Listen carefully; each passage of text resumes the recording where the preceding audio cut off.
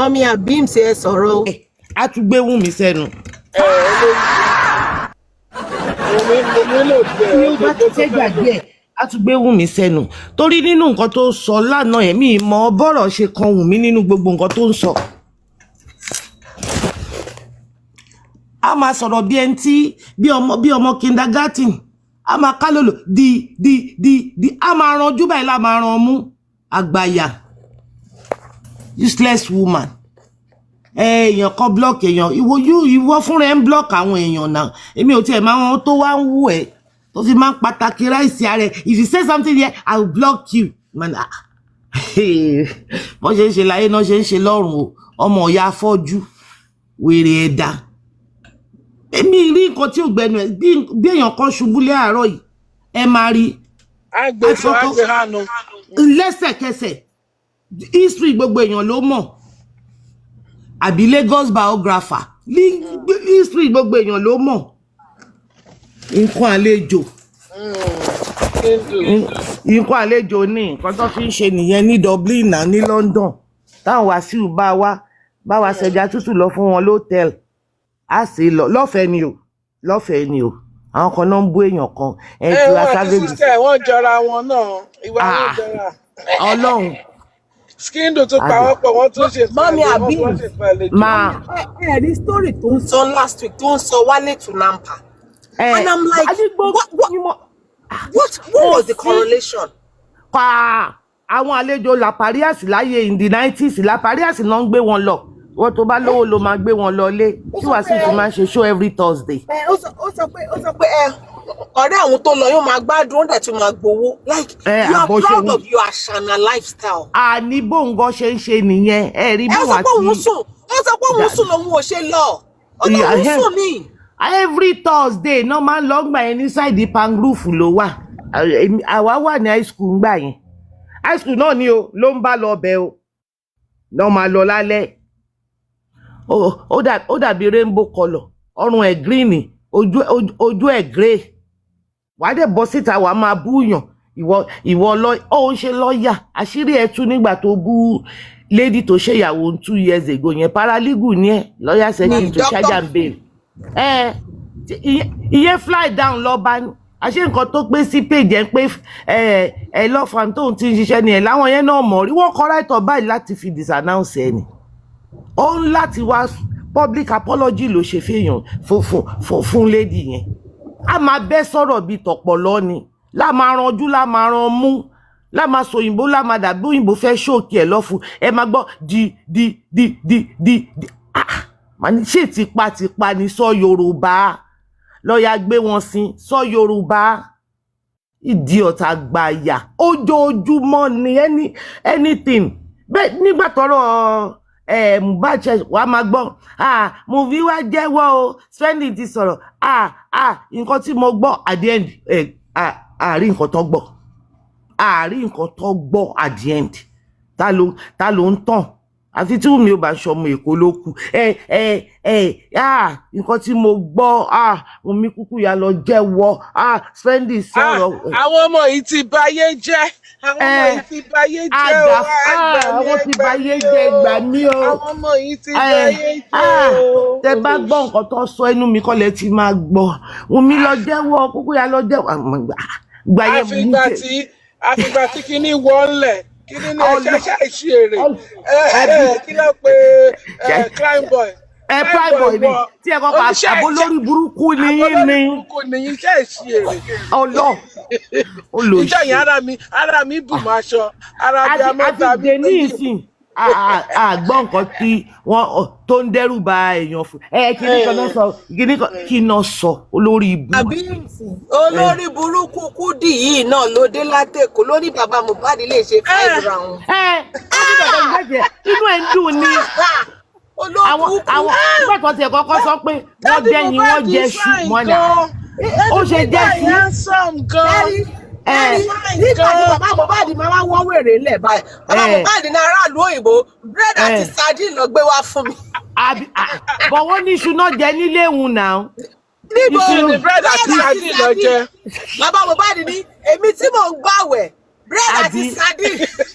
Bẹ́ẹ̀ni wọ́n gbé fóònù olóòbùkún bread àti sardine ló fi pa sùtánà lọ́rùn bàbá Mohbad. ó dùn bàjẹ́ ó dùn. nǹkan tí mo máa ń wò ni pé tí ẹ bá wo àwọn tó ń bú Wunmi tẹ bá wo láìfù wọn gangan ó máa ń yà mí lẹ́nu pé wọ́n dẹ̀ bọ́ síta wá sọ̀rọ̀ lọ sí sáìdì yẹn èèyàn kan àṣànà kí wàá lò òun aṣagolo ẹ̀yin stéèjì Délé Táíwò ló ti lóyún ọmọ ẹ̀ àkọ́kọ́ tí wàá ti eyín jẹsẹ̀ ń jà sí yẹn. nígbà tó tẹ̀ níyẹn backup singer mo máa lọ wá o ni mo rí ló dàbí àrùn náà Bukky ijó fún Délé Táíwò ẹ gbà mí Bukky. àbí bí ìgbà tí àga máa lè ṣàdúrà mi rí. àwọn lẹ̀ kàn án. ló ṣọwọ́ bí ọwọ́ Olúbe ẹ mọ kọ́ mú tútùkì kọ́ wá kì í bọ́ sọ láìsẹ̀. àwọn lẹ̀ kàn án kí ni ló fún wọn nìyẹn. lẹ́pọ̀sínà ni àti nǹkan tó ń jà sí nìyẹn àwọn lẹ̀ kàn án òótọ́ ni ẹni ẹ ló máa bọ́ta ó sọ sórí kan tipẹ́tipẹ́ nígbà yẹn kò tẹ̀ tí ìsọ̀rọ̀ Mohbad lẹ̀ ó sọ lọ́dún náà lọ. 20-something years only I came out to say why me and Bukky were fighting. tó bá ṣe pé ó ní I took permission from my husband àbólórí burúkú ni wà husband tó take permission from husband wo ló ń túkú permission àbọ̀ husband gangan ló ń gba permission lọ́wọ́ ẹ̀ ọ̀dàdà tó bíbù ló kú tó kọ́kàn so bíbù mọ́ yẹn lọ́rùn olùsí ó sọ ẹ̀kọ́ tó yẹ kó nǹkan kan fẹ́ nìyẹn bọ́ Ọlọ́run ló ń ṣe kinní kan ló ń ṣe wá pàdé Délé Táíwò kinní kan ìgbà tó ń sọ pé òun gbé pàdé Délé Táíwò yẹn kò sọ bí ẹ pé òun gbóyún that was long time ago nígbà tó wọn àtẹ́sà bọ́ọ̀dù ń jà long time ago ló sọ yẹn o ní pé ìgbà tó òun wá bímọ òun wá pàdé ẹ̀ padà ni òun ṣe wà fẹ́ ìyẹn náà ti má rí ó ti lọ́mọ ó ti láwọn ọmọ tó jọkọ lọ́kọ gbé o later la wá gbọ́n pé backstage master ni wọ́n àwọn yọ̀dí Deborah pàdé mi lẹ́yìn ìsìn ẹ̀yìn stage náà ti ń pàdé yá fẹ́rẹ́fẹ́ náà fi gbóyún ìwà wa bọ́ síta wa máa lẹ́yìn yẹn tó tẹ̀ tún fẹ́ ọkọ yìí nǹkan àlejò náà náà fi ń ṣe fọlọ́rin tó bá wá sí Dublin gbà tó ṣẹ̀dẹ̀ Dublin gbà yẹn nǹkan àlejò ni ẹ bá ṣẹja tútù lọ fàlàjì alájì làwọn máa láìkì catfish owó ẹ̀ la fi ṣe owó ẹ̀ ni o la fi gbé lọ ìyàwó ilé alágbèrè àwọn nọ́mbà ọmọ lọ́mọ AliExpress model. kí ló ṣe láàrin wa àti làgàtà. wá ṣàlàyé fún wa anything báyìí Wunmi kò bá mọ nǹkan tó ń ṣe wọ́n lọ́rọ̀ Wunmi yẹn ìtìjú wọn lè stop mọ́ because ó bọ́ sí tìjú right now for all of them. ó ìtìjú ló bọ́ sí tìjú mami. èmi ló bọ́ sí tìjú náà ṣe ṣì ń ran ogun mọ́ ẹ̀rí tó bá tún ṣẹlẹ̀ yà ìtìjú nínà because gbogbo wọn náwó wọn nára wọn ṣoògùn wọn ṣe gbogbo ẹ̀ Ọlọ́run lòun lọ lọ́run nínú ayé Wunmi ìtìjú ló bọ́ sí fún wọn náà ìtìjú ló bọ́ sí tó ṣe máa ń kígbe ẹ máa rí mi akàn die down for some time o tó bá tẹ̀ ní Bukky jẹ́ ṣe lè jáwọ́ máa jiyàn tó bó ṣe máa ran yín a máa kọ́ tọ́ báyìí níbi olórí ibú ó dákẹ́ ni gbogbo wọn tó bá tún ti wá rí glitch kékeré báyìí wọ́n tún dá síta ó bọ́ sí tìjú ni they don't know how to stop anymore ó ti ìtìjú yẹn ti pọ̀ jù tí wèrè jẹ́sẹ̀ mọ́ tí ìyáláyà ń bá dìde lọ́rùn sẹ́ justice máa ṣẹlẹ̀ ni bí pọ̀nrín ìyáláyà ń bọ́lẹ̀ látọ̀run sẹ́ justice máa ṣẹlẹ̀ ni justice èwo tí kéèsì ń lọ pẹ̀lú nọ́ọ̀sì rẹ́dírẹ́dì so justice èwo. òun máa para òun ni òun máa fẹ́ bí òun dín. òun máa kú síbẹ̀ ni o wọ́n yà mí lẹ́nu kó sì ń jẹ wọ́n wà láyé Achana ìgbà yẹn mo kọ́kọ́ ń pa ṣé Bukky àti wèrè yìí ìjọ máa ṣe ni aṣọ oníkálukú ń dẹra wọn tí kan bá sọ̀rọ̀ èkejì àkàntà tí kan bá sọ̀rọ̀ èkejì ẹ wá wọ ẹ̀sìn rèé o ará àdúgbò ẹ̀sìn àgbà tí yẹn kọ́ máa tó wá sọ̀rọ̀ oko ló pa wọ́n pọ̀ tí wàá gbé yẹn wá sínú láìfọ ọmọ 20-something years tó kú Ọlọ́run oko ló pa wọ́n pọ̀ ó yá wèrè àtàrí pé ìjà yóò ṣàgbóró àṣepàdé mi lẹ́yìn ìsìn làwọn méjèèjì you go first I come later. ó wíkìn ní ìbàjẹ́ oko ló pa wọ́n pọ̀ a married woman for that matter oko ló pa wọ́n pọ̀ ọmọ ajá o ajá ni oko ló pa wọ́n pọ̀ àbí èmi ò tiẹ̀ fẹ́ mi ìfẹ́ bá wọn mọ̀ ẹ̀ torí kò bully am mi ìfẹ́ bá wọn mọ̀ ẹ̀ mi ìfẹ́ bá wọn mọ̀ àmì o àwọn ìyàwó ilé tó jẹ́ pé ọkọ ń fẹ́ ìyàwó méjì gan wọn ò bá ṣàkó wá sọ pé kó pa wá pọ̀. òkò ní ẹ̀ gbọ́ ni ìyàwó ló ń tàn yẹn o mo take permission èwo àmọ́ kó bímọ fún Délé Táíwò ni èwo tún ní permission. ṣebí bàbá ọmọ ẹ ni. àbí èwo ní permission tó ló wá take lọ́dọ̀ ọkọ ilé ẹ ṣé kò mọ ibi tó ti ń bọ̀ ni kò máa tó tún fẹ́ lẹ́yìn yẹn ni. ó rò pé tóun bá bímọ fún Délé Táíwò máa já mọ́ òun lọ́wọ́. ṣé mọ̀ pé ìgbà yẹn wọ́n máa ń sọ nǹkan kan wà tó jẹ́ pé ó yẹ ká máa rò ẹ mọ àwọn tó fẹ́ ṣe big girls by force nǹkan tó gbèdé bẹ́ẹ̀ nìyẹn. And Délé Táíwò tá à ń sọ iná lẹ́yìn 2 hits he died down his music career is not a success. So kò lè dúró ń bẹ̀ ló tún ṣe sọ́dọ̀ àwọn àti tó ń gbé àwọn àti tó ń gbé fáwọn Wàsíù bá sùn nígbà yẹn La Paris every Thursday ni èmi náà lẹ́gbọ̀n tó ń lọ bẹ̀ tó bá dé láàárọ̀ tó bá jí sí bá máa wẹnu wọn báyìí mi ì lè parọ́ fún yín èmi náà máa wíṣì pa lọ́jọ́ kọ̀ọ̀kan tiẹ̀ mẹ́mi náà lọ kò tẹ̀ sẹ́ńtà pè mí torí bí ọkùnrin mo ṣe rí so ta ló gbé bọ́ máa wẹnu wọn báyìí ni. Later tí mo wá rí lórí Facebook yìí rè àwọn La Paris jọ́njọ́n every Thursday night. lálẹ́ Thursday ni lédè à. èmi kò bá sunlé o. Ọlọ́run èyàn ló wá pé yẹn kan ní Àṣànà ẹ máa rò pọ́kọ tó gbé sílé lódìs virgin Àṣànà wọ́n ròyìn nǹkan tọmọ yẹn ṣe kinní kan lẹ́kí olórí ibu aláwọ̀ rẹ̀ mọ̀. àgbà tí spending lówó bá sọ kankan irọ́ ni I didn't say so ni ẹ sọ I never said that adẹ̀bọ́ta any little thing báyà ti bọ́ síta kí ni tí wọ́n sáré ṣe tí kò dáa kí náà ṣe tí kò dáa nígbà tó ń kó àwọn girls jọ òun ń gbé wọn fọkùnrin ni náà ṣé wọ́n ń gbé wọn àwọn tó surround mi ṣọ́ ń gbé fọkùnrin ni they are putting out through òun náà ń gòkè nínú ayé ó ń gòkè nínú ayé ni exactly wọ́n believe yóò bọ́ sí ìtọ́jú wọ́n máa ṣàyò wọ́n máa ṣàyò ní ìgbọ́rí wọ́n mẹ́yàn sátìmọ́lé ẹ̀yìn adáwó lọ gbálẹ̀ iye ṣọ́ọ̀kì mi ẹ̀yin sọ they should arrest everybody in their house wọ́n arrest àwọn kan ẹ̀yin lè lọ gbà wọ́n sílẹ̀ now the only thing they want to hear pé Wunmi ni ó já sí lórí ṣọlọ́run wá stupid ni ṣọlọ́run wá jẹ́ bàbá tiwọn nìkan ni ní orí tí ó ṣe máa jẹ̀yà ọmọ yẹn ti jẹ̀yà ready ó lose ọkọ ẹ̀ the person tó bẹ̀rẹ̀ pẹ̀lú òun nìkan ló máa jẹ́ parent fún Liam ẹ rí yẹn rò ọmọ 20-something years ẹ máa ní deni àti rẹ anybody tó bọ́ tá ń pòun déètì ẹ̀ rí déètì ni mò ń sọ kò jẹ́ pé ordinary bàṣùn at least òun àti Mohbad máa ń jà ká tẹ̀ sọ pé bóyá period ìgbà tán jà yẹn tẹ́lómi ìgbórí wọlé ń pé wọ́n dé àti rẹ anybody àti rẹ anybody tó bọ́ sí. ṣebíyàn ni Judy tọkọ ẹ bọ́ọ̀sì àti sọ pé she had out from me I dated her ṣebíyàn ni àti rí àwọn so many people tí wọ́n máa sọ pé even àwọn táwọn sọ̀rọ̀ ẹ̀ ṣáàlẹ̀ ìgbàdéètì rí ká tó máa rí ni ká ló bọ́ọ̀sì kárí tó sọ pé èmi déètì òun mi rí olórí burúkú káàtì ẹ̀ wá rí pé kéèyàn kan kẹ́tì ẹ̀ fún lówó kó bọ́ta wá sọ àti rẹ̀ tó bẹ́ẹ̀ náà because ìdí náà bùn. mami mi o in fact ibi tí ayé Kudi worst dé Délé Táíwò kan ló bọ́ọ̀sì àpé mo déètì ẹ̀ Bukky ló bọ́ọ̀sì àpé Délé Táíwò ń dó mi. àbí kò sọ pé òun déètì yín ó ń dó yín ni. ayé ẹ bàjẹ́. ẹ imagine wọ́n gbé àwọn méjèèjì lára story táwọn àwọn wèrè méjèèjì sọ ẹ àwọn wọn lọ ṣe show ní Jẹ̀bú wọ́n wá gbá wọn kọ wọ́n tún gbé yín látẹ̀kọ̀ lọ dó ń Jẹ̀bú lọ ṣé ìyẹn wàá ti wá dọ̀tí jù. olórí burúkú wàá bọ̀ sàwá sọ pé ìwọ ọmọ bàbá lọ́ọ̀yà ṣé bàbá òkú ẹni morals ni.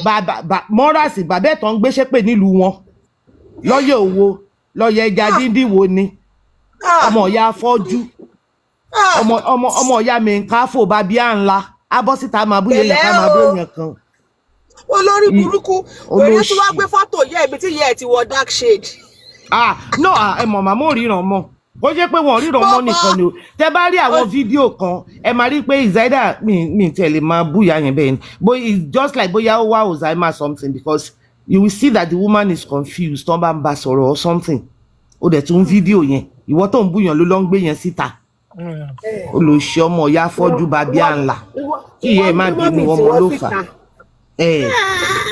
nìyẹn ẹ̀jẹ̀ àtàlẹ́jẹ̀ Ìyábọ̀ ní blọọkì ẹ̀ tó rọra yóò ṣì bíi tiẹ̀ ó yíra yóò ṣì Mercy Aigbe nígbà tọ́rọ̀ Mercy Aigbe àti Kazeem kọ́kọ́ bẹ ìwọ yìí náà ni bó ṣe ń ránṣọ lélẹ́yìí o bó ṣe ń ránṣọ náà lélẹ́ ó wá náà blọọkì àbò ń ṣe èrè ni.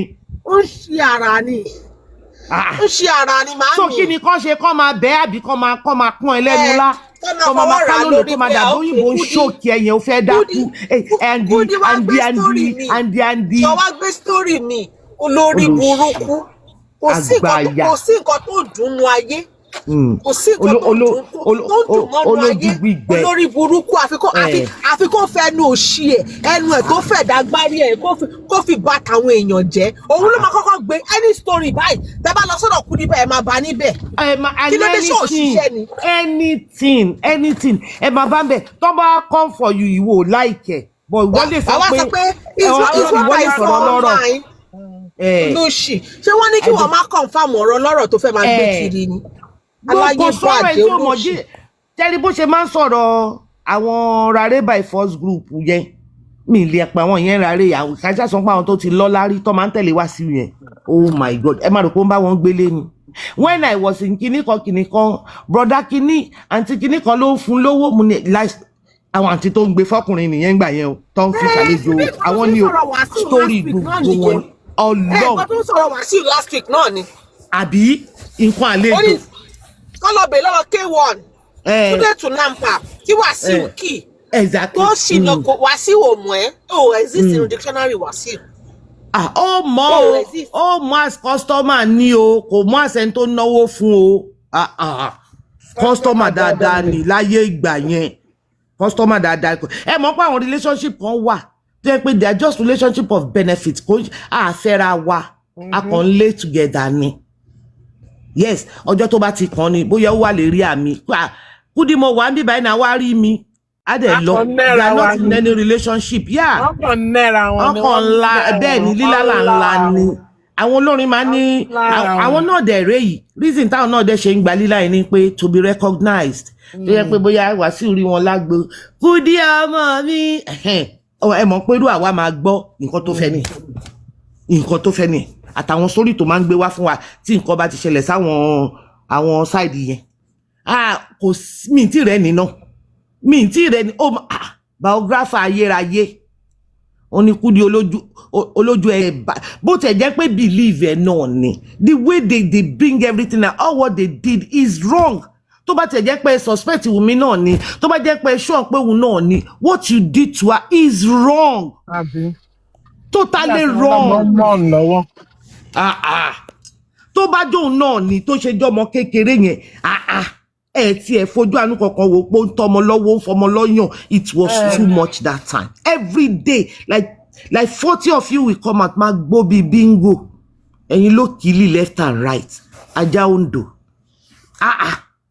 nígbà later la wá ń gbọ́ story gbogbo yín nínú group yẹn náà ẹ bẹ̀rẹ̀ sí ní ṣe intersport to camera down ni intersport to green house lele red house lele kìíní mọ́mí ṣe ìdógún yín mọ̀ ni. ẹ mọ bí tí ayé Kudi pàdé a ti gbọ́ pé Kudi tiẹ̀ wá ṣòṣèyàn kan ló wá sọ story Kudi fún wa pé aṣẹ́wó ni Kudi fẹ́ẹ́ ní wàá dẹ̀ wá sọ fún wa pé aṣẹ́wó ni mí nígbà tí mo wà yọ̀ǹgà o like I've never seen ayé ẹ̀ tó bàjẹ́ tó yẹn tó máa bọ́ sábà sọ pé aṣẹ́wó ni mí kékeré o ìwọ kẹ́ bú ọmọ kan sì aṣẹ́wó ni orí kórí ẹ̀ ti burú. ṣé gbogbo group wọn ni ẹ mọ̀ àwọn group kan kàtọ́ pé bóyá lọ́dọ̀ láti snẹ́ green house làwọn yẹn lọ́dọ̀ Paparano yellow house làwọn yẹn ẹ mọ̀ bíi intersport oníkálukú wa ń wò pé àwa la máa send nude jù àwa ni group wa ló gbọdọ̀ send nude jù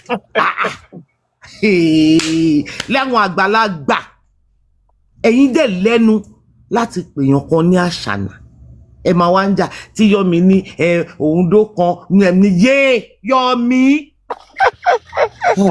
a máa wá dáràn a máa wá gbé o àwọn yẹn lọ ní ẹnu ọ̀rọ̀ ìpè Malia ọ̀ṣọ́ àti ìrì Malia kò jáde dè ní kọ́ ló ṣẹlẹ̀ tèbí ká ló ṣẹlẹ̀ bẹ́ẹ̀ àwọn yẹn ló yẹ kán jáde kán use as defence wọn àbí ìgbà tí ò ṣẹlẹ̀ ó tún ti dì sí ó tún ti fẹ́ ìtòrò orí ọmọ ọlọ́mọ ń pẹ́nu ẹ̀ ń dùn ó tún ti fẹ́ bẹ̀rẹ̀ tógo wọn bá ti ń wọ mi báyìí wọ́n tún rántí pé Wunmi exist tógo wọn bá ti ń die down báyìí wọ́n tún gbọ́n pé Wunmi exist wọ́n tún bọ́ síta wọ́n tún wá san kọ̀ọ̀kan yí èyí tọmọ yẹn wá bẹ̀rẹ̀ sí ní bọ́ síta fún yín mo rí i pé ẹ change pattern yín ọmọ yẹn gan ó gbó ṣáṣá lẹ́nu náà ẹ̀yin náà ẹ ṣáà gbóhùn tó ń jáde lẹ́nu ẹ ṣáà gbọ́ ẹ ṣe ń back off ẹ̀yin olórí ìbú tẹ́ wọ́n á rangun ni tó bá tiẹ̀ jóun ló ṣẹ̀fẹ̀ tó bá jóun ló ṣẹ̀ ládùúrú nǹkan tí gbogbo wọn ṣe yẹn ká lọ́lọ́run ò dúró tọmọ yẹn bó lọ́mọ yẹn ò bá wà every day ẹ̀gbọ́n ẹ̀ náà tún join ṣe rí nígbà tẹ́gbọ́n ẹ̀jọ́ yẹn mi lè parí fún yín mo sunkún what I was so scared at that time thinking ẹ̀gbọ́n ẹ̀ ní nǹkan kan lọ́wọ́ àyà mi wá ń já at the end náà 0 la bá bọ̀ nígbà yẹn náà wèrè ẹ̀gbọ́n náà ń gbé kudi náà o ẹni tó ń gbá búrẹ́ṣì ó ń gbé o àtúgbẹ́ mi rẹ tó oh God Wunmi ẹyin ju Elédùmarè ni ẹ ẹyin ju Elédùmarè apple of God's eyes bó ṣe kéré yẹn irú ẹ̀ gbọ́dọ̀ mímí kí n má wò dànù Ọlọ́run ẹ tún ti fẹ́ bẹ̀rẹ̀ òun náà ẹ má wọrí àwọn tó ní náà dì í mú irú àwọn sista tèmi náà dì í mú tó bá bọ́ta fún ẹ lẹ́ẹ̀kan wàá gbó 1 month ni olóṣè àgbàyà ní Tiwa Savage wá ṣe kíní kan kí ló ṣe kí ni ẹ jọ̀ọ́ ẹ má bínú èmi ni o. olórí burúkú nígbà tó yẹ pé àwọn ẹni òfò lòun máa ń bá péjọ so inú ń bí pé Wunmi bá wọn lóríire péjọ ni you wish your daughter was in Wunmi's position I'm so sure tí Tiwa Savage bá pe ọmọ ẹ ìyá ajálẹ̀ ni pé let's do energy video together owó onígbé orí àwọn tó yẹ pé Tiwa Savage go mọ̀ pé wọ́n exist wọ́n tag ẹ̀ pé let's do this video together you wish your child ọmọ ẹ̀yà dọ̀gí yẹn you wish wípé òun ni Tiwa Savage that's why you were so you could not contain your jealousy you came out your eyes was red ààrẹ ń bù máṣọ Tiwa Savage náà ti pè ha ọmọ yìí ti ṣoríire Kudi ó máa kú ní sẹ gbọ́ọ̀kú lọ́ọ̀kú ìṣojú ẹ̀mí ẹ̀ báyìí ni Wunmi á ti ṣoríire ó wo ìkọ́kọ́ ò ní ṣí ẹ̀ wá etí ẹ̀bẹ̀ tí ẹ̀ máa làálẹ̀ tó máa fi gbọ́ oríire Wunmi because if at this stage you are still pained you are this pained wípé somebody like Tiwa Savage could be in the video with Wunmi Wunmi báyìí ìwọ má worry Wunmi máa tó gba president lọ́wọ́ Queen of Iyabi kí ni orúkọ yeah she talked on the video too now wọ́n tún sọ wípé Ìyábọ̀ fi Wunmi sínú movie that she was even supporting Ìyábọ̀ but how can Ìyábọ̀ put Wunmi in a movie like can you see the stupid entitlement so you're telling somebody no presidency can you see the jealousy written all over Kudi can you see the jealousy written all over Kudi fẹ́ kú ọ̀rọ̀ Wunmi ló sì máa pa ẹ́ ọ̀rọ̀ Wunmi ó máa kọ́kọ́ raise the blood pressure ẹ lọ sókè nù blood pressure ẹ máa wà ní 300 gbogbo hospital mama ní ọmọ máa sáré alter scatter kí ló dé wàá kàn ṣe ẹ bá mi bẹ́ẹ̀ ló máa já sí ibẹ̀ ló máa já sí ibẹ̀ òun ló máa já sí olórí burúkú ọmọ aláìní kankan a ṣe pé bàbá ti wọ́n ṣoríire inú àmà bí ẹ̀ pa àwọn ọmọ ọlọ́mọ ń ṣoríire a ṣe pé wọ́n ṣoríire ṣe bó ṣe fídíò ọmọ ẹ̀ tó graduate bí sometimes last year or 2 years ago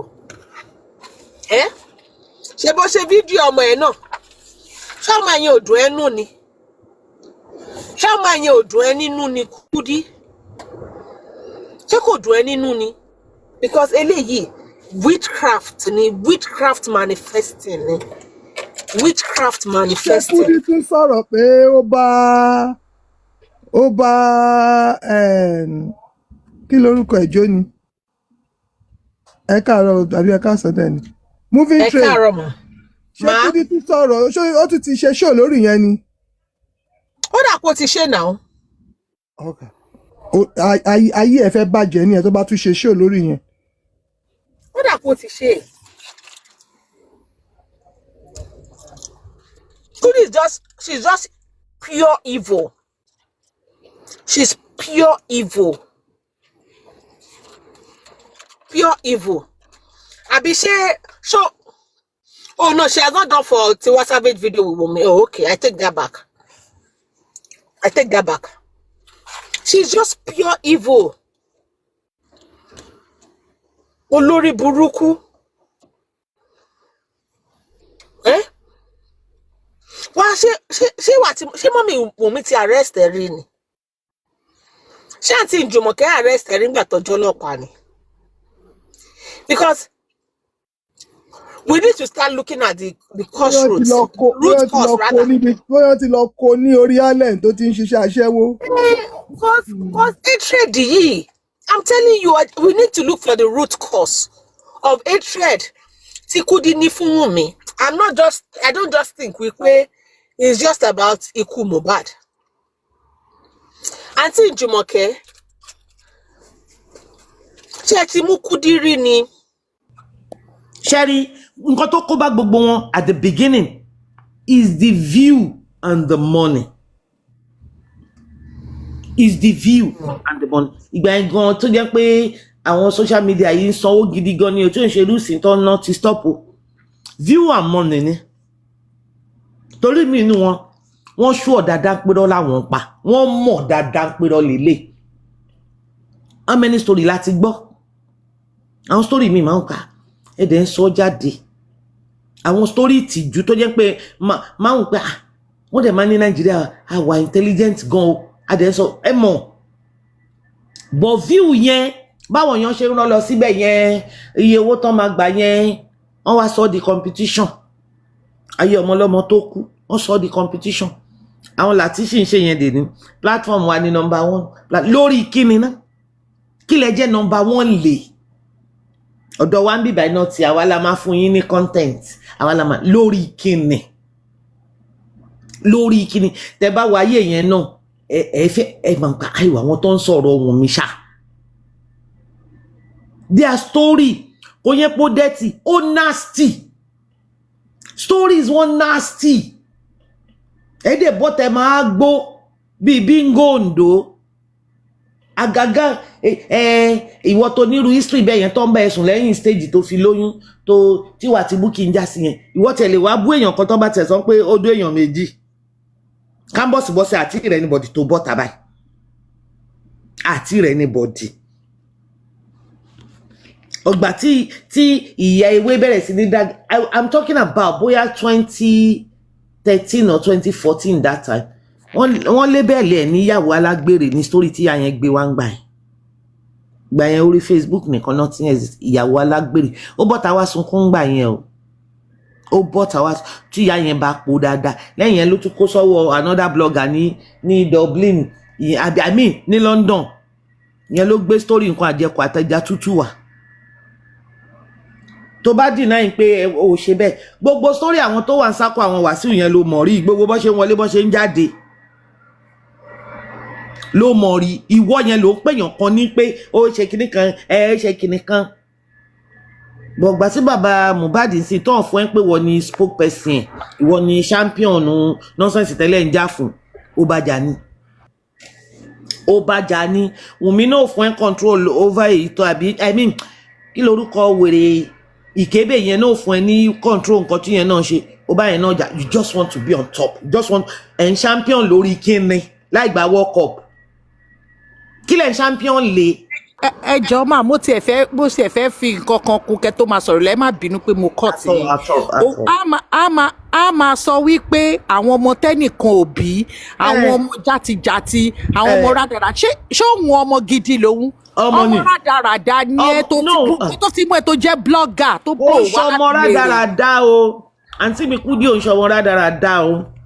ó wá láti lè re tó bá wá láti lè re ò ní máa ilé táfọ́jú bá ẹ̀dì ilé re ni ilé re náà ti wá ilé tó bá jáfọ́jú ló ẹ̀dì ilé yẹn ilé re ni.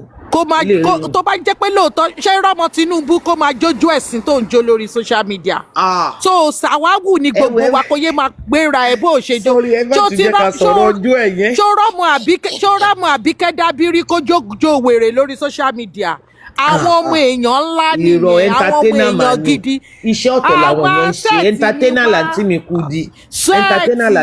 má máa gbéra ẹ má máa gbéra ẹ ó gbé ó ya tàtú sí dì ó wá sídìí ó ṣì dí ó fò. ọ̀dà mi náà láwọn láìkí ẹ̀ ọkọ̀ àǹtí mi Kudi náà láwọn fẹ́ bẹ́ẹ̀ ọkọ̀ àǹtí mi Kudi náà láwọn láìkí. wà wá máa ṣe bí ẹni pé bákan lò ṣe tó pọ̀ ọmọ èèyàn ńlá yẹn ọmọ èèyàn yẹpẹrẹ ni ẹ. ìlú amadu gbàngbàngbà òun a máa bẹ́ sókè gbàgbàgbà màmá ṣé kò gbọ́ lù ní ṣé kò gbọ́ lù ní. a máa wọ Gucci made by Fendi olóṣè oní fake designer fake designer sọnù. ní gbogbo 2015 àwọn AliExpress náà máa fi ń ṣe model wọn wá kọ́ mọ́. AliExpress ni AliExpress ló máa ń wọ̀ àwọn yẹn ń gbà yẹn àwọn yẹn kò gbé fọ́tò ẹ̀ ní. Burberry gbogbo ẹ̀ àwọn aṣọ òfò tó ń wọ̀ kiri a máa wọ designer òṣì designer tí yàrá ìyá ò lè rówó rà a máa wọ ṣé dandan ni kó wọ Versace ni wọ́n gbégbó wèrè òṣì ìgòdì àìjí olórí burúkú sójú. àkúdúrà $2 pọ̀ máa tún ta ẹyẹ bú àǹtí mi bẹ́ẹ̀ yẹn àǹtí mi Kudi ẹ má bínú ẹyẹ bú wọn bẹ́ẹ̀ wọ́n tún ta fẹ́ẹ́ aláṣọ òfò Valentino. ata máa wọ gbogbo ẹ̀ tọ́kì òṣì gbogbo nǹkan tó tọ́kì lọ ti rà á tọ́kì. owó ra tiẹ̀ tọ́kì ṣì ní quality tiẹ̀ China ní tọ́kì ṣì ní quality o China ní tọ̀dọ̀ tiẹ̀ ní kò ń ṣe tọ́kì ẹ tún pọ̀lé.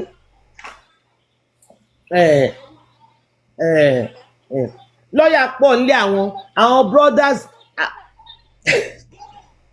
àwọn brothers ó wáyà mi lẹ́nu ládùúrú ìjà tó pa àwọn brothers ẹ̀ kán wá dìfẹ́ǹdì bàbá Mohbad nǹkan tó jẹ́ pé gúrùpù yìí tún ṣì ń sanwó lọ́ọ̀yà ládùúrú gbogbo lọ́ọ̀yà tó lẹ́yìn nílé yín àwọn kan lè take irú course bẹ́ẹ̀ yẹn lọ́fẹ̀ẹ́ náà why lọ́ọ̀wọ́ paralegal ni kò rí ìdí lọ́ọ̀ kankan gẹ̀yẹn ló Dr. T ló tó àṣírí ẹ̀. níbo àwọn tó máa lọ́ndún àwọn tó máa lọ́ bá wọn. No, you are nothing, man. You are nothing. You are nothing. Ma, gbogbo nǹkan tẹ́ sọ ni mo gbà. Ibi tí ẹ mẹ́nu dé yẹn pé tó bá pẹ́ lọ́ọ̀yà ní Kudi, ó yẹ kó ní kéèsì níwájú ẹ̀. Yàtọ̀ ní gbogbo. Àbí ó yẹ kó lẹ́jọ́. Ṣé tẹ́yìn náà bá ní yẹ̀yẹ́ Kudi courtroom ṣé yóò tó jọ́ọ̀jì lẹ́gbọ́n mi jọ́ọ̀jì ni George ni. ṣé ẹ lè gbéṣẹ́ fún Kudi ṣé ẹ lè gbéṣẹ́ fún Kudi tó lè dá sí òyìnbó. ilé ní kó bá mi defend adìyẹ mi adìyẹ. jẹ́rí tí Adébọ̀ mi bá fún ajá mi lóyún mi ò lè pé Kudi sí David yín tó ń bá yàn kọ lẹ́tà ó ṣe lọ́ọ̀yà. ẹ̀tẹ̀ tó gbóyìnbó kan ló kọ lẹ́tà fún yàn. báwo lẹ ṣe ń ṣe báyìí so ti irú mi sì ti mi kì í ṣe lọ́yà tí n bá fẹ́ kọ lẹ́tà tó look like legal document mi nílò online lọ cut and paste wa ṣé mi nílò online lọ cut and paste wa kò ní di Kudi kọ́ ló kó fáìlì ni Kudi is a cleaner in a law firm. ó kó fáìlì ní. she is a cleaner in a law firm. àná ní mo mọ̀ gbà tó ń lọ sí school o jẹ́ bó ṣe máa ń jọjọ wèrè yẹn ní Dublin ó máa ń ṣe fídíò ṣé Yorùbá ló fi kọ́ lọ ni ṣé Yorùbá ló fi kọ́ Kudi lọ ni ṣé Yorùbá ló fi kọ́ lọ ni. wọ́n lè fègùn kọ́ wọ́n lè fi ègún kọ́. báwo lèèyàn ṣe máa tóun èèyàn ṣe máa sọ pé òun read the law tí ò ní ní diction agbátàwa yìí àwọn èmi yìí sì báyìí mo ti kàwé gbẹ̀yìn sí báyìí 20-something years ni àgbéwálé ẹ̀yin tẹ́ sọ wípé ṣe rí bó ṣe máa ń jó yẹn tó bá ti wà bírèkì ní school nígbà yẹn á gbé ẹ máa rí tán kọjá lẹ́gbẹ̀ẹ́ á gbé fóònù ẹ̀ síbi kan á máa jó ẹ máa mọ̀ pé bírèkì ló wà ẹ mọ̀ láwọn tó pọn báàgì tó ń kọjá lẹ́gbẹ̀ẹ́ nínú bẹ̀. kújà aláyé bàjẹ́. èèyàn lè lọ ka home economics náà ó máa dẹ̀ parọ́ pé mò ń ṣe lọ. ó sì lọ náà nìyẹn. èmi náà kọ́ ládé nìkẹ́ tó lọ kọ́ bọ́ ṣe lè máa. a ní lọ́kọ̀ ló kà paralegal ni because nígbà tí Dr. T yẹn lọ sí London ẹ mọ̀ pé lórí Facebook page ẹ̀ ó kọ́ síbẹ̀ pé òun ṣiṣẹ́ ní law firm kan law firm yẹn ní Dr. T lọ́ọ̀yà kọ́kọ́ kọ lẹ́tà sí làwọn yẹn come out pẹ̀lú lẹ́tà pé irọ́ o àwọn ò mọ̀ rí o bẹ́ẹ̀ kó lọ serve bí co-op with them ni ó lè gbé wọn sí orí péjì ẹ̀ ìpè bẹ́ẹ̀ ló ti ń ṣiṣẹ́ lọ́fẹ̀ẹ́ mi ẹ̀ làwọn yẹn bá ní pé kò sí nǹkan tó jọ kò ṣiṣẹ́ lọ́dọ̀ àwọn ni Dr. T wá post lẹ́tà táwọn yẹn fi disannounce pé no kò ṣiṣẹ́ lọ́dọ̀ àwọn. I was shocked ó dẹ̀ gbórúkọ wọn síbẹ̀ òòrò pẹ́ níbọ̀dí lè fly wà bẹ́ẹ̀ ní Dublin láti wá sùn lẹ́yìn yẹn tí yẹn gbé lọ sí court ó tètè accept guilt ló wá ṣe public apology kò believe pé yẹn lè fly down wá ṣe kò believe ṣó sọ̀rọ̀ pé Ọlọ́run Kudi kò rí di law. Law is a legal kò sí ṣẹ́rí kódà ṣẹ́rí kó má jẹ́ law gan sef we are all human nǹkan tó lọ kà for 6 or 5 years kò sí bí wàá ṣe máa sọ̀rọ̀ tí recollection yẹn ò ní máa wá sórí ẹlẹ́ẹ̀kọ̀ọ̀kan tó ò ní máa fi sínú kinní recollection yẹn máa wá kódà kó jẹ́ pé medical. Ìyátúndé ẹjọ́ fún mi ní 1 minute. Ẹjọ́ fún mi ní 1 minute. Ṣẹ́rí kò lè téèyàn bá mọ legal name tó ń lò. I can find that out. Ẹjọ́ mà mo ní. Ẹjọ́ fún mi ní 1 minute. Ṣẹ́rí whatever thing tó o bá kà kódà kó jẹ́ wípé bó ṣe ń jó lọ lọ kà ní university kò sí. Collector ìgbà táwọn ní university nígbà kan wà wọ́n kọ́ wa ní kinní yìí o lè wàá wá bí wàá ṣe àtàṣe mọ́ ká tó sọ pé ọ̀rọ̀ that has to do with legals that has to do with legal terms legal issue nínú gbogbo ọ̀rọ̀ tó ń ṣẹlẹ̀ yìí kí èèyàn tó claim pé òun gba law school òun gba classroom tó ti ṣe law òun gbà kọjá kó bá lè rí one law term láti lò nínú gbogbo bó ṣe máa ń ṣe kinní ẹ lè never rí kó lo one legal term. ó máa ń wá legal term wọ́n máa ń remind me ó máa ń wá. ní rí kó nínú ọ̀rọ̀ J4M yìí lè rí kó lo one legal term gbọ́ tó péré ní lọ́ọ̀yà nínú ọ̀rọ̀ ókè àwọn Mr. Paita ṣebí tó kó jẹ́ ọ̀rọ̀ legal ni wọ́n ṣe wà interested because it is what they read. ẹ wọ bẹ̀bẹ̀ tó bá ń sọ̀rọ̀ with passion because it is what she read. Because it is what she read. So tó bá sọ̀rọ̀ yẹn wọ́n máa dùn pé this is what I read. Ó wà blue and black. Nonsense. Ẹ ṣe máa rí wọ́n tó máa sọ̀rọ̀ with passion. No. Tó bá máa sọ̀rọ̀ medical sí nípa yìí náà mèyọ́ máa gòkè wá wọ́n máa sọ̀rọ̀ with passion. Òkìkí wọn ni. Ìwọ ni o ṣe legal. Ó ṣe kàn ní. O rí any legal issue. Not even one legal term. Nígbà tó fly wá bá kò yẹ kó back down ó yẹ kó represent rẹ̀ ní pé let's go to court nígbà tí Dr. T yẹn fly lọ sí Dublin lọ báyìí. What is ayilala? kò ṣe fèsì yẹn request nǹkan tó fẹ́ public apology ó dẹ̀ ṣe public apology yẹn. Òjùjú kẹ̀. Yeah, there's no a lawyer. Ayilala is a Yoruba gods that fight for justice.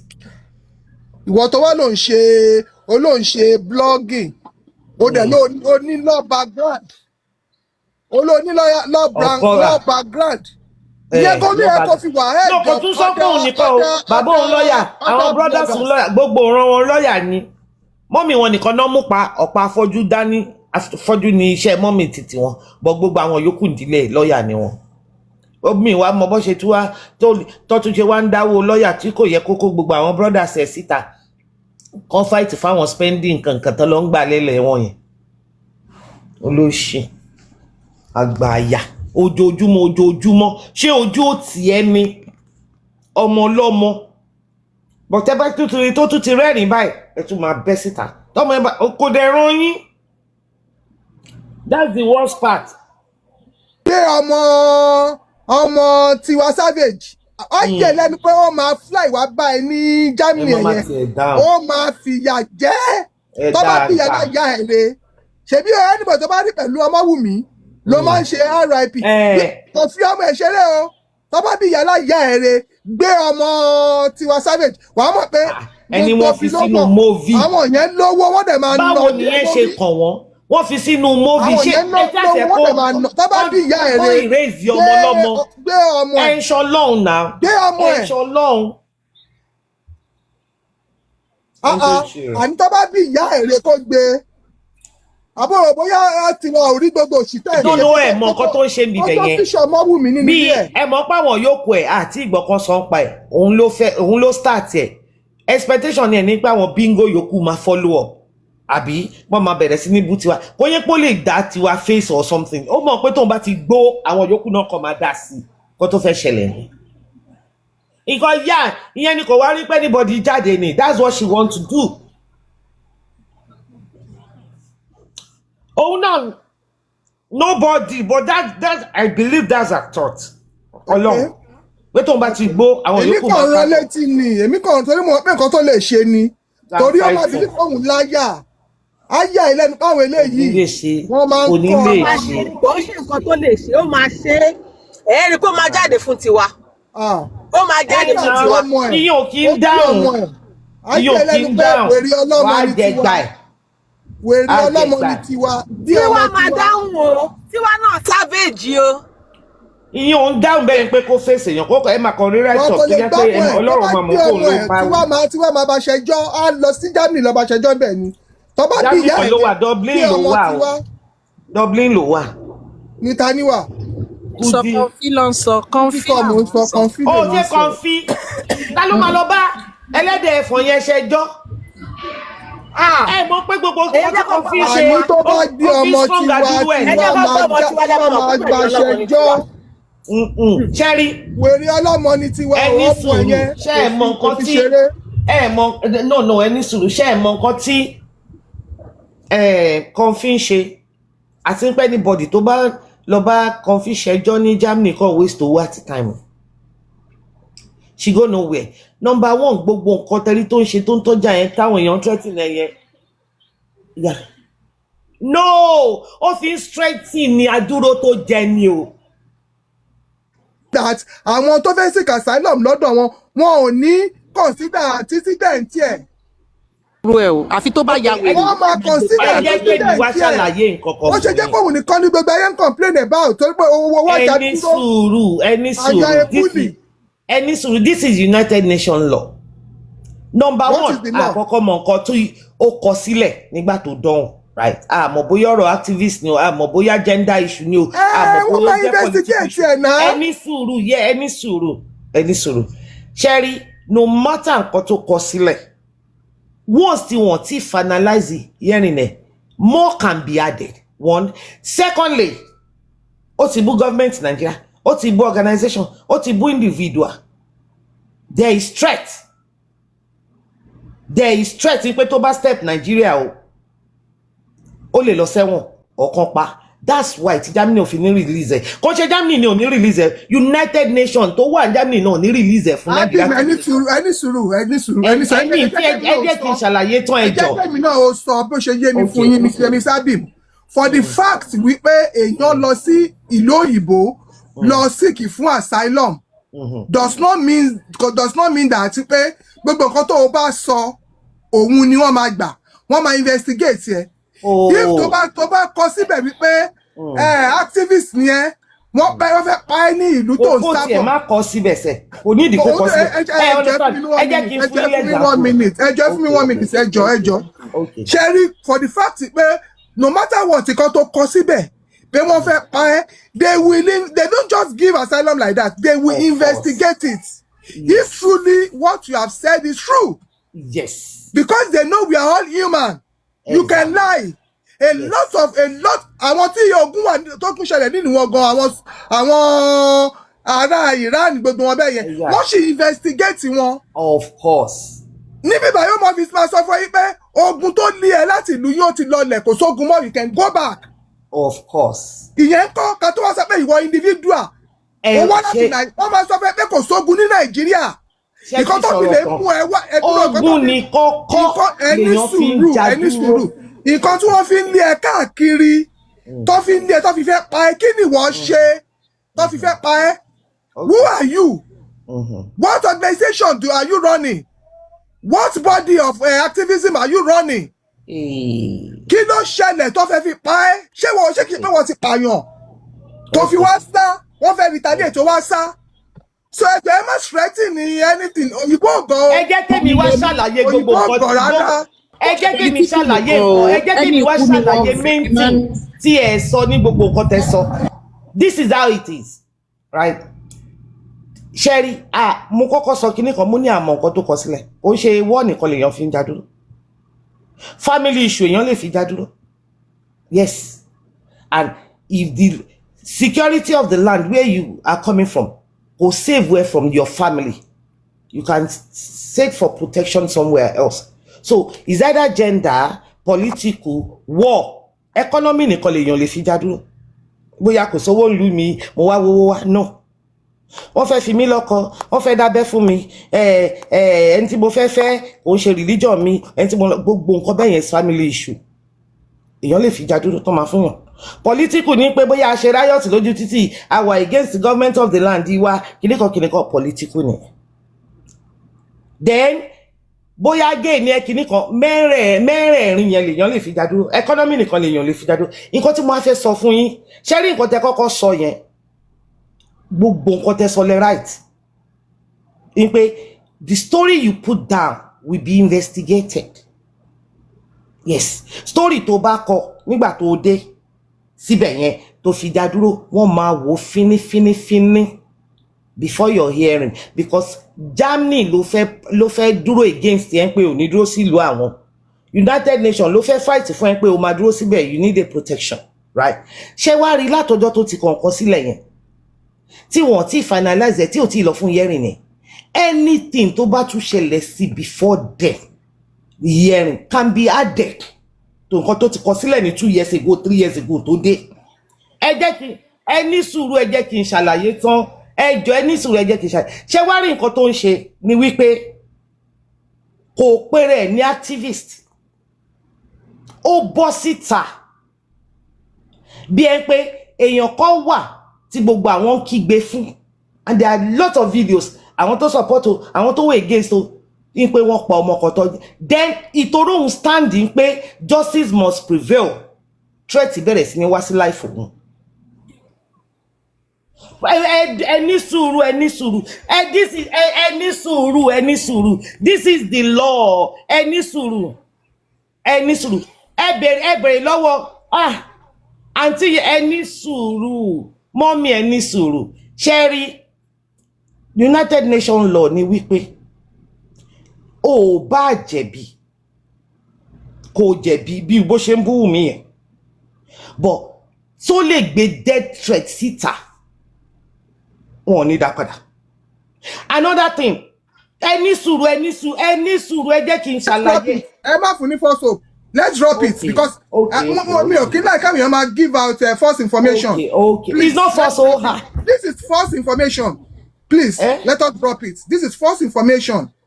Okay, again, for one line, it's not about her. Again, for one line. Sherry, mo fẹ́ fún yín example kan ní Canada ní báyìí.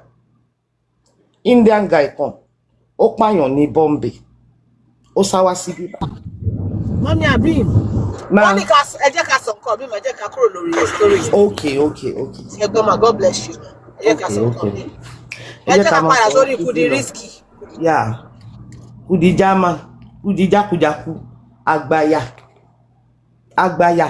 Tí ọmọ yẹn bá fèsì ẹ̀sìn, á ní wọn bí ire àbí wọn bí dáadáa. Torí ó ti bú ìyá Wunmi náà rí o. Ó ti bú ìyá kan dẹ̀ ló tóun náà tó wá rí jákujàku báyìí sínú ayé. Ìyá kan ló tọ́ lórí jákujàku bẹ́ẹ̀ yẹn sínú ayé.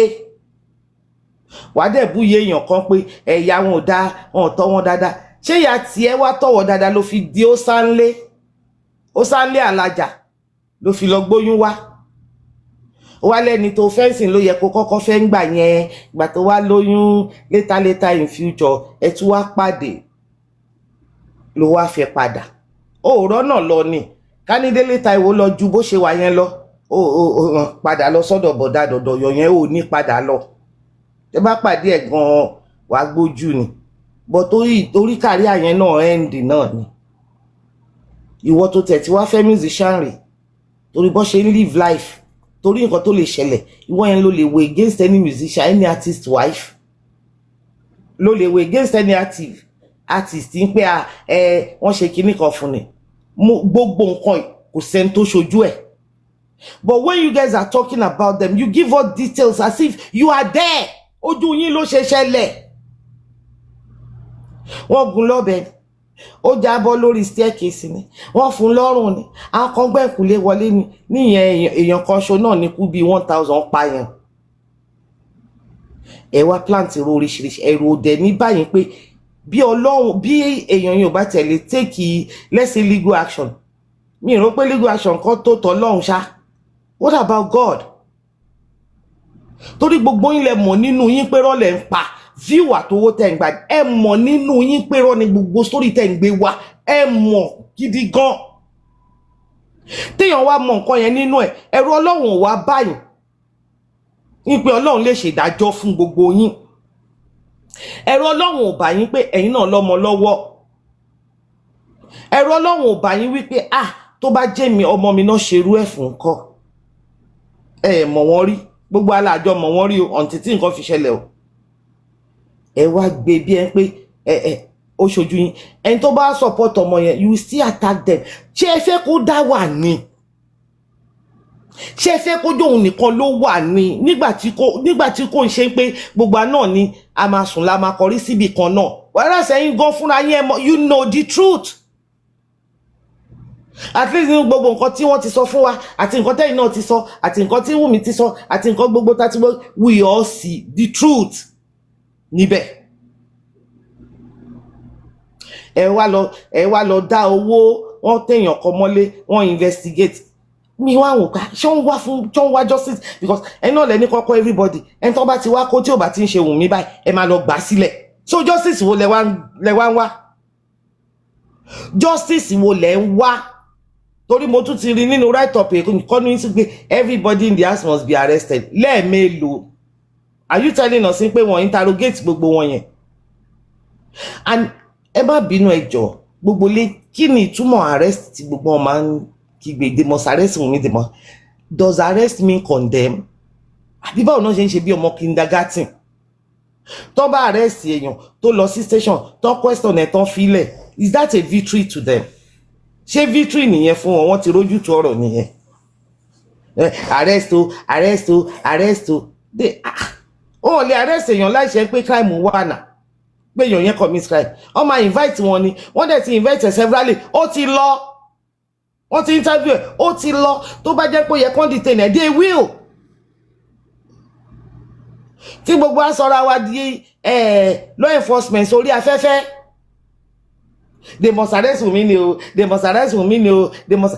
That word arrest, victory ló jọ lójú yín. Victory ni. Ṣé bẹ́ẹ̀ náà ṣe ń arrest yín? Àbí bí high profile case báyìí náà kàn máa arrest just anybody? Àbí ọlọ́pàá òṣìṣẹ́ wọn. Èèyàn 15 ló wà nínú ilé, kàn interrogate gbogbo wọn.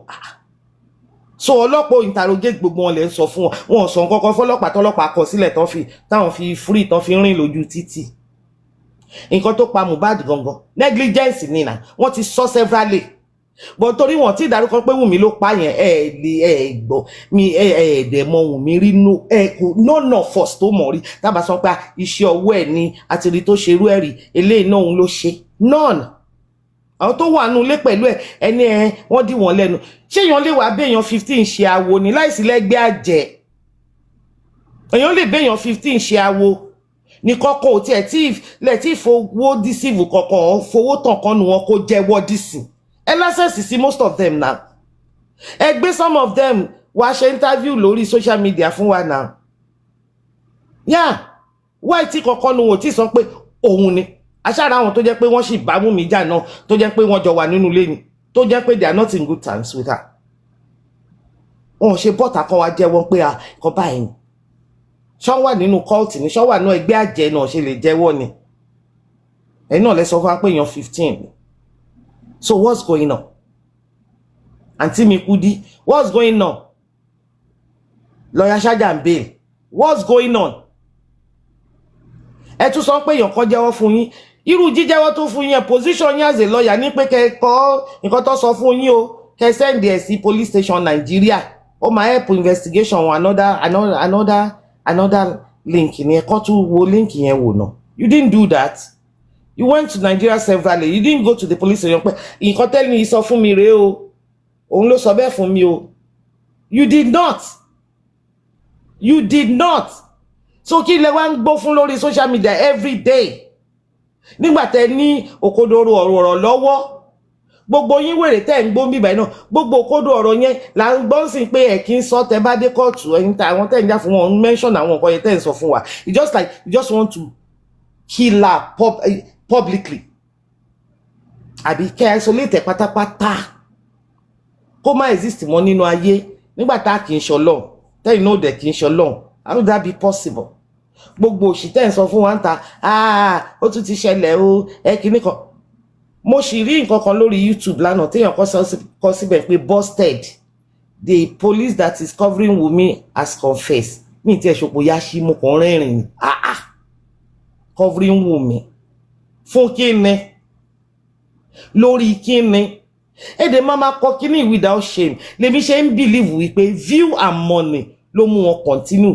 they all knew the truth wọ́n mọ̀ pé rọ́ làwọn pa wọ́n mọ̀ pé rọ́ àwọn míì nínú wọn ó ti já sí tìjú fún wọn kọ́ má sọ pé sọ̀rọ̀ mọ́ ni lẹ ṣe máa rí míì nínú wọn tó ṣì ń sọ̀rọ̀ lẹ́ǹkọ̀ọ̀kan lẹ ṣe máa rí míì nínú wọn tó ṣì ń sọ̀rọ̀ lẹ́ǹkọ̀ọ̀kan kéèyàn má fi wọn ṣe yẹ̀yẹ́ ni àwa láì tí n bá fi ń ṣe yẹ̀yẹ́ Ọlọ́run máa bínú o torí àti fẹ́ẹ̀ dé ẹ̀ǹdì gbogbo jọ́ni yìí tán o bí n bá yẹ̀yẹ́ yẹn á pọ̀ torí mi ti ẹ̀ráwọn èèyàn nínú sáàkù tèmi ní bíbá tèmi fẹ́ fi ṣe yẹ̀yẹ́ mo ti kọ́kọ́ bínú sí wọn tí mi bá wọn sọ̀rọ̀ for some time wọ́n pé kò mí nì àtúbẹ̀rẹ̀ sí ní sọ̀rọ̀ padà bọ̀ mo ń dúró di ọjọ́ tí gbogbo ẹ̀ máa end máa ṣe yẹ̀yẹ́ yẹn á máa bá a di o bóyá àgbà yẹn làwọn ò ní bá mi sọ̀rọ̀ mọ́ because kí lẹ fẹ́ gangan èèyàn mélòó ló ti kú lẹ́yìn Mohbad justice mélòó ló ti yẹ kán fight fún àwọn activists orí afẹ́fẹ́ àwọn tó jẹ́ pé wọ́n náà bí kò sẹ́ni tó dá ìmọ̀ nínú ayé until this case nobody ẹ tún wá wọnú kéèsì náà àtúndá ìmọ̀ sí nǹkan rẹ̀ nǹkan burúkú náà látúnṣì mọ̀ yín sí àwọn tó jẹ́ pé wọ́n ti ẹ̀ ronú kan èèyàn kan lè listen sáwọn lórí social media most yín lẹ bọ́ kíní kan ó lè tẹ̀dolú ọmọ sínú family yín sínú nonsense sínú rubbish tó bá yá tọrọ bá ẹ máa ráwọn míì ni wọ́n máa back down pé àkúkú mọ̀ bóyá irọ́ ni Wunmi ìmí àní ohun ever pé Wunmi pé kíní kan kí ló dé tẹ máa ń back down tẹ́tún máa comment stable rárá stable irú Kudi tó yẹ pé bó tẹ ṣe pọmọ yẹn ní àṣànà yẹn Kudi orí social media náà ní story ẹ wà náà even before kó fúnra rẹ̀ tó wá jáde sọ ti yín pé òun àti Bukky nǹkan tó pa àwọn pọ̀ lélẹ́yìí kó tó ṣèbí last year àbí 2 years ago ló wá sọ yẹn story Kudi ti wà ń ta láti bí 2015 2016 ní story ẹ ti wà ń ta pé nǹkan àlejò ní ẹni olórin tó bá lọ fún CW àwọn promoter bá mi tọ́jú ọkú yìí ìwọ yẹn ló wá ń bọ́ síta ló ń bú èèyàn kan pé ó ń ṣèranù kiri. Ọlọ́run á dáríjì tó bá possible torí mi ò gbàdúrà kọ́ lọ́run dáríjì kọ́ lọ́run fi rẹ̀ hàn yín lémi máa ń bá yín gbàdúrà kó fi rẹ̀ kó fi hàn yín because even ẹ ti jẹ́ kí èèyàn take sympathy away from that boy's death. Èèyàn tiẹ̀ fíù fọmọ tó kú mọ̀ ẹ ti ṣe débẹ̀ tolú ẹ̀gbọ́n máa ronú bí àkútùkù ọmọ ọlọ́mọ lọ́nà ọ̀run which is not fair. Bọ́n tẹ́ ṣe mi rí tó show the dead any love ní nǹkan tẹ́ ṣe fún dẹ́ẹ̀dì gan fúnra ẹ̀ nǹkan tẹ́ ṣe fún Mohbad fúnra ẹ̀ mi ń sọ̀rọ̀ ìyàwó ẹ̀ mi ń sọ̀rọ̀ ọmọ ẹ̀ nǹkan tẹ́ ṣe fún Mohbad fúnra ara ẹ̀ ìka ayérayé òun ni gbogbo yín ó tún ti wá bọ́tọ̀ ó tún fẹ́ máa mọ́ ọmọ yẹn sẹ́nu ó ti láhùn nísìn one word ló máa fún ẹ wàá sunkún fún bí ọdún kan ni. Ẹ jẹ́ kí n jẹ́ kẹ́lòmíì sọ̀rọ̀.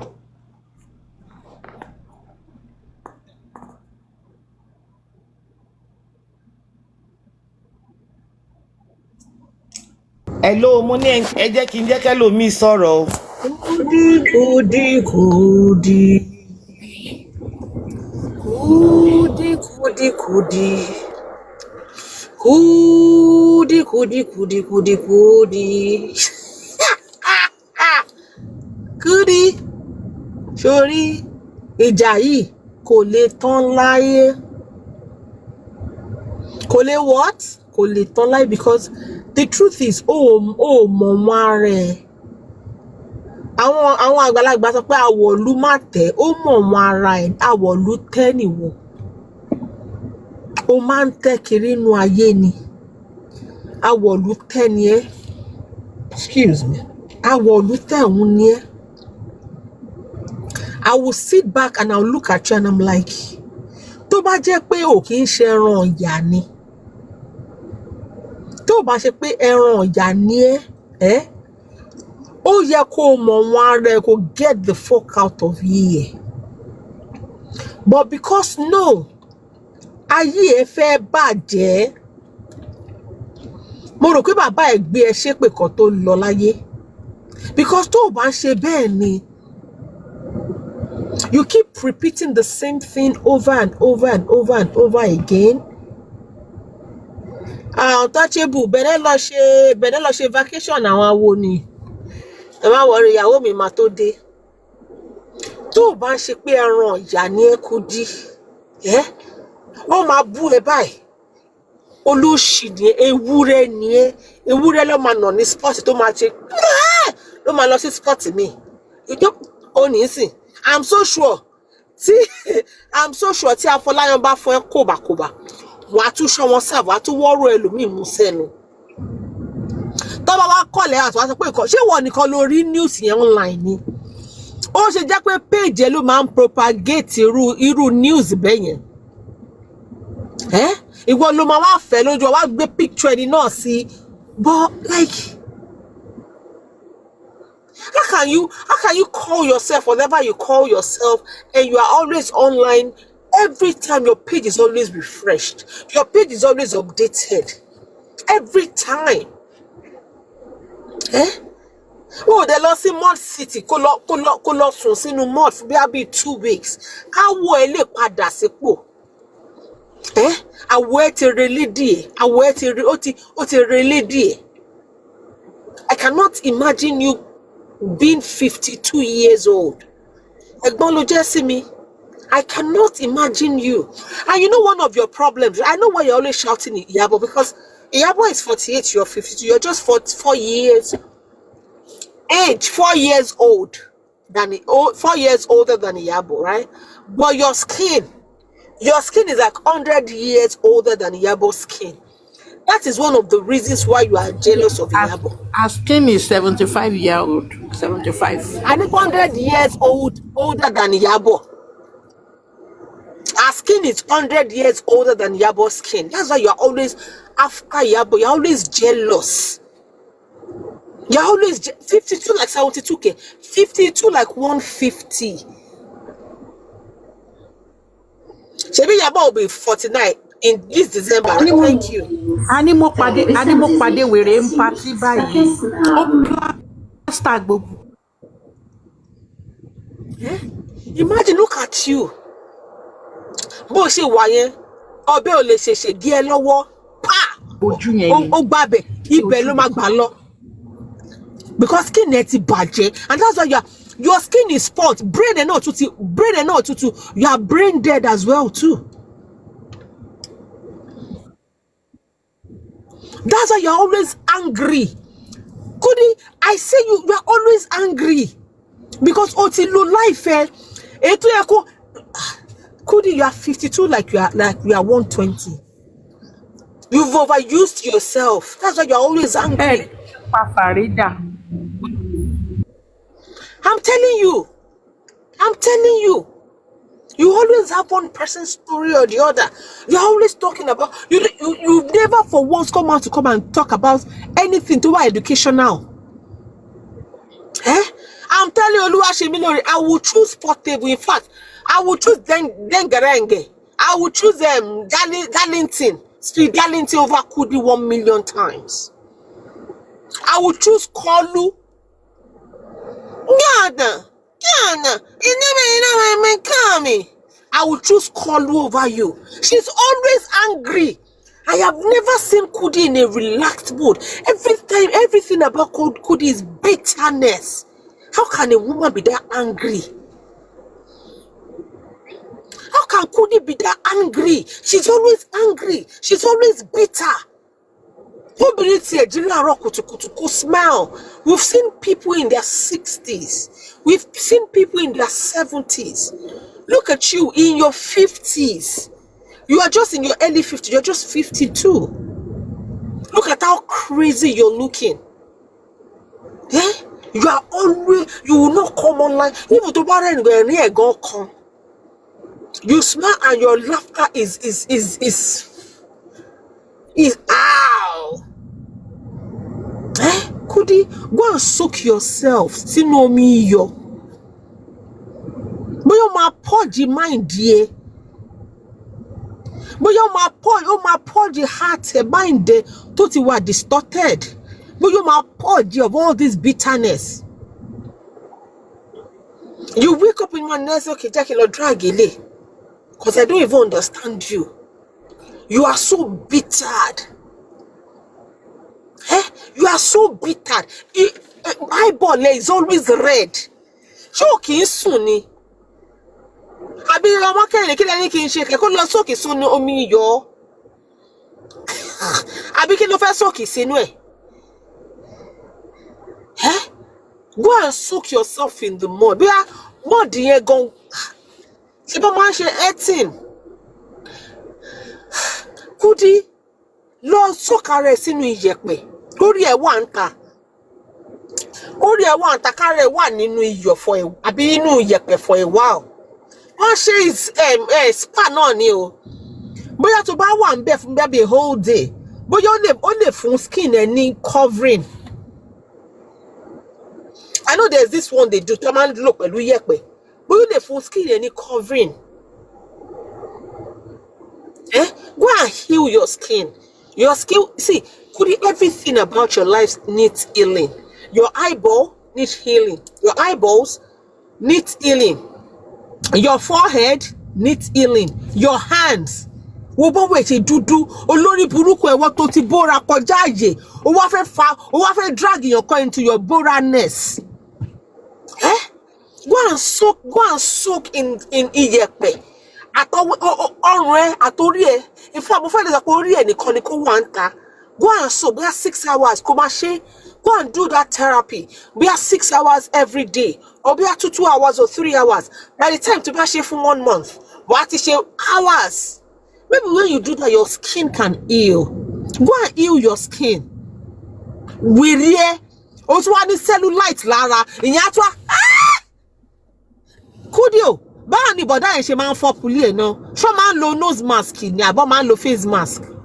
Although rí gbogbo nǹkan tẹ́yìn máa rí yẹn Queen ni bọ̀dá skin like milk. Tí bọ̀dá rí ni bọ̀dá fẹ́ ṣe èrè ni. Bọ̀dá rí nǹkan tẹ́yìn rí yẹn. Okay, ṣé tí bọ̀dá ọba kí ni ṣé àwọn ọmọ ẹ̀ ò rí ẹ ni? Àmọ́ mi èèyàn. Number one wọ́n lé. Because ṣé kúdíò sún síbí ṣé táwọn kí làwọn ọmọ ẹ máa ń sọ fún ẹ táwọn ọmọ ẹ bá rí ẹ máa sọ pé mommy you are the best, you are the greatest, oh my God. But Kudi, you know yourself that you need healing, Abi. I just suggested one for you. Èmi bí bá ṣe ń búyàn tó mo láàánú èèyàn. I will tell you, Kudi, go heal your skin. Start with healing. You need to heal. In fact, táwọn ọmọ ẹ bá fẹ́. I'm telling you, ṣé bẹ́yà therapy ló ń pè? I shall know there is a therapy. No, jokes apart now. Sim Brown, ẹ̀gbọ́n mi ẹ ṣàánú mi. There's a therapy like that now that they soak in sand. Yeah, you need healing. Bo, in mud, nínú clay. No, mud ọ̀tọ̀, sand iyẹ̀pẹ̀ lélẹ́yìí iyẹ̀pẹ̀, mud ọ̀tọ̀. Only lady kan lára àwọn spiritualist ní South Africa. Mo máa ń come across video lórí Instagram lẹ́ẹ̀kọ̀ọ̀kan. Ó máa ń ṣe fún yàn. Kudi, you need to exhume the spirit of bitterness in you. Kudi, exhume spirit of bitterness. You need to go into the earth and come out and a healed person. Kudi, you need to heal. Abi, are you suffering from Are you suffering from trauma from your childhood? Because Kudi, jokes apart now, something is wrong with you. Gbogbo wèrè tó wá ń ṣe yìí, gbogbo nǹkan tó wá ń ṣe yìí kò ń ṣojú lásán. Something is wrong with you. I think you need to go into the earth. Go and heal. It will heal you of this bitterness. Because I imagine how you sleep and wake up. I imagine how you sleep and you wake up. Ìyá tó wà lọ́dọ̀ wa, Ìyá is older than you. Can you see how young she's looking? We have some other mamas here. Yeah, Sammy so I think so too. We have some other mamas here that are older than you, Kudi. Of course. But they look so beautiful. Jọ, kí ló ṣe yẹ? Ṣé mọ́mí ẹ? Ṣé dádì ẹ ti ṣe nǹkan burúkú lójú ẹ? Dádì mi ló ṣe báyìí. That you've not healed from it. Kudi.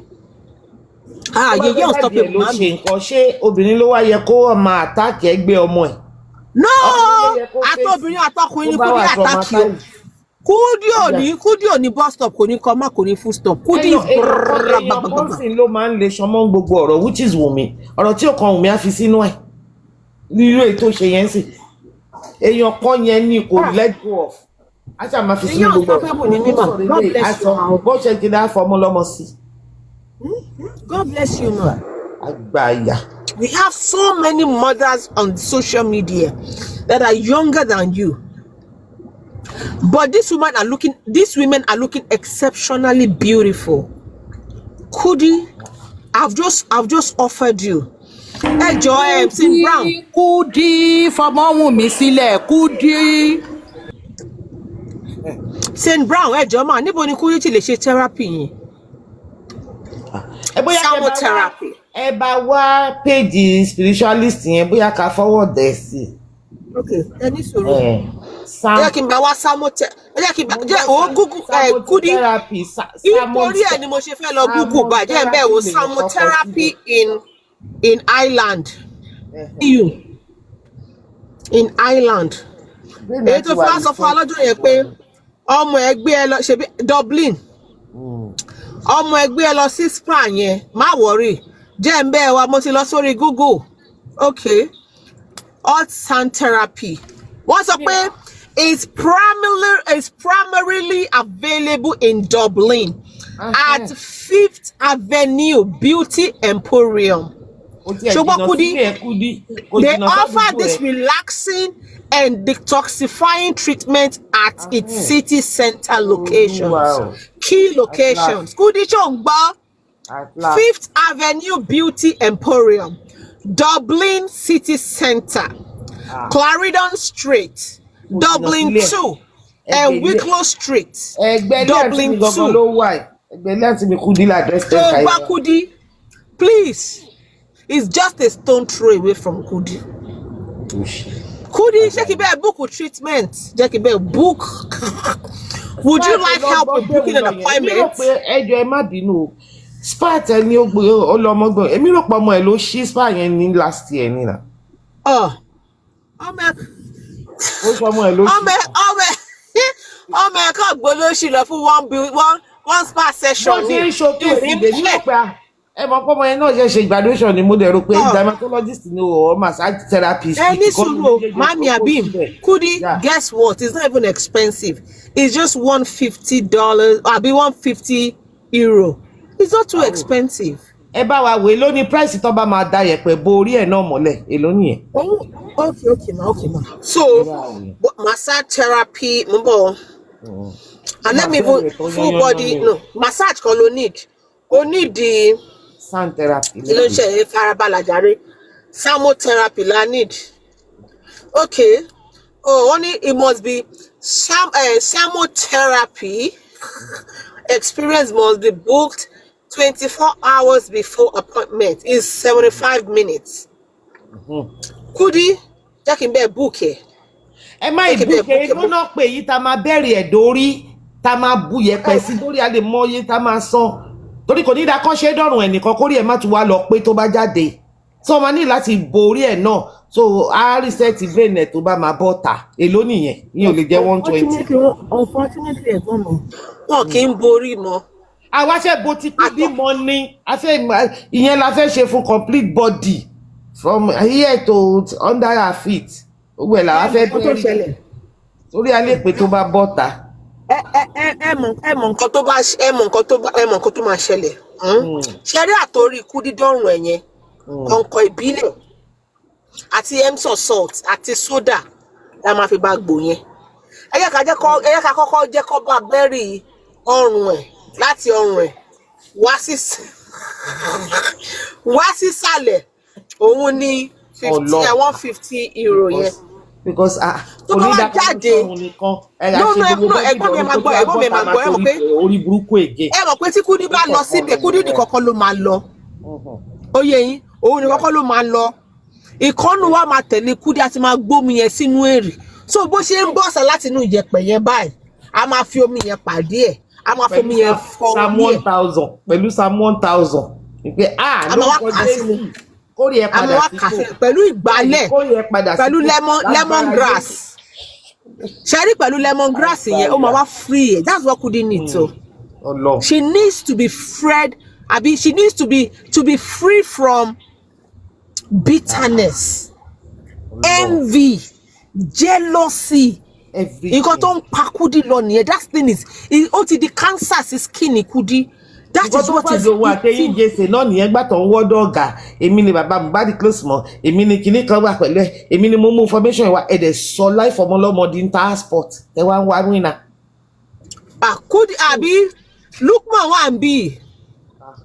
Ó parí. Ọmọládé lèmi mo like sister mi ẹ ti stylishly ẹ ti apply láti tẹ̀lé Kudi lọ. Tó bá dẹ̀ jẹ́ pé kẹ́ lù pa náà ni zego bẹ́ẹ̀ ni. Ẹ má nà. Tó bá jẹ́ wípé kò ní gbọ́ràn ẹ máa fi lù pa ẹ máa sọ pé Kudi gbórí ẹ̀ wá. Tó bá ṣe sọ pé òun ò gbó ẹ fọ́ etí ẹ̀. Ọmọ ọba máa ní ẹ máa lè lọ pa ọmọ ọba máa ní Kudi. Ẹ pa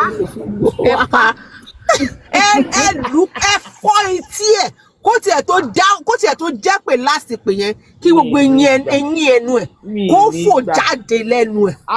Mi nígbà eyín fáìgẹ̀ ibi nígbà. Olóṣì ẹ bá lé ẹni sọ̀rọ̀ àwọn olóṣì yóò ní wọn ò ní jẹ́ kẹ́ má ṣe láì má sọ̀rọ̀. Ó jọrọ ẹ̀ lójú bíi. jù a ní máa tún máa wo báyìí pé abẹ́ni ikọ́ ló ń sọ̀rọ̀ ni abẹ́ni òní ló ń sọ̀rọ̀ ni olóòbùkú tó bá after the 20 times kó tó make a statement a sentence and the òyìnbó máa ṣókè ẹ lọ́fun báyìí bí ẹ pé ó ń gbégbá bí gbóná lá máa sọ̀rọ̀ bí ọmọ kindergarten. Ayé Kudi bàjẹ́ o. Ó jù bẹ́ẹ̀ lọ. Ayé ẹ̀ bàjẹ́. Wo Kudi mo ti wá fà ẹ o. Mo ti fún ẹ ní address 5th Avenue ló wà. Dublin City Center ni. Look out for them. You need to go for that therapy. Wọ́n náà máa sọ́kà fún gbogbo bad behavior. Gbogbo negative energy ara ẹ̀ wọ́n ní Sandy máa sọ́kẹ̀. Iyẹ̀pẹ̀ yẹn. And I'm so sure. Àwọn kọ̀ọ̀kan tó bá ń ṣe irú therapy yẹn, ọmọ máa sọ spiritual things ayé ẹ pé everything jáde, ọmọ máa lù kọ́ sí ẹ. Come out, evil spirit in this woman, come out. Wọ́n máa ṣe fún ẹ. Tó bá ti wá ṣe yẹn tán, màá bẹ́ẹ̀ wá fídíò woman tó wà ní South Africa, yóò kúkú ń travel kàkà Àjàlá ni ẹ́. Jọ go and visit her. Go and visit her so that ìyẹn náà á tún bẹ́ẹ̀ gbéná gba orí ẹ̀ kọjá. Gbogbo wèrè tó ṣì wà lára ẹ̀ tó fẹ́ kúrò after chemotherapy yẹn, á fi iná á fi ra èṣù kúrò lára ẹ̀. Maybe when you come out here, you are a better person, then we can engage you. Oh no. We can engage you then, but right now, I see you suffering from trauma. Go and heal. Go and heal your skin. All about your trauma, bàbá ẹ gan. Mami o. Also the man wa jẹ trauma from childhood. Ó lè tún wá jẹ trauma ìgbà tí Kudi ń bóra. Ẹ mọ̀ pé ìyẹn náà wà traumatic pé I used to have a beautiful skin. You now open your eyes, oh my God, my skin is so damaged. Look at me. Oh yeah, it might be trauma from the skin, I be from the cream to bad skin and not J. Whichever trauma you're going through, loshe sand bath, hot sand bath, loshe. Only sand bath, you marry you. Ó máa rejuvenate skin, ó máa dá skin ẹ̀ then Kudi. Bá wá dé wọ́n ní kọ́kọ́ bílẹ̀ náà máa fi fọ ọpọlọ ẹ̀ a máa tan candle sórí ẹ̀ tá a yọ sí gbogbo agbárí ẹ̀. Kudi had brain tumor before, okay? For real? Irọ́ ni. Mi ò gbọ́ yẹn rí o. Èmi náà gbọ́ rí. Anyways.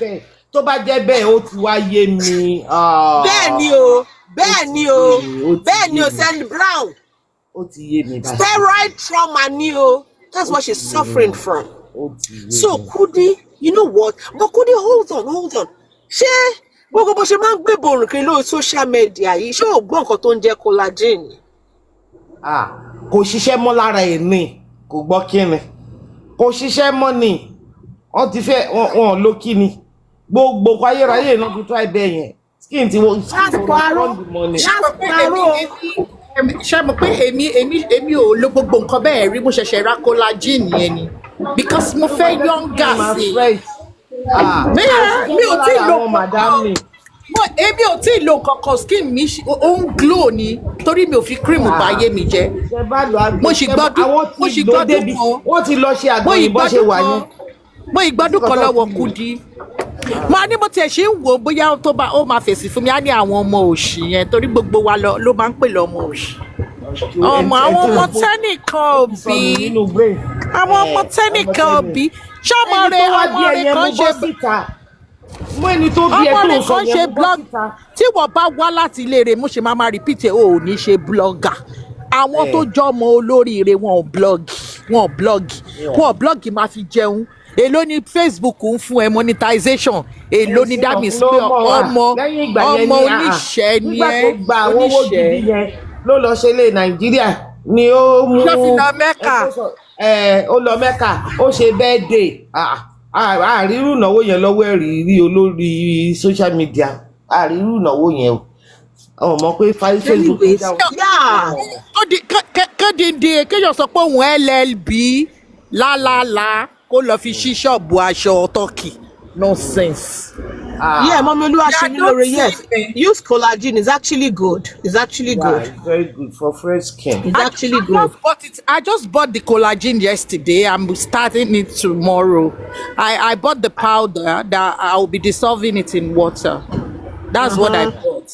yesterday. In fact, Wọ́n ní pé tó jẹ́ powder yẹn wọ́n ní is better than what's it called, the tablets. I don't know. I make sure I bought it from the pharmacy. Torí ẹ̀rù bà mí nǹkan tó ń tà lórí online yẹn. I went to a pharmacy to get mine. Gbogbo ẹ̀ òun gan ti ta cream rí ní Kudi fún rẹ̀. Kudi. Gbogbo ẹni. And collagen, it actually helps the nail and the hair and the skin. Okay, but collagen will reduce. Collagen production in our body will reduce. So when we take collagen, Sam, you can also use it too. You can also use collagen. Collagen is good for everybody. It's good. It helps firm the skin. Your skin glows. If you're in the US, Vita Proteins. Yeah, share Vita Protein collagen. You can go to Costco and check. Only good collagen, no? Those powder. Me in the morning, I take my chia seed, apple cider, and lemon. And I had my collagen in it. And I'm good. Yeah. You will glow. Trust me, Kudi. Kudi, don't use anything now. Okay, go on around so let me around best sorrow. Don't use anything now. Ẹ̀yin ò ká lólu. Carry pé di like 20 times. Get to make it one sentence. What is that thing even called? Olushiko monkokonri. Monkokonri. Kudi, ma take it only my help with the brain. Opolu etiku. Àsìkò sí lọ́lára àbátúgbò kò lọ máa ra DHA. DHA is good, is ó lọ ra milk pẹ̀lú DHA, but a rò pé DHA sì lè ṣiṣẹ́ fọ́pọlọ ẹ̀ bá ọpọlọ ẹ ti kú. Ẹ kó try ẹ̀. DHA ọpọlọ ẹ ti kú tó bá lò kò lè ṣiṣẹ́ fún ẹ. Mi bá recommend DHA fún ẹ. Yes, my mommy Stephanie, Neocell náà dá. Mi bá recommend DHA, milk with DHA. Me bá recommend it fún ẹ, but unfortunately, ọmọ kan tí màá sọ fún ẹ, Kudi, kọ́kọ́ bẹ̀rẹ̀ pẹ̀lú thermotherapy yẹn. Tó bá ti ṣe that £150, ó kúkú lówó, ọ̀dà lówó ńlé náà lówó. Ó lè ṣe bí àbí 5 therapies. Imagine a name, alówó ńlé. Wọ́n á fi Douglas sí lọ́rùn, wọ́n wọ kiri bí ajá ọdẹ. Lówó ńlé kọ́ alówó ńkọ́. Bọ̀dá lówó ní náà lówó tó bá máa fi ṣe €750. Your skin should be better. Imagine tó ṣàdúrú wà bẹ́yẹn wà lọ́jọ́ kò sí mọ́kà ó lọ ń gbàdúrà ládùúrú kà tó ṣe. Àwọn èèyàn aburú akọ̀ máa ń rán Ọlọ́run fín ni. Akọ̀ máa ń rí Ọlọ́run fín ni. Wọ́n gba Mẹ́kà ni. God able no tó bá ti heal skin from the sand. Tó bá ti ṣe hot sand therapy for like 5 sessions. 75 minutes times 5. That's how many 5?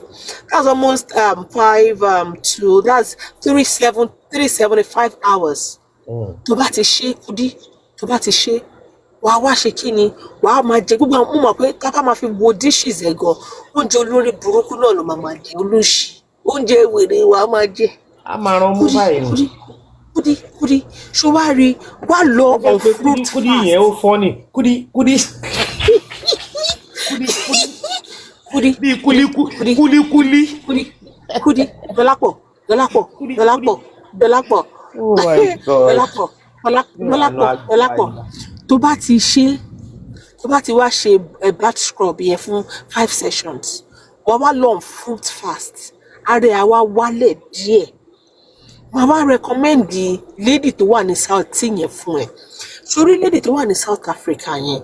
Ó máa wá bẹ́ẹ̀ fi iná ó máa fi ra evil spirit tó wà lára ẹ̀. No, she does not need body scrub o.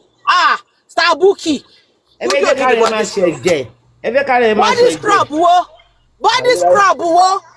Ẹ̀yin náà kẹ́ wá pa Kudi ni.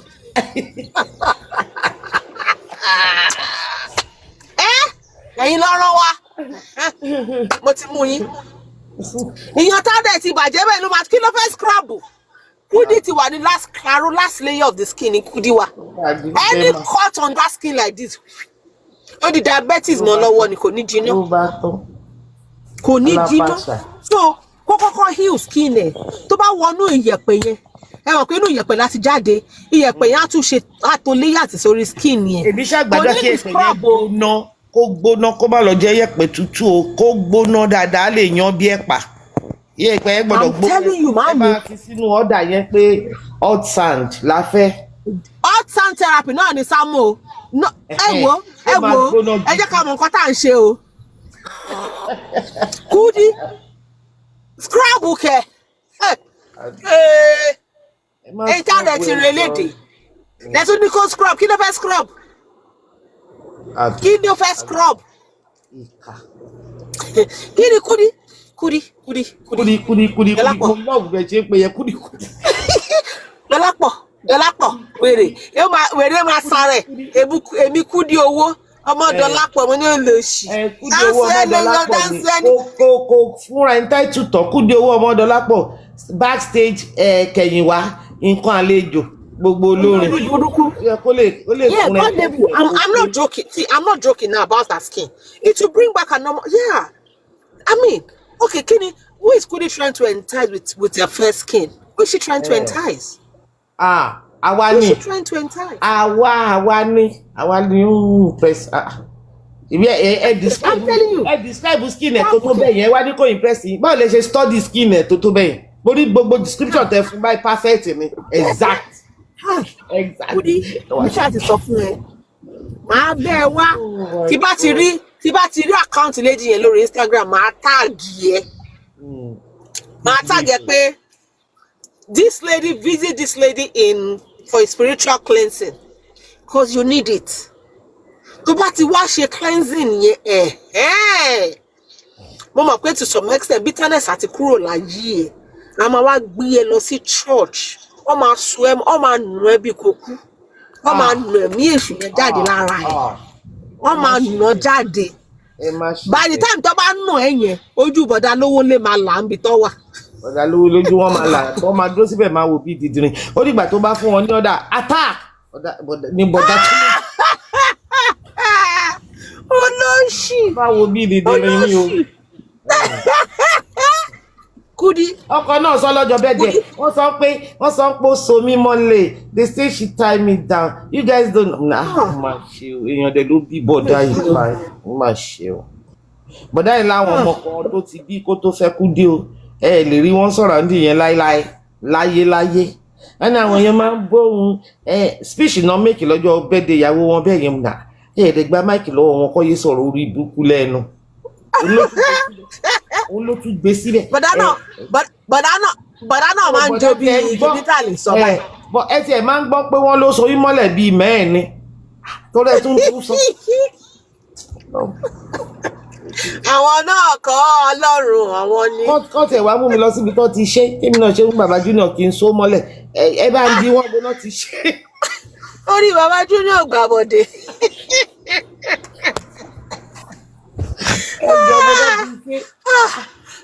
Bọ̀dá yẹn gba máìkì ló tún wá sọ̀rọ̀ bí arìnrìn náà ẹ túbọ̀ so bọ̀dá yìí gbọ́n pọ́n sọ bẹ́ẹ̀ she's the best ilé kan ní. Mami Moro wọlé dé. Mami Moro dà ta ló táàgì wọn. Ẹ káàbọ̀ àwọn dà. Ẹ káàbọ̀. Mami Moro nìyẹn ẹ máa bọ̀ lókè Kudi owó ti wá fọmọ wa o. Ló ṣe àgbà. Ó ti wá fọmọ wa.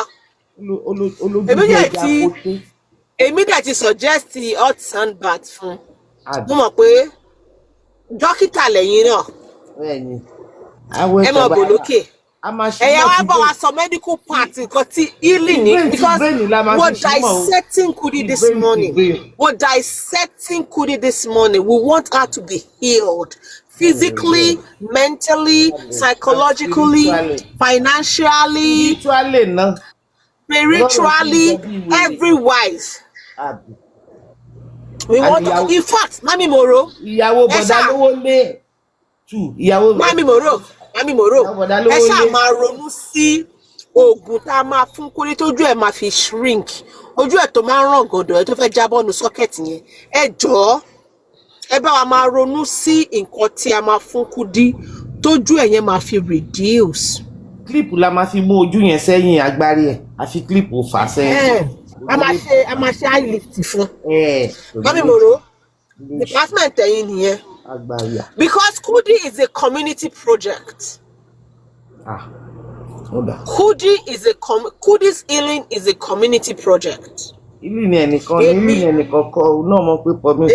bá, hey daddy, I love you. Kudi, right? Èmi ti bá wá ibi tó máa ti heal skin ẹ̀. Then I'm a move phone Kudi. I'm a delete every person's. Don't share organic cream, don't promix, don't ta cream. I'm a ra ori, a lè fi 5 kg. I'm a ra ori 5 kg fún Kudi.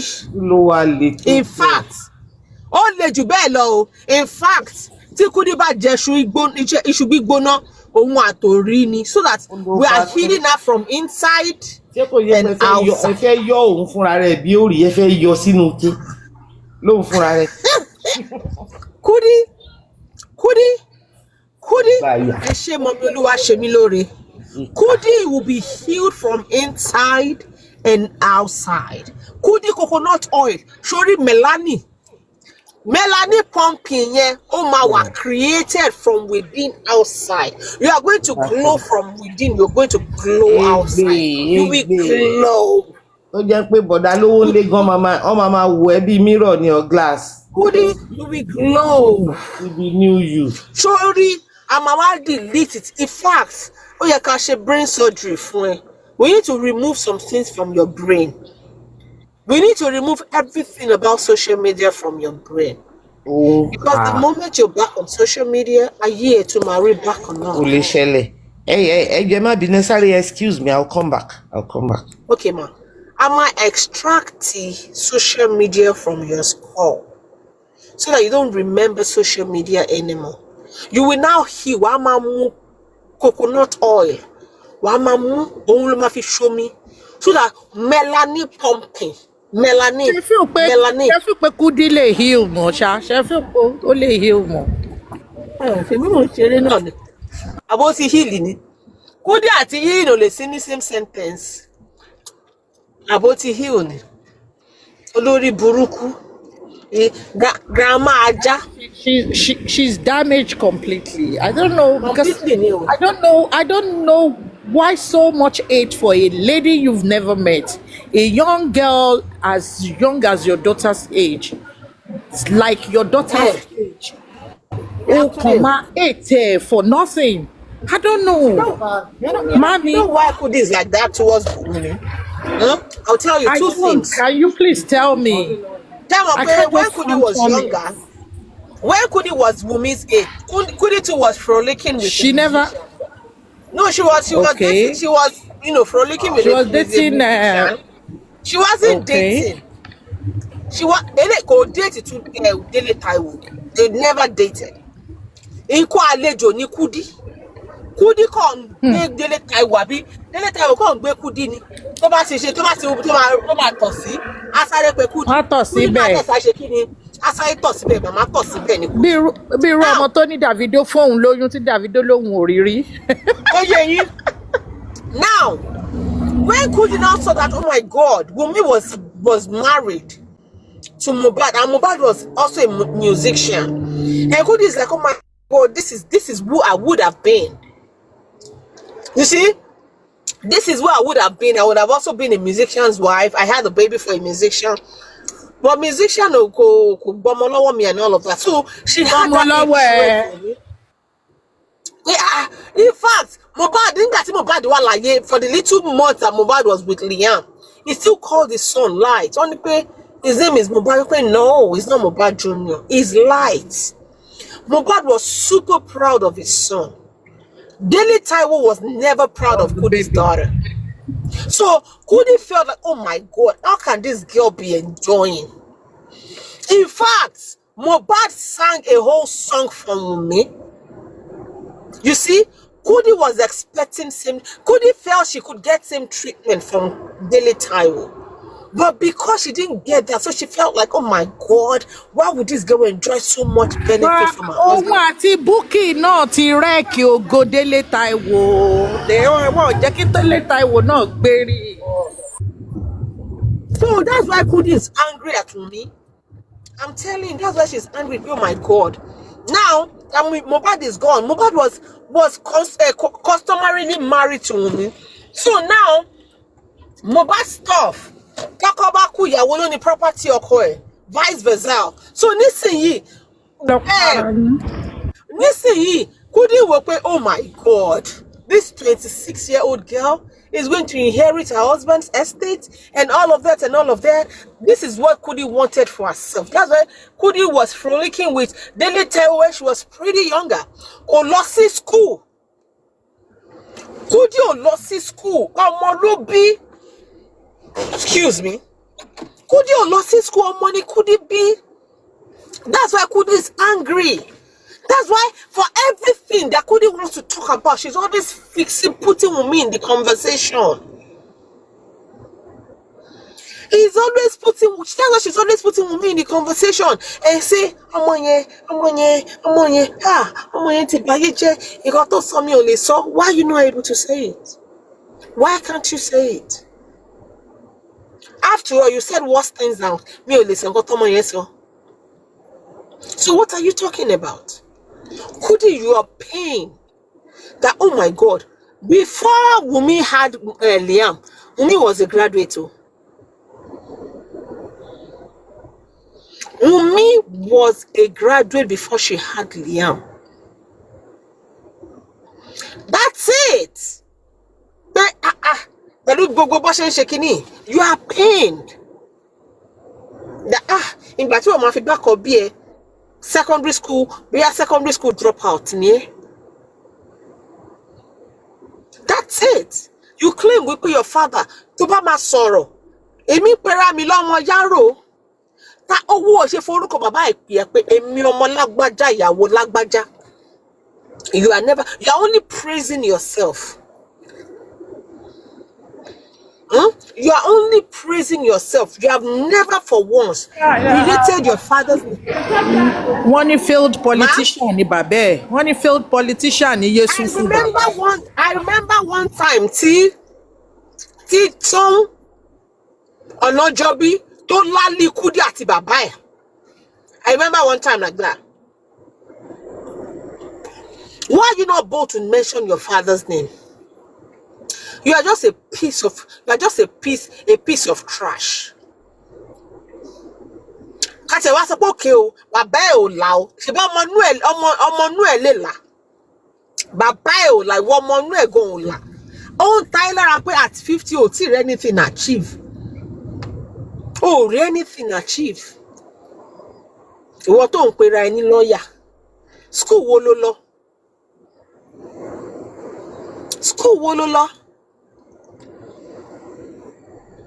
Onajobi tó wọ́n Onajobi sọ pé wọ́n bí bàbá ẹ̀ dá. Kí bàbá ẹ̀ máa sọ̀rọ̀ bí táwọn ti ń sọ̀rọ̀. You name drop. Tó bá máa name drop, you are not name dropping. Okay, àwọn tájọ wà ní class. Àwọn tájọ lọ sí school. Àwọn tẹ́jọ ń ṣe skin juice tó ń gbé yẹn àwọn àgbésùn yín ló máa ń sọ. Mo rántí ń gbà ayé ìbọ̀dá Wálé Tùnámpà àbí Túndé Tùlámpà àtọ̀rẹ́ wọn. Ọ̀rẹ́ wọn ìtọ́jú ń gba kú ìyàn kú. Túndé àbí Kudi, get the hell out of here. You're always name dropping. But whoever saw it, oh my God, I remember it's also class. I remember this. Because said something about, your career. Imagine, ọdún wo ló lọ sí school ní Dublin. You still lied. O tún ṣe property theft.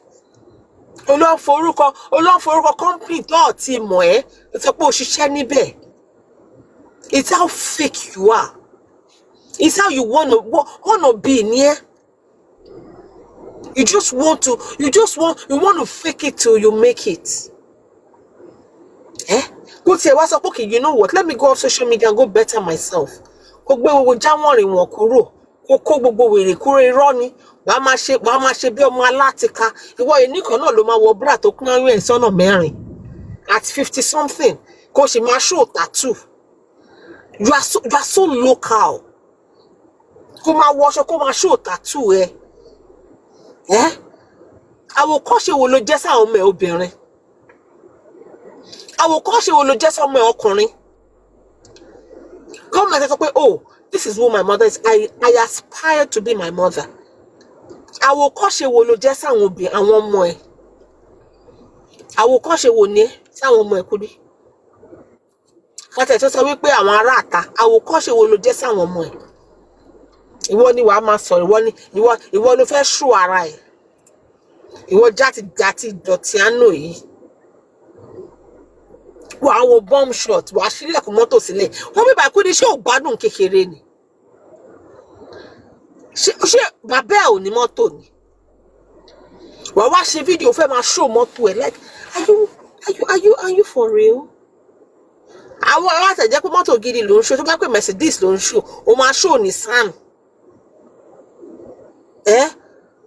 O show Nissan. Go back for me Nissan. Ẹ má bínú for you hardworking women, hardworking fathers and mothers. But tell you Nissan, this is not me trying to shade you.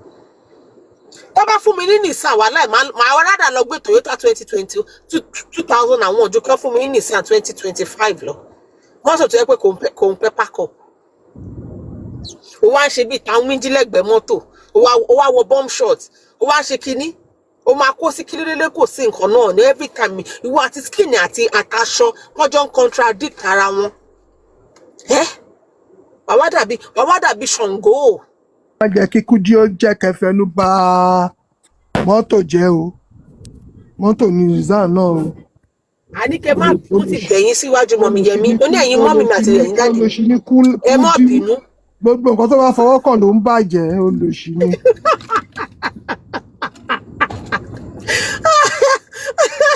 Mọ́mí Yẹmí mo ti gbẹ̀yìn síwájú o. Olórí burúkú Kudi ọmọ òṣìṣẹ́ ló ń jẹ́ nǹkó pọ́npọ́ báyẹ̀. Wèrè wá ń jó bí èkó ló lẹ́gbẹ̀ẹ́ mọ́tò. Òun fi at 50 something. At 50 something. Ó wá ń jókòó fi mọ́tò hàn. Àní ẹ má bínú ẹ̀yin ará Nissan, àní ẹ má bínú. Ó ń kọ́ lọ crash ni. Skin àti àtàṣọ ẹ̀ wá ń crash. We don't know which is which. We don't know who is who. Ọmọ ìsọ pé Kudi lọ ṣe hot sun therapy. Kí skin ẹ lè padà sípò. So even tó bá wọ rainbow color fáṣọ, ó máa jáde. But ara ẹ̀ ti rainbow color. Wàá tún wá wọ rainbow color aṣọ. That's double jeopardy. That's disaster. Wàá máa ṣe bí èkòló. Ìgbà mi I'm so sure ọmọ ẹ̀yẹn ọmọ ọkùnrin tó máa ń mú kiri yẹn. Ọmọ ẹ̀ wò ti pa. I'm so sure ọmọ ẹ̀ bá ń bá wọn ọ̀rẹ́ pé I'm not proud of my mother. Ọmọ ní wọ́n pé and unfortunately àwọn ọmọ táwọn bí ń sìn they can see any and everything. I know my mommy disgraces me. Ìgbà táwọn ẹ̀yẹ kéré wàá máa jó bí èkòló. Wọ́n á lùlù gba south, ìwà lọ north, far worlds apart. Wọ́n máa jó bí wèrè láàrin títì. Wàá lò ń ṣe exercise ní títì, ó ń gbé camera at 50 years. Ṣé bọ́ ní ibi àgbà la máa ń bá gbà ni? Láyé 1990s, àwọn tó wà ní 50 àgbà, ìjókòó àgbà ló ń jókòó. Ṣé wọ́n lè gbẹ́jọ́ ẹbí wá báwọ̀ báyìí pé àmọ́ mi o aunt mi o ẹjọ́ ẹ máa bá wa resolve ẹjọ́? Ṣé wọ́n lè gbé ẹjọ́ ìdílé wa báyìí? Tó ń ṣe pé báyé jẹ́ ni ẹ́ olùṣì ó dàbí wèrè. Ó dàbí nǹkan tí yóò gbọ́dọ̀ jírí láàárọ̀ kùtùkùtù. Kí ló fi entice bọ̀dá yẹn náà? Bọ̀dá yẹn ló ṣe mí jù. Even though bọ̀dá yẹn nǹkan tẹ́yìn náà fẹ́ jẹ ló pa yín, kí ló fi entice wọn náà? Ṣé ìtàn ẹ tó ti sè yẹn ni? Hold on.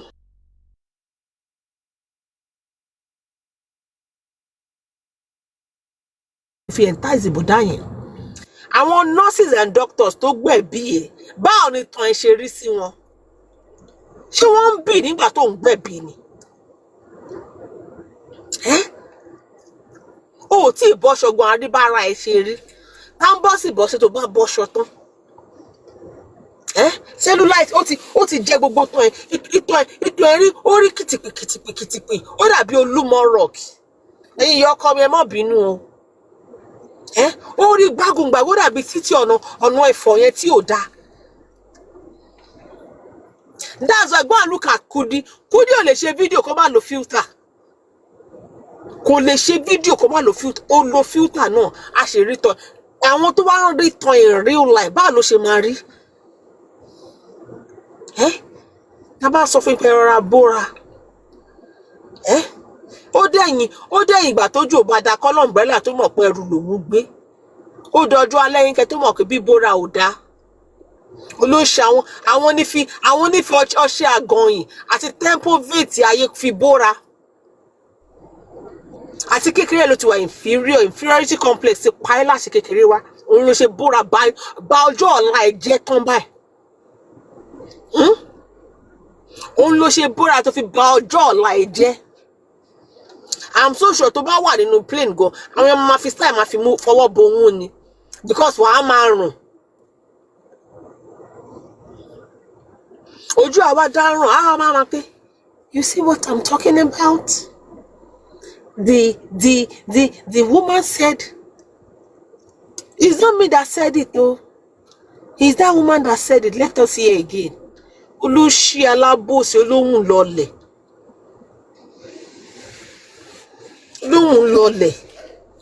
grandmother ajá ìwọ nìkan náà ló máa ń rí breaking news ó ní breaking news ìsọnù ó ní breaking news ayé ṣáà rọra ṣe kó má lọ fẹnu kọ́. I'm telling you she's always projecting her stupid insecurity on others. Making it look like okay, everybody has to be subjected to the nonsense she's doing. Ẹni tá ayé ò yẹ now. Ayé ò yẹ.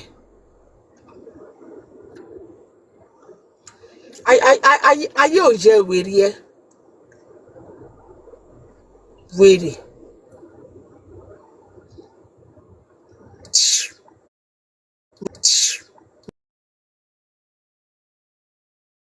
Nonsense.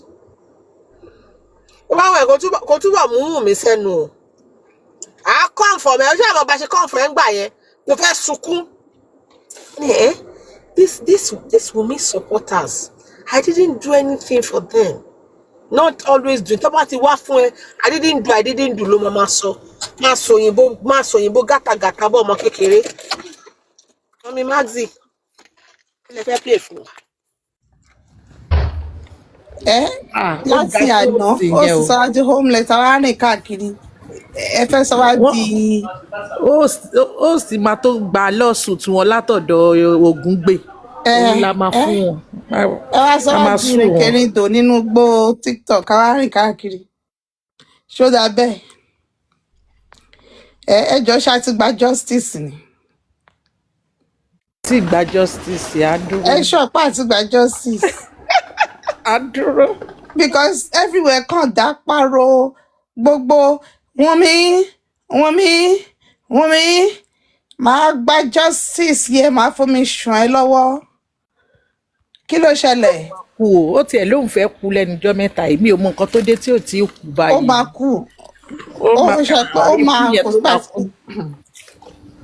justice in coma because mo wá ń ro lóru pé kí ló ṣẹlẹ̀ gbogbo àwọn Wunmi tó wọn gba justice yẹn kíndé kan bí mo ṣe rí mo ṣáà oríṣiríṣi fídíò wọn tún ń sẹ̀ǹdẹ̀ sí mi nínú green app mi pé ẹ wo ìyá Liam pẹ̀lú àwọn stars pẹ̀lú superstar.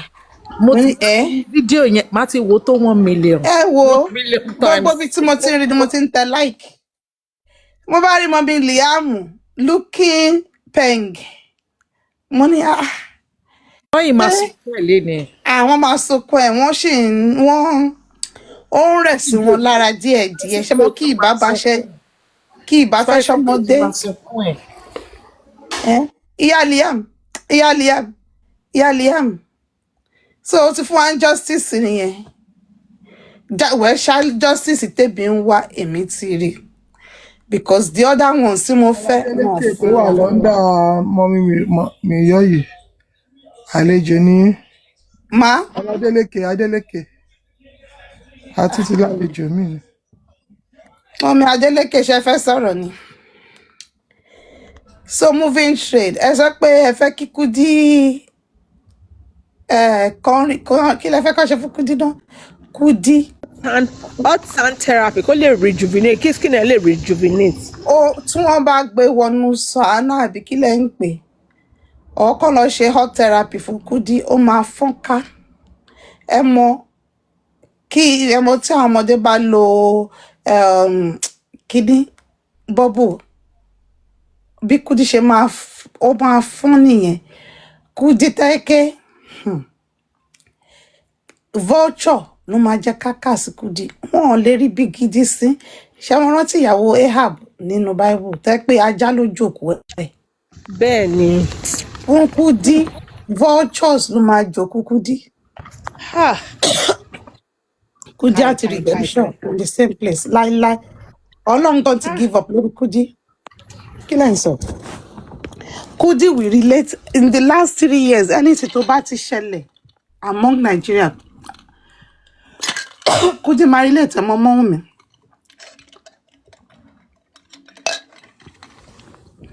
Ẹ má bínú o àwọn ọmọ Kudi ò lè jèrè Kudi ò lè jèrè àwọn ọmọ ẹ̀.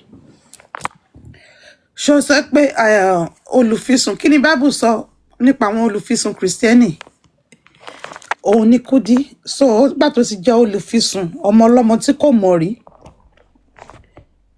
bí wọ́n ṣe máa fi ayé Kudi bú nìyẹn wọ́n máa fi ayé àwọn ọmọ ẹ̀ wọ́n máa rí ogun elénìí. Mami Moro ẹ jẹ́ kí n ka Bible scripture kan fún yín Bíbélì sọ wípé ọjọ́ tí abanijẹ́ bá dẹ́kun àti banijẹ́ ọjọ́ náà la ó gbà òun náà jẹ́. bó ṣe máa jẹ́ nìyẹn. That is the ìpín àti àyànmọ́ Kudi nìyẹn. Kudi is evil true and true. Kudi Dọ́lápọ̀ Alówónlé ọmọ Yéṣùfù everything about her is wickedness and evil. And bitterness. She is so bitter. See, sometimes was it the last time we were talking about family planning and all those things, and somebody asked a question about IUCD for a teenager, and sometimes, and I was, we know that things happen in the world, and this is part of the repercussion of early exposure to sex. As much as we are in Gen Z world, me personally, I don't think anyone under 18 as a girl, even under 20, should be exposed to sexual intercourse, especially with men that are way older than them. Kudi has early exposure to things she has no business with. So her inner trauma, her evil, she's now projecting what she feels she could have been. She's projecting what her life could have been. She's looking at Wunmi and she's looking at it that this is what she could have had. She could have been moving with the celebrities, with the stars. I'm telling you, that's what is wrong with Kudi. So she's projecting that on the poor girl. They are taking the fact that as much as life is getting brighter for this young lady, but she would have chose to have Mohbad than having all this exposure. But they would choose to buy their husband and have this exposure. That is the difference between this wicked old hag and Kudi and Wunmi. Kudi is evil, true and true. I can't stand that girl. And she's so rude. Kudi is the only Methuselah on this, on all the app, from Facebook to Instagram to TikTok. Only real life Methuselah. Bí Kudi ṣe wà yẹn, ó ju ìyá tó bí lọ gan. She is rude. She is nasty. She has no value. That is the thing. Kí Ṣakí máa ṣe bí kí ló máa ń pè? Ṣakí ń ṣe bí bí ọ̀rẹ́. ọ̀rẹ́ gógó ṣe bí ẹran. Nǹkan tó ń ṣe Kudi nìyẹn. Tó bá wo rẹ̀, she sees a princess. But in all honesty, Kudi is a slave. But when she has this visual grandiose of delusion, when she sees herself, she's seeing somebody who is as skinny and has a nice skin as Agbani Darego. She thinks she has a face card like Genevieve. But Awayetari, we could see that she's a frog. You know, Kudi is a frog. She is a slave. Ẹrú lásán lásán. Òun ni Kudi. Yeah, she has an inflated opinion and ego. She thinks she is better than she is. You went to look for somebody's trouble. You claimed to be a lawyer. You are saying you have actually went to Bẹ́ẹ̀ni, nǹkan tó ń rí bó ṣe rí rẹ̀, ó rò bóyá princess kíní lòun. Ẹ máa wà surprise, a máa lórí ìkànnì yìí tí Kudi máa fi rẹ̀ wé Princess Diana. May God rest her soul. That is who Kudi. She desired the lives of the creme de la creme of the society. But unfortunately, Kudi is àwọn ọmọ onídọ̀tí. Sisi Alagbo is way decent than Kudi Alowonle. Sisi Alagbo. In fact, Portable is way decent than Dolapo Kudi ìyàwó Alowonle ọmọ Yesufu. And the only way she's getting away with this madness is because ọkọ tó fẹ́, ọkọ yẹn náà ṣe bẹ́yẹn agbo. Ṣebí yẹn lọ sí party, ó wá sí láti America, ó lọ party ni. Ṣé tí nǹkan tá ṣe máa ń sọ fún àwọn ọkùnrin wa kán yé máa rìnrìn àrè. Akọ ajá abìnrin àrè lẹ́sẹ̀.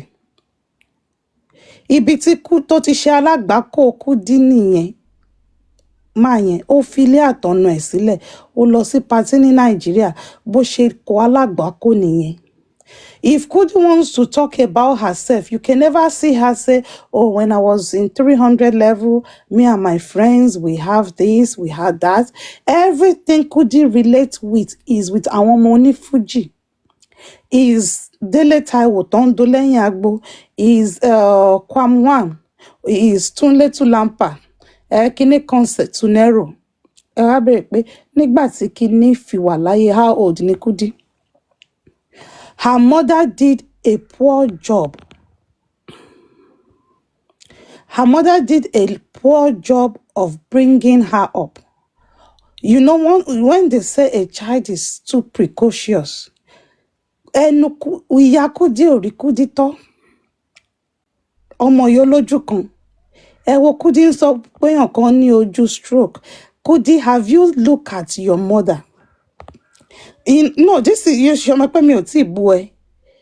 Have you genuinely, in all honesty, look at your mother before you call somebody Oloju stroke? We've seen the picture of your father. Have you seen your father before you call another man Boni Oju stroke? Now, Kudi, have you seen yourself? Even if your mirror is disturbing you, it is deceiving you, if you have a distorted mirror, can your children not honestly tell you the way you look like an inflated frog? Because you went, part of saying you are a blogger is not just carrying any news, especially when the news will hurt another human being. But Kudi, you're such an illiterate with an evil heart, you don't care. Ó gbé ó lọ tọ́ ìjà, wọ́n wá fún ẹ ní Lahore. ó wá bọ́ síta, how many hours show ló ṣe lórí pé Kudi ó ti ya wèrè? Jọ ṣé o wá fún wa ní evidence yẹn sí pé ó ya wèrè? Because the man just ask, how can you call yourself an LLB holder? And this is one of the things I keep telling people. Kudi is not a lawyer. And I'm sorry, I don't think Kudi is a law graduate. No one will go through law school. 100-level law student cannot be as terrible as Kudi. Except we are saying our Irish school system is something else. One of the beauty of one of the distincts of any school of study is being a lawyer, honestly. It differentiates you from everything. Even the best neurosurgeon in the world needs a lawyer. A lawyer is one profession that everyone will need at one point or another in their life. So that profession is such a honorable profession. You carry yourself with grace and self-esteem. Lawyer. As in, you go admission to study law. From even secondary school, when you know you're going to study law, the books you read, you're not just reading books to pass exam, you're reading books to shape your reasoning, your sense of thinking. Mami Moro. Mami Moro. Have you seen where Kudi is reading? Have you seen where Kudi is reading? Cannot read. That's what I'm saying. She reads like somebody who have ADHD. Kudi read as if she's dyslexic.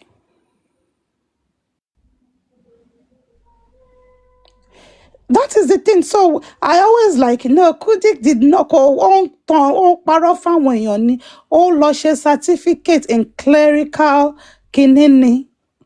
She probably work as a legal aid or something. This one cannot even do legal aid. Could he do any form of research? Lawyer náà ló ń ṣe legal aid náà. Paralegal lélẹ́yìn náà. Àwọn tó ń gbé file fáwọn lawyer ní chamber wọn ni náà. Legal aid, in some country, their mode of study yàtọ̀ sí law. Legal aid, tó bá jẹ́ irú very big chamber and all those things, they might employ lawyer to be the legal aid yàtọ̀ sí kíní. Bí àwọn lọ study secretarial study, ó wá ń ṣiṣẹ́ ní kíní. Kudi has nothing. Kudi and law school or BSc in law cannot be in the same sentence. Ìgbà tí Mọ́mí Abíṣẹ́ ti request. Ma? Even diploma in law, Kudi only. I need 100 level law school. I need diploma in law. 100 level is bachelor's. Diploma in law, Kudi only. Kudi I will be calling trauma. Kudi she can't pronounce anything. It's okay. Kudi cannot pronounce anything. Yoruba Kudi ò lè sọ. Òyìnbó Kudi ò lè sọ. Kudi is charisma lawyer. She doesn't have the charisma. She doesn't have the look. She doesn't have anything that can place her in that profession. Ó kàn parọ́ ni. It's not just about reading it. Whatever is any profession that you are, there is a courage of that profession. Doctor ni tòótọ́, lawyer ni tòótọ́. She doesn't have a look of an educated person, not to talk of being a lawyer. Kudi is just a wasted product.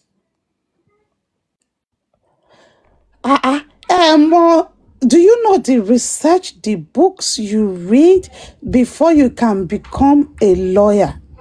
As in, even Law 101. Law 101. Mommy Davabi, go on. Ọjọ́ mẹ́ta. Má bínú iṣẹ́ ni. I always join, but most times me late contribute because I am either at work or driving. But mo máa ń join dáadáa. Continue. Lórí ọ̀rọ̀ Kudi. Now, let me tell you the way it operates in Ireland. When the Black community started migrating into Ireland, and a lot of them saw education, going to school, as a way of making money, not as a way of furthering their career or as a way of, contributing to the society. You would ask me how and why. Because if you are in school, unlike the UK where you go for student finance, school is free, then you get bursary, which is like a grant, which is free too, non-refundable, as much as 7,000 euros, 8,000 euros a year. If you have children, you get money for groceries and babysitting for your children. I think it was about, 40 or 50 pounds a child. I'm not sure if it's a week or a month. I can't remember anymore. On top of benefits. Are you listening? So a lot of people turned themselves into professional students. Hello, me, owó yẹn ló fi kọ́lé sí Nigeria. Are you listening? Now, let me now tell you the way it works. In Ireland, there are two category of students. We have the matured students and the regular students. The criteria for absorbing the mature student is different from that of regular student. Mature students, ní láti ní 5, what's it called, GCSE or school SAT. They just want to know, shotini experience, you understand? And they want to know if you passed, I think you have to pass one between maths and English or something. Or even I want you to Paris secondary school. Paris secondary school, you do something like a foundation, NIBI, and after that, you are straight into uni and getting all that money. And that was how Kudi got into university to study law. Yeah, she did. And let me tell you, because English is not our native language. So they take a lot of substandard essays and way of writing. They put that into consideration. It is not your way. Because when you look at the way Kudi speaks, she does direct translation from Yoruba to English. You will know that our thought process is in typical Yoruba. And that is why she will say, what did you call the name of that person? You understand what I'm saying? Because that's what she's thinking in her brain, and she's translating it directly to English. That's the way she thinks. And that was how Kudi studied law. She actually studied law.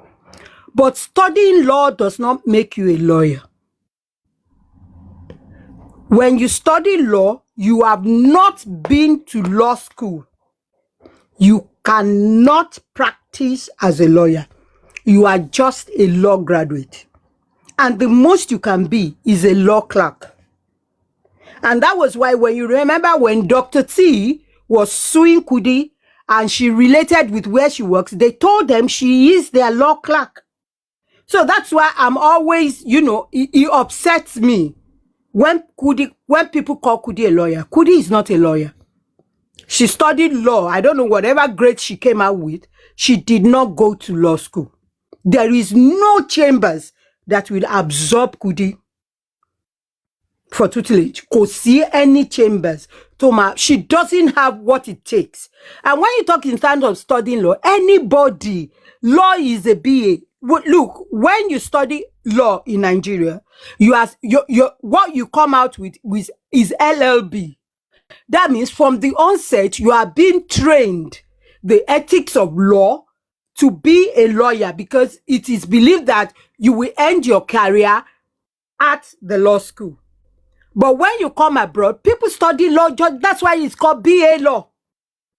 You understand? They just study the theory of law, not the practice of law, not the principles of law. Because when you hear her speak, she doesn't even speak like somebody who has been to the four walls of a university. Not to talk of studying law. So that's why I say Kudi studied law, however it may be, but Kudi is not a lawyer. She does not have the qualification to be a lawyer. So that's what I just want to make clear to everybody. She doesn't have the qualifications to be a lawyer. Hello, everybody. Everybody is quiet. Hello. I enjoy Inima. Oh, make more sense. We are with you. We are with you, ma. So it's not as if she doesn't have the, what's it called, the criteria, what it takes to study that law. But Island man fún àwọn blacks, immigrants ní concession, especially mature students. So Kudi, I know Kudi, before she said she went into school, she had this group of friends. Toma invade every party. Adult school, no. She had this group of friends. Toma invade every party. Go to everywhere. She was well bleached, had this bogus gold. I don't know what happened between she and her friends. And all of a sudden, Okogbawole, then I think just to redeem herself, she started studying this law. And I think it went into her head, feeling it puts her in the class of elites, rather, which she's not. She's far from it. She's far from it. Law is not just about studying law. You need to live law. You need to live like a lawyer. The way you carry yourself, the way look at professional ethics. Lawyers are not supposed to be praised in parties. They are not supposed to, what's it called? They are not supposed to spray in parties. There are a lot of things with the professional ethics. Is Kudi, do you see Kudi like that? How many lawyers who are practicing, barristers, and ask Kudi, what is she? Because in Nigeria, it is fused together. When you're a lawyer, you are a solicitor and a barrister of the Supreme Court of Nigeria. In Ireland, it is separated. You are either a solicitor or a barrister. Ask Kudi. Is she a solicitor? Is she a barrister? She's not. So she's just there. She just studied law and she's working as a law clerk. And that's all. So that's what I just... You are very correct. You are very, very correct. Because, hello everyone. So I don't want to cut you off. Yeah, I'm done. You're done. So yeah, you are very correct. So like I was just typing in there. My daughter, she's 27. She just graduated law school in May. She actually did Juris Doctorate. So now she's studying for a bar exam, right? If she doesn't go ahead to do the bar exam, she can work as a paralegal. Actually, during summer, she works as a paralegal. Okay, so paralegal, you are not a lawyer. I don't know how it works in Ireland, but this is in US. Take bar exam, you can never be a lawyer. It's just like in nursing school, right? You can go to nursing school. I mean, you can do all the courses you graduate. If you graduate nursing school, you cannot practice as a nurse until you do your nursing exam, until you take the board. I have some people that went through the 4 years of BSN. Though you will have your bachelor's of science in nursing, but you cannot practice as a registered nurse if you don't take the board.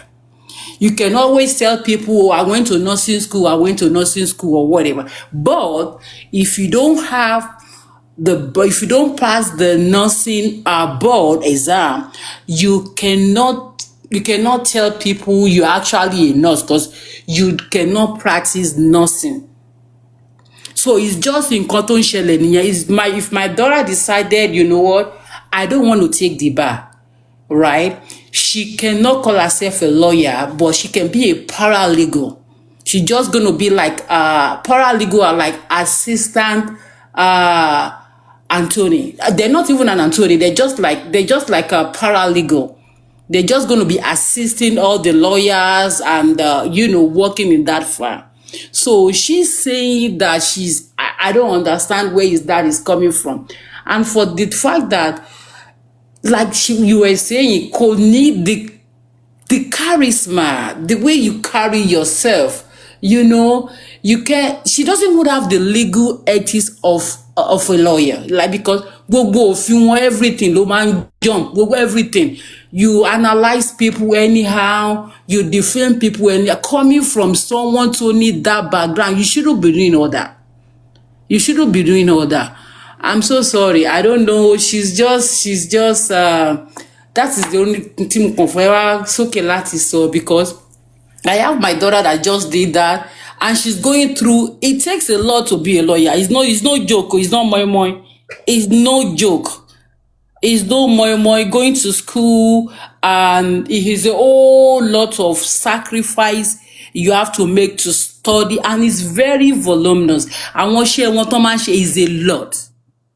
And for you, and for you just coming down and saying you're a lawyer, I don't understand it. I studied law. I graduated from the then University of Ife, and I went to law school. I remember when I am in law school, we were about to start our exam, the director of law school stood before us in the hall and said, "You are about to take one of the most difficult exams in the world." So you can imagine when you're taking your exams, even while we were in Ife, when you're taking your exam, there are ambulances packed. Because you see students who will fail, some will come out and tell you, "I'm looking for order 10. I'm looking for order 10. Why? Because they have overread, it has affected them. Sis, it got to a stage. When you're in law school, just 1 minute, ma, there is a course we do called professional ethics. It teaches you how to conduct yourself as a lawyer. As a lawyer, eloquence. It teaches you mannerism. So how can Kudi tell me that she has passed through that phase? And even for that Ogungbe, I'm beginning to think. But now it's different. In my days, it was just one law school. Now I think they have about 4 or 5 law schools. So I don't know what's operating now. Even and that's why we have a lot of caricature lawyers have baked who don't even know what they are doing. Even Ogungbe, I'm still doubting him. Along, they can go because their training is very, very rigorous. You can't go through their training and be like that. I want to throw it away like that. You cannot go through that training and come up to be like that. I can't see her as such. I can never look at her and say she went through all that rigorous training, all that legal ethics, and you are like this. Correct me if I'm wrong. I can't see her like that. I just cannot. I cannot. You are very correct. I can say I did anything, but for Kudi, because I lived in Ireland, I'm telling you. You know, he's not a lawyer. It got to a stage. I was even asking my daughter, like, "Are you sure this is what you want?" Because it is a lot. I was even asking her, you know, every time I have to check on her mental health. And the thing is, when it's school, it's not just like you were studying to pass. It's like you are competing. The way they do their thing is you are competing with everybody else in the class. So it is a lot. It's a lot to be a lawyer. You can't just come up and just throw it up like that. It's because see Kudi as somebody who can write a legal document. As a solicitor, let's say as a solicitor, you want Kudi to write for you to an organization as your solicitor on your behalf. And anyone see Kudi stand before a judge. Kudi risky Kudi alowonle for the imagine possible. So why would anybody think she's a lawyer? She's not at all. You know, people they are so ridiculing this profession now, because when you call yourself when we talk about law, being a lawyer, all these judges that determines people's fate, they are first a lawyer before they become judge. So when we are talking about lawyer, it's not just a joke. People's fates are in the hands of these people. So you want kudi risky to determine someone's fate in the court of law. Okay, Mayor, I don't know how you work. It's just like I said, just like in nursing school. Yeah, So the people that same went in to school, you Nigeria. have to take the board to be a nurse. Same in Mo Nigeria. mọ You have àwọn to kan take tán the lọ board. nursing school, tán ṣetán nursing school, but they're not able to pass the board exam. Yeah. If you O can't kàn pass lè the máa board sọ pé o exam. lè ní BSN, o lè ní Bachelor of Science, but you are not a registered nurse because pass the board there, like to become a nurse actually. Mom, Davabi, one be yeah, you're right. You can finish school if you do not pass the board exam. You cannot be a registered nurse. Mommy, Davabi, one words kan wà tí ó wà pronounced differently than the normal British English or American English, because the way Kudi pronounce some things. Have you seen how pronounce? We always speak a bit of Latin. There are some Latin words that is added into law, but you speak normal English. And we interpret normal English. Kudi, as you know what? When you are in school, you learn the theory of law. Except for the only other thing you learn is jurisprudence, which is the science of law. When you come to law school, that is where you learn how to practice law. You understand what I'm saying? That is when you learn what it means to be a lawyer. When I finished law school, I worked for Kusamoto Olojo and Shinkafi then. See, principal me was a son. Tó bá ní pé òun bá òun lọ sí court ní ọ̀la. What we were junior lawyers then. What I would only be doing there is pé tó ṣe ń ta sí bó ṣe evidence kọ̀kọ́ tó sọ tán, mo ti mọ bí tó wà nínú Evidence Act. Mo ti ṣílẹ̀ fún in case when he sees that he wants to read it. Yes. You will study overnight. Then I went to Baba Fe Babalola. Baba ma rent ilé fún ẹ. You live in the flat. I worked with Baba with the now Attorney General, Uncle Latifagbemi.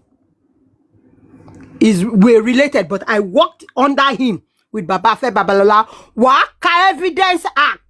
To yẹ pé a máa hó ní orí ẹ, wà á dẹ̀ máa interpret ẹ̀, wà á máa lè refer ẹ̀ bí béèyàn ṣe ń refer Bible. Bí tó bá ní pé èèyàn kọ́ lọ ṣàgbèrè gbogbo everywhere in the Bible tó sọ pé you must not commit adultery, wà á máa ṣàbáyé, wà á máa ṣàbáyé lórí ẹ ni. So ibẹ̀ ni èèyàn kan akàwé adégẹ́ á máa ní infrared sọ ó ní kẹ́sì Wunmi. The police should have arrested everybody. I asked the lawyers in my office. Oti Soton. I was hearing that I asked the lawyers in my office. And they said they should have arrested everybody. And it's she's just Can you just imagine that? She's not better than a law clerk. Law clerk to get gun. Law clerk man joko to man kawe. Yes. Yeah, law clerk me. Years of working in that chamber. I mean, even law clerk, yeah, they are like law students. They are like law in the making. They are like law students. They are like law students. Kudi na cleaner. Kudi ko lọ sí school for owó yẹn ni ko. It's as if they won't understand anything. Because school is not Kudi's thing. Olọ́rẹ́ mi kan níbí báyìí. Ní UK mi báyìí. Ó máa ti tó bí 10 years nísìn. Ó ti TFL ló ń bá ṣiṣẹ́ train àwọn underground ló ń bá ṣiṣẹ́. Ó bá ní wọ́n fowó lọ́hùn pé kóun wá lọ sí school. Ó bá nù fẹ́ lọ ka law. Ó gba £3,000 ọdún náà. Tó bá lọ sí kíláàsì tó bá ṣe kínní. Ọkọ tèmi tí ò ka law tó jẹ́ engineer ni o. á wá sílé wa á wá gbé ìwé wa kọ́kọ́ máa bóun ṣe assignment ó ṣe máa bẹ́ẹ̀ ṣe assignment ìyẹn tẹ̀ ṣì máa ń bá ṣe àwọn kọ̀ọ̀kan àwọn ìyẹn tí yẹn tó bá wọ one or two things tó lè ṣe ó bá sọ di bàbàrà ó gbọ́ assignment tí a máa kó wá sílé wa ó lè mọ 12 a.m. 1 a.m. ó sì wà lé wa ìyẹn dẹ̀ lọ bí iṣẹ́ lọ́dọ̀ kejì ó yá ni mo sọ pé ní ò lè bá ṣe assignment kankan mọ́ o yẹn ni assignment wọ́n lòun ṣe bí àwọn nǹkan kéékèèké tó kàn kó wa ṣé tó bá go deep nínú iṣẹ́ lọ́ọ̀ ṣé òun lè bá ṣe ni ṣé òun ṣe law ni òun read the law na is an engineer ó kàn ń gbé at least àwọn òyìnbó kéékèèké tó nǹkan tún wo kèjẹ́ kóun tún lọ wọnú Google kóun tún bẹ́ẹ̀ ká ó dẹ̀ sọ di iṣẹ́ gbàtọ́kọ̀ mi ò bá ṣe kí ni mo sọ ọ́ dọ̀tá ni o mo mọ̀ pé ó máa tún wà another person tó máa ṣe kínní irú yẹn máa ṣe tán sá lóhùn lọ́ọ̀yà ẹni tí ẹnjìníà ń bá ṣiṣẹ́ lọ. irú ẹ̀ ní Kudi. That is why I get upset when people assume Kudi is a lawyer.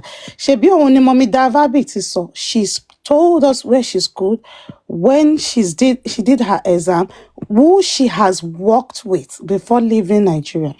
Mayor. Ìgbà tí Kudi ń sọ ọ̀rọ̀ ìgbà tó fi ń bú ẹni tó ń bú of recent yìí Afọláyan. Ó ní òun ò follow anybody. Ó ní òun ò fọ́ fún wọn. Ó ní àwọn ẹ máa gbọ́ ó ní school ó ní ibi tóun ti kọ́ lọ́gán òun ò follow wọn. Ẹ máa gbọ́ o. Èèyàn máa ń sábẹ́ ibi tóun ti ṣe lọ níbi tí mo ti ṣe lọ́gán mi ò follow wọn.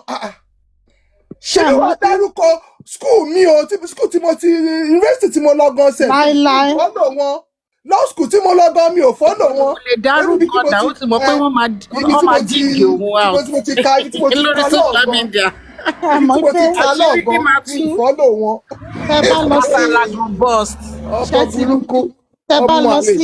Tẹ́ bá lọ sí Facebook mi or my Instagram, 95% of my friends are people I schooled with. So basically what I'm saying is 95% of my friends are nurses and doctors. People I went to school with, people I have worked with. The other 5% can be family and friends. Aside TikTok, different profession, different walks of life. But the people I know, in fact, there was a year mo ní láti lọ síbì kan mo wá drop ọmọ mi sí ọ̀dọ̀ ọ̀rẹ́ mi tó jẹ́ doctor. Ìgbà tí ọmọ mi tí mo wá lọ gbé ọmọ mi ó ní pé ṣe gbogbo àwọn tó ń ṣe NHS ni mo mọ̀ ni pé ó ṣe jẹ́ pé all my friends works in NHS. Mo ní because these are the people I've went to school with, these are the people I know. So your profession will sort of determine the people you move with, because those will be your friends and all that. Social media and all those things. Kudi cannot bring one lawyer that she's friends with, that they went to school, because Kosibi, this disproportionate shewato ni among Dudu àti Òyìnbó nílùú. Even pé o lọ sí school 3 years in university nílùú, you will have friends of other race and color. Kò sí bó ṣe fẹ́ báàdì tó pé racism o, colorism o, wàá ṣì ní ọ̀rẹ́ funfun kan, ọ̀rẹ́ Asian kan, ọ̀rẹ́ dúdú o, ọ̀rẹ́ Indian, ọ̀rẹ́ Chinese, wàá ṣì ní wọn in your profile. Even as a colleague gan self. Kẹ́tẹ̀ your colleague kúrò. Ṣe pé colleague ẹ ti dá dúró ẹ ti mọ̀. But in tẹ́tí jọ go through class for 3 years.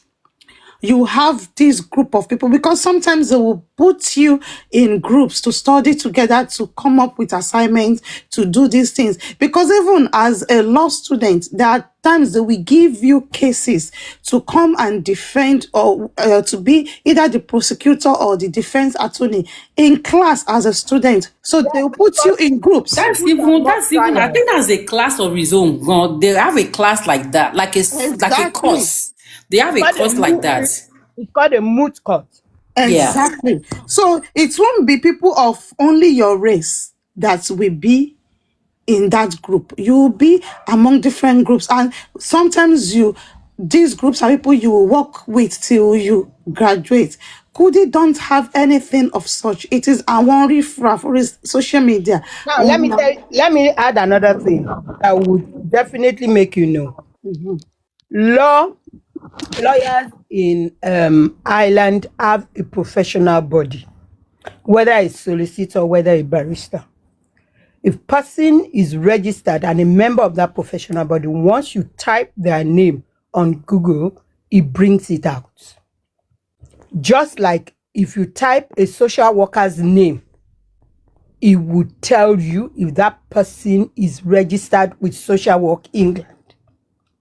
So type Kudirat, Kudiriski, kini middle name, I forgot Dolapo, Alowonle, Abi Yesufu. Let's say maybe when she sought asylum, she must have, maybe she used Yesufu. Kewoboyo Majade. Lẹ́yìn Facebook, TikTok, Blogger, it won't come out. And that was why she was very quick to apologize to don't retract, I retract. Because she didn't seriously. So now, they actually said it that she's a clerk, that she's not a partner or a colleague in the firm. She's just a clerk.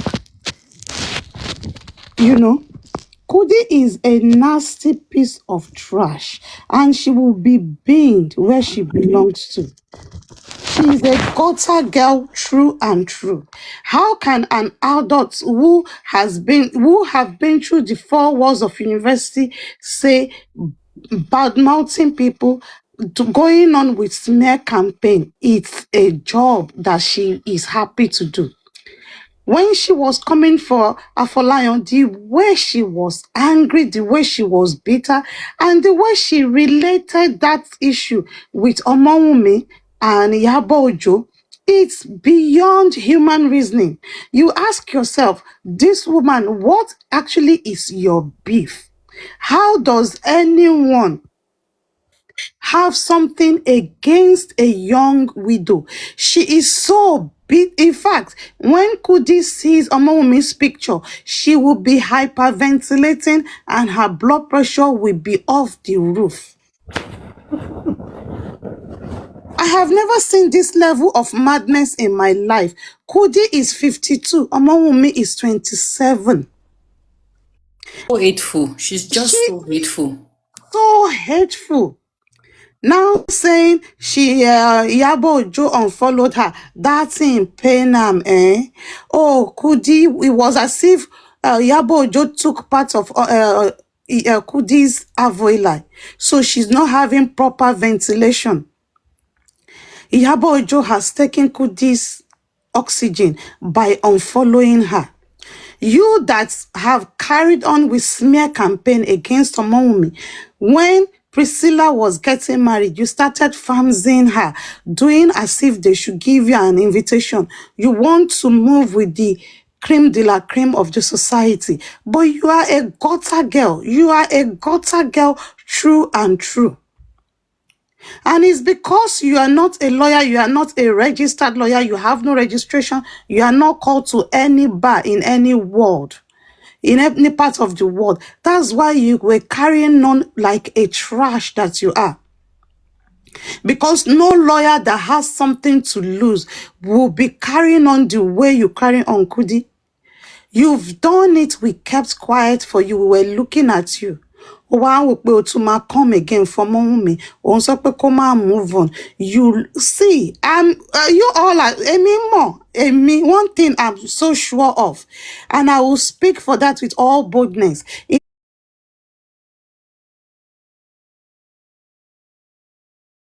Wunmi is ready. She will travel the world. Everything, in fact, I can say that, especially in the society you are, if she tabled her case, there are people that will take her, there are law firms that will take her case as pro bono, and we deal with all you miscreants that have made it a point of duty to smear the name of this young lady. Enjoy yourself now. Make You this wicked trash, saying that after 3 years, the young girl shouldn't move on. Asking why she was featured in a movie, so she should not get. It's not as if you to answer. Esha want celebrity and bon polowa ọjà tó ń tà ní. Orí pórí ẹ ò pé. Kudi orí ẹ ò pé. Iye ẹ fọ́ bòjóná. Ṣebí oògùn náà ni ẹ ń ṣe lọ́dọ̀ bàbá ẹ. Òun ló ṣe mọ ayé lála. The first thing that can come to your mind in the name of justice is asking Darosha to come and do ayé lála. Àwọn ọmọ ẹ̀mí ìṣọ́ pé wọ́n ń bá ẹ sọ̀rọ̀. Ẹ̀yin ọmọ, train your parents. Do not let your parents be like Kudi, Dolapo Alowonle. Train your parents. Ẹ̀yin ọmọ tí àwọn òbí yín ti ń kọjá 40, train them, start monitoring them. If they have TikTok, monitor what they are doing on TikTok. Monitor what they are doing on Instagram. Mothers and fathers are the ones now disgracing their children. I don't think she has good relationship with that her first daughter. She's angry with that daughter because ìyẹn ni ò jẹ́ kó achieve kíní. Ìwọ teenager tó lọ ń bá ọkọ ọlọ́kọ sùn. Ìwọ ló máa ní that temerity, audacity láti pe ọmọ ọlọ́mọ ní àṣànà. You that has no business with sexual activities that age. What were you doing with a married man? Dele Taiwo was a married man. You have another problem with Kudi is she has never experienced love from a man.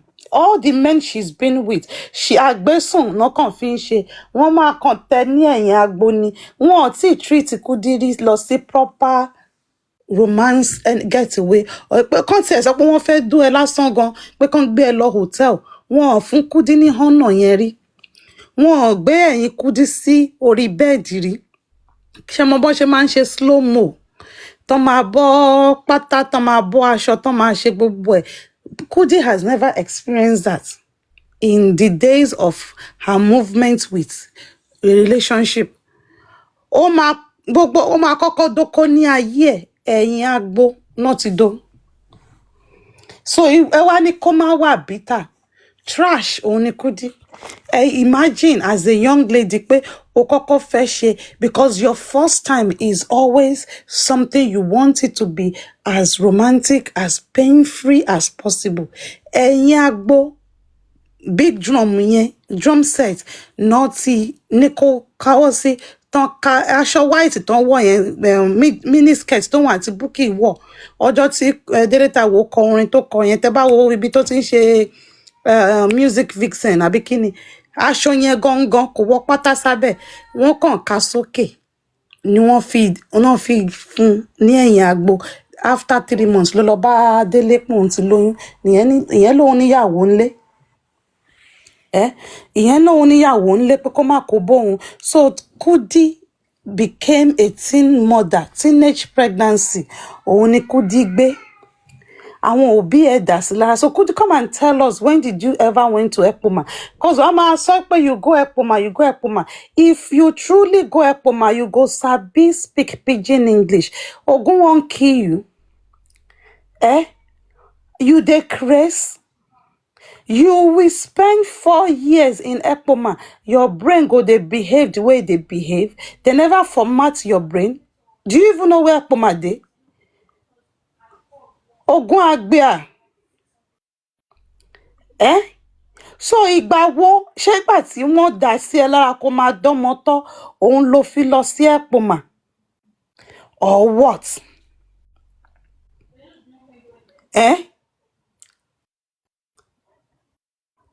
Ìgbà tó okay, age wo ló wà tó fi gba Alówónlé mọ́yàwó ẹ̀ lọ́wọ́? Ìwọ ìyẹ́ àpá. Kórí gba ìyẹn máa fi ìyàwó gidi lẹ̀ tẹ̀lé ọmọ oníjó lọ. Kórí gba ó kàn lóyún ìyẹn ò mọ̀ bí òun lòún lọ́mọ gan sọ. Oyún Sarah ló ní, ó fẹ́ tí oyún yẹn bọ̀. Kudi wants to live the life of the wife of a celebrity. Kudi ló gbé wá sí orí ọ̀dọ̀ Ọmọwùmí àti Ìyábọ̀. The life exactly what she wanted. But Ọlọ́run ò gbà fún. Ìwà ẹ̀ ò gbà fún. She doesn't have the opportunity. In fact, mo máa question WAEC result Kudi. Àwọn ọmọ tó máa ń fo fence. ní secondary school ni. When you look at the life of Kudi, you will know that she has never received any form of training, both at home and within the four walls of an education institution, both secondary and higher institution. Kudi máa ń fo fẹ́ǹsì ní àwọn ọmọ tí ò kí ń gbọ́ràn tó máa ń yọ tíṣà lẹ́nu. In fact, Kudi maths teacher ẹ̀ gan ó máa ti do.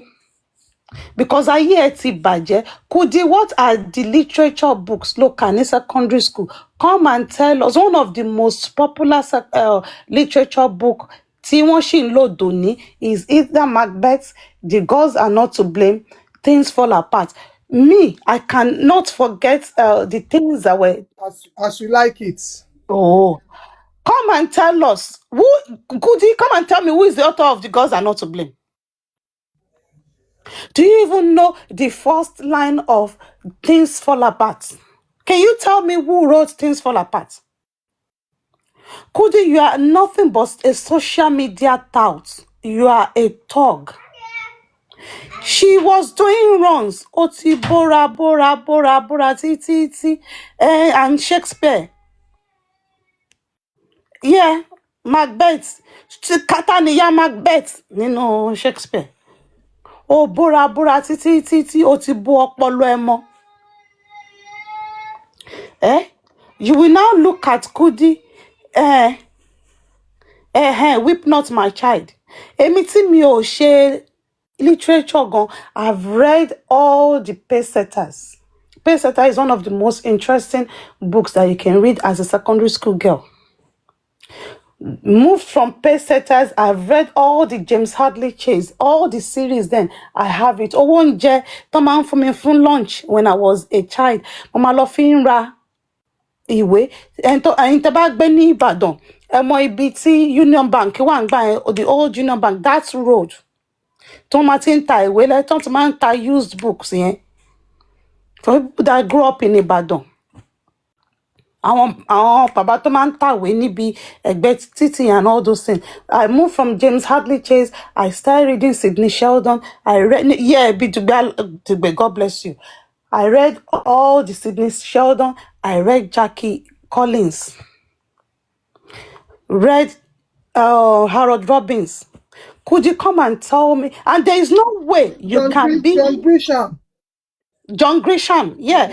John Grisham made me to love law, and crime. As in how to solve crime. Still, yeah. And yeah, Tebari, even till now. Yeah, Robert Ludlum, God bless you. Oh, I love Robert Ludlum.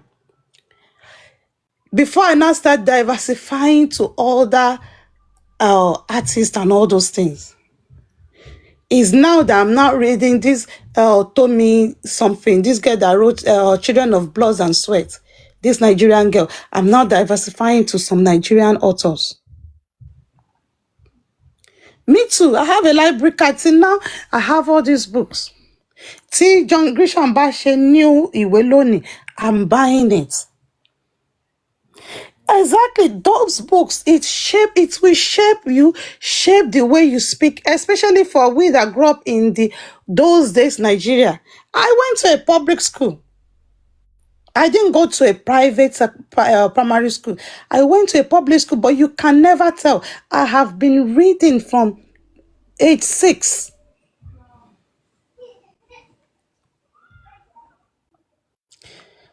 So you cannot, there is no way you can call yourself a law student that you will not have read any of the books we've mentioned here.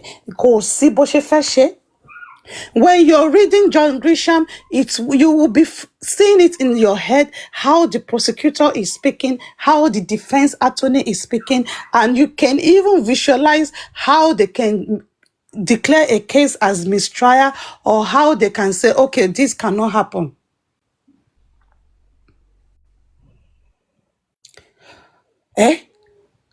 This woman is a bloody nuisance, true and true. Kudi has lived in Dublin for years, an English-speaking country, and she speaks worse than a child that grew up in the deepest set of Ibadan. Exactly, even James Hadley Chase. If you read James Hadley Chase as a child, you will start thinking maybe I should work as an agent. All these things. Yeah, how the cookies crumble, knock, knock, who is there? All those ones. You know, this woman is a bloody nuisance. You know, she said she went to Ekpoma.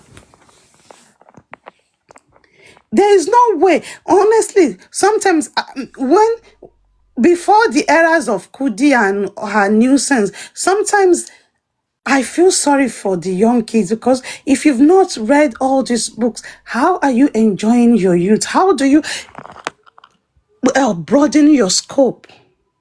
Because a book will give you an insight into where you've not been. So when you now actually get to that part of the world, you will now like, oh, I read about Liverpool in so book. I read about the Mossad when Kineko. So when you go to places like Israel, and sometimes it helps you with knowing how the politics is working all over the world. And not only just reading just novels, some people's biography. One of my best poets in the world that I've read almost all her books, I love her work, is Maya Angelou. She has given voice to women, to children, and when you hear her speak, it gives you that feeling of soothing, that feelings of hope, that feelings of tomorrow. Yeah, it shapes the way you speak as well. It helps with your diction. It helps you to know how to cross your T's and how to dot your I's. So Kudi, come out and tell Kudi, you were speaking the other day. So also only post-traumatic. How does an adult woman? So how do you sit down and teach your children how to read? Ikeja gone. Kudi was raised in Ikeja ghetto. Ṣé ẹ fẹ́ fi wé àwọn tó dàgbà nínú Ìbàràpá méjèèjì? So she is supposed to even have more exposure than somebody that grew up in Okemapo. Having lived in Dublin for over 25 years, Kudi's diction is as terrible as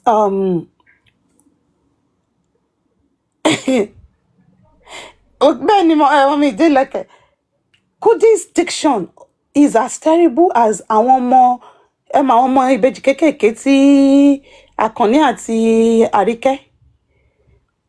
Tí wọ́n bá ní káwọn ọmọ yẹn sọ English, they have better accent than Kudi.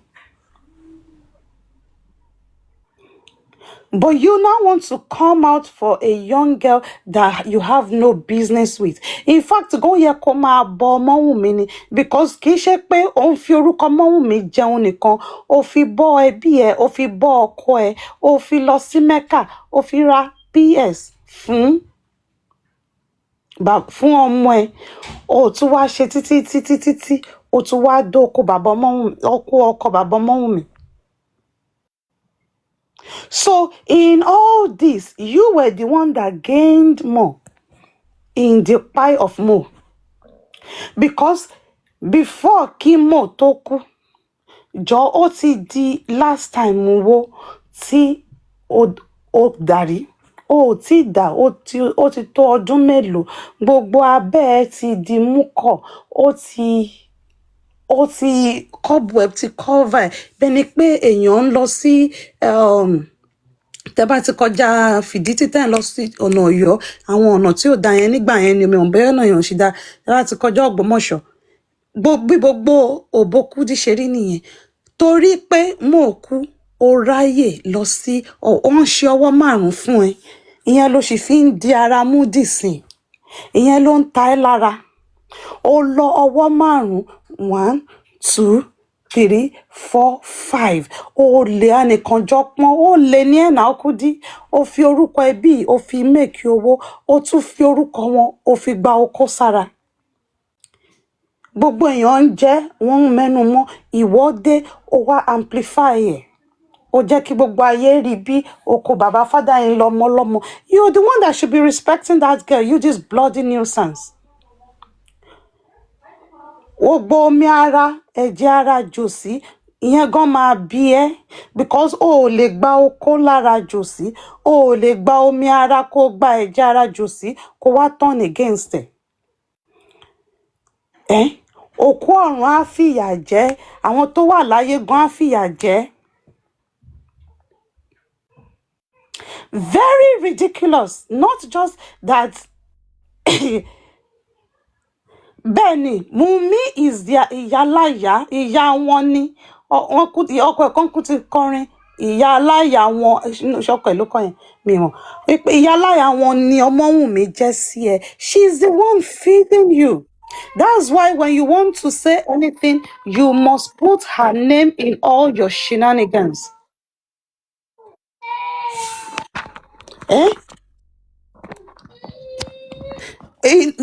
Her name must come into, so the way you now relate all of your fún iná yẹn wá bò mọ́ ẹ lórí, ó wá ń sunkún, ó wá relate ẹ̀ mọ́ kíní kan ọ̀rọ̀ bàbá Ìjẹ̀ṣà ṣẹlẹ̀, ó relate ẹ̀ mọ́ kíní. If you're not a bloody nuisance, how do you relate the case of a registered sex offender with the demise, the unfortunate demise of another person? Ó wá ní ẹ nígbà tí Ìyábọ̀ ò ṣe ti lè harass ọmọ Wunmi fún ikú ọkọ ẹ̀, kò yẹ yín náà máa support bàbá Ìjẹ̀ṣà. Orí pórí ẹ̀ ò pé you got Stockholm syndrome. O mọ age tó ti ń gba oko ni, age tó ti ń gba oko. No child has business, no child has business in that level of responsibility, because tó bá ti ń gbé ẹ̀yìn ẹ lélẹ̀, ọ tó ti ń kàdí sókè tán ti ń kí okó bò ẹ́ lára, ó ti ń ṣe nǹkan táwọn àgbàlagbà ń ṣe, ó ti gba responsibility. Mami Moro. Má. Kudi ò tẹ́yìn sílẹ̀ o. Kudi máa ń kaṣọ sókè ni o. Òun náà ni mò ń sọ. Pápápá ni Kudi o. Pápápá ni Kudi. Kò ní that feeling. Even gan pé ṣẹ́mọ̀, when you are in uni or at a certain age, tó ti kúrò nílé, tí boyfriend ẹ tó bá lọ sí ọ̀dọ̀ boyfriend ẹ tó máa ti prepare yàrá sílẹ̀, jẹ́ pé àwọn oníná blue or iná red. Kudi ò experience any of that. Ẹ̀yin agbo, báwo náà ṣe máa gba àbálẹ̀ ẹ ní ẹ̀yin agbo? Ìkòkò àkúfọ́. Mami Moro, ẹ má bínú. Another thing, Kudi, ṣáwọn parents ẹ useless débi pé ní secondary school age, ó ti ń lọ lẹ́yìn àgbo lọ máa jó lẹ́yìn àgbo. Gbọ́nà, ṣé ò lóbi ni? Because I can't even imagine it. You're saying it with all joy, with all sense of belonging. Ọmọ yàrá ẹ jẹ́ n sọ story kan pẹ̀lú nǹkan tẹ́ sọ yẹn. Bóyá màá wà ní bóyá bíi mo mà ṣì máa kéré, bóyá bíi 12, 13 or 14 or so. Ó ní nǹkan kan tó máa ń pè ní jump, ẹ mọ jump, irú nǹkan tó ń ṣe yẹn nìyẹn o. Tó máa ní wọ́n ṣe jump lọ́jọ́ Sunday. Àwọn olórin jump dálẹ̀ Friday ni jump. Àwọn olórin yẹn. So mi ò dẹ̀ tí yọ ọyàn láyà. Ó lọ́mọ láńlọ́ọ̀dù mi ìyẹn, ó tètè lọ́yàn tiẹ̀ dáadáa bí ẹgbẹ́ ni wá, òun tètè lọ́yàn. So wọ́n máa ń lọ, lọ́ba ti lọ sí jump yẹn. Àwọn ọmọ àdúgbò náà ní ọmọkùnrin àdúgbò, nǹkan náà wọ́n ló ń fẹ́, wọ́n ní boyfriend. Wọ́n bá ṣáà lọ sí jump wọn dẹ̀ bí èmi ọmọ ìyá CAC iwájú ilé wa dẹ̀ ní church wa. Wọ́n bí mi dá pé mò ń lọ sí jump, but èmi àtọmọbìnrin yìí ọ̀rẹ́ ni wọ́n mọ́ láńlọ́ọ̀dù. Ó ṣáà máa ń ṣe mí náà pé kémi náà tiẹ̀ tẹ̀lé wọn, kémi náà tiẹ̀ ṣe gbá. Mo bá ṣọ́ màmí lọ́jọ́ náà lálẹ́ Sunday ni. Mo bá ṣàtẹ̀lé Raimọ lọ sí jump. Àti inú jump níyá mi ti wá lù mí. ẹ̀yin náà ni. Àti inú jọ́ǹpù. Ìyá mi wọ̀ Wọ́n ṣe jọ́ǹpù ẹ̀yin náà nìyẹn pẹ̀lẹ́ gbà wálé. Àti inú jọ́ǹpù. Lílù yóò tó lúlu wọ́n lù mí délé láti jọ́ǹpù ni. Òkè street wa ni jọ́ǹpù wà. Ìyá mi ó lù mí láti jọ́ǹpù ó lù mí délé ni. Wọn bí ìyá láyà mi rè kí n tún sọ pé mò ń lọ jọ́ǹpù. Street wa ni jọ́ǹpù wà kì í ṣe pé bóyá òkè street wa number 7 lọ́dọ̀ wa. Òkè pátápátápátá àti bọ̀tọ̀ wà gated àti òkè street wa nìyá mi ti lù mí dé number 7. Ojú títí ò tó kíní wọn bí ìyá láyà mi rè. That was my first experience of jump and that was the last.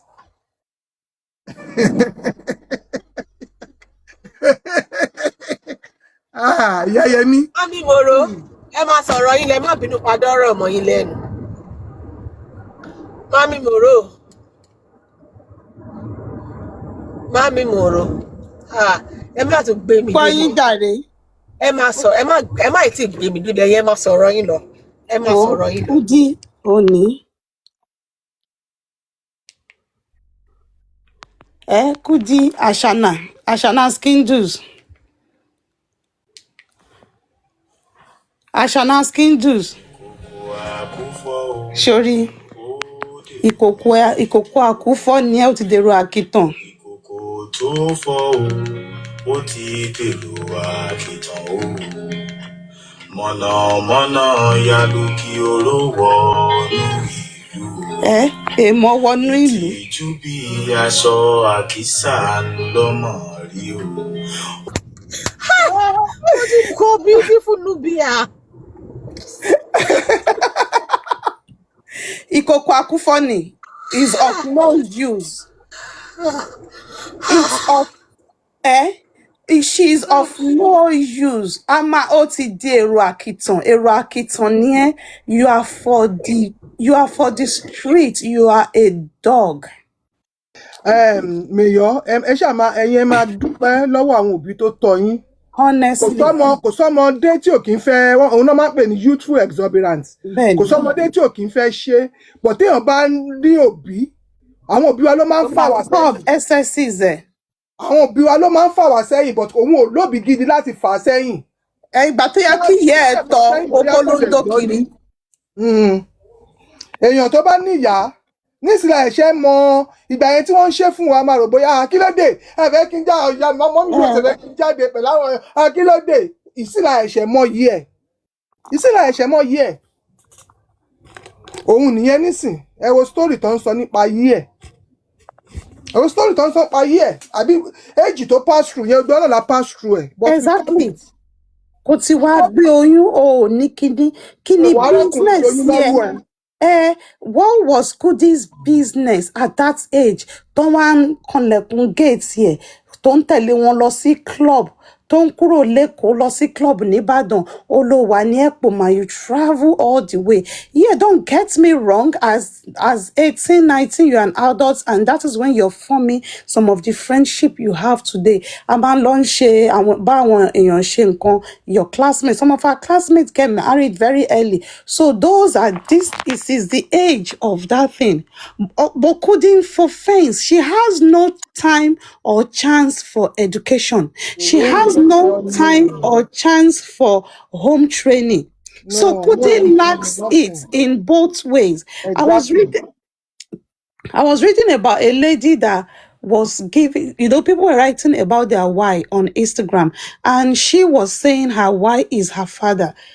Their father have 4 kids, and she said her parents will tell them that, see, the world can take everything from you, but your skill set can never be taken from you. O lè ní owó lónìí kó di ọ̀la kó má ní owó mọ́, bó ṣó ti rí iṣẹ́ ọwọ́ ẹ. So talking about skill set is not just about your education ability. It is the skill you have built over the years, either in business, either in arts, either in science, or either in having a formal education. Ṣé èèyàn tó jẹ́ baker ṣe fẹ́ gba skill ẹ̀ lọ́wọ́ ẹ̀? Tí baker bá kúrò ní London lónìí, tó bá lọ sí America tí ṣe ọwọ́ ẹ̀ dá, ó máa tún bẹ̀rẹ̀ sí ní jẹun. Ẹni tó ń dirun. Sister Temi, má lọ jìnnà, Sister Temi ńkọ́? Oh, ṣèbá ti Nàìjíríà ló ti ń bèkì. tí ẹni tó bá ní business acumen kó kúrò ní Ìbàdàn kó move lọ sí China á rí nǹkan kan ṣe. Now, people that have formal education, your skill set will always speak for you. And this lady was saying her dad ensured that they all have a formal education. And this is one of the things I say to my kids, that, and this is the approach I have for my kids as well, that you can do anything in the world you want to do, but having a formal education will help you to live anywhere in the world. Anywhere in the world, your skill set will speak for you. Mom Davabi, for people that don't know her, she used to come up those days. I knew she has told us before that she's a lawyer from Nigeria. She came abroad and she studied other things. When she speaks, you will know.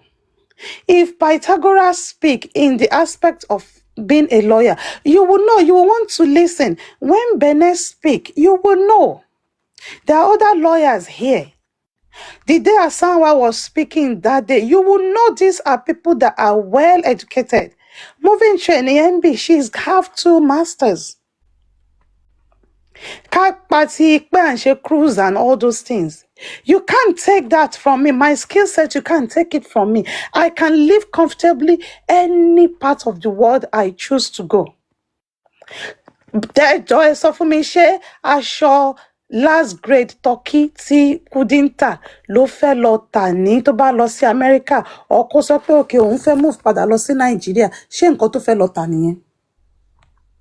Kudi has nothing to offer the society. She is as dumb as a bell. In fact, a bell is better than Kudi.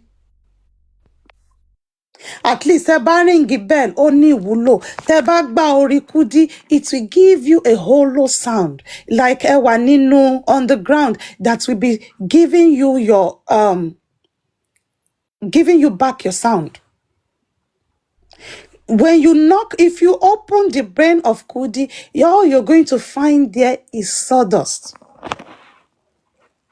She's just a qualified bully that enjoys bullying people that she feels are not up to her. And I keep saying it until all these celebrities start speaking up for themselves. This is one thing bullies hate, is for you to challenge them. Tebati called you bully, one ma retract, one ma kiori bonu bi japadi.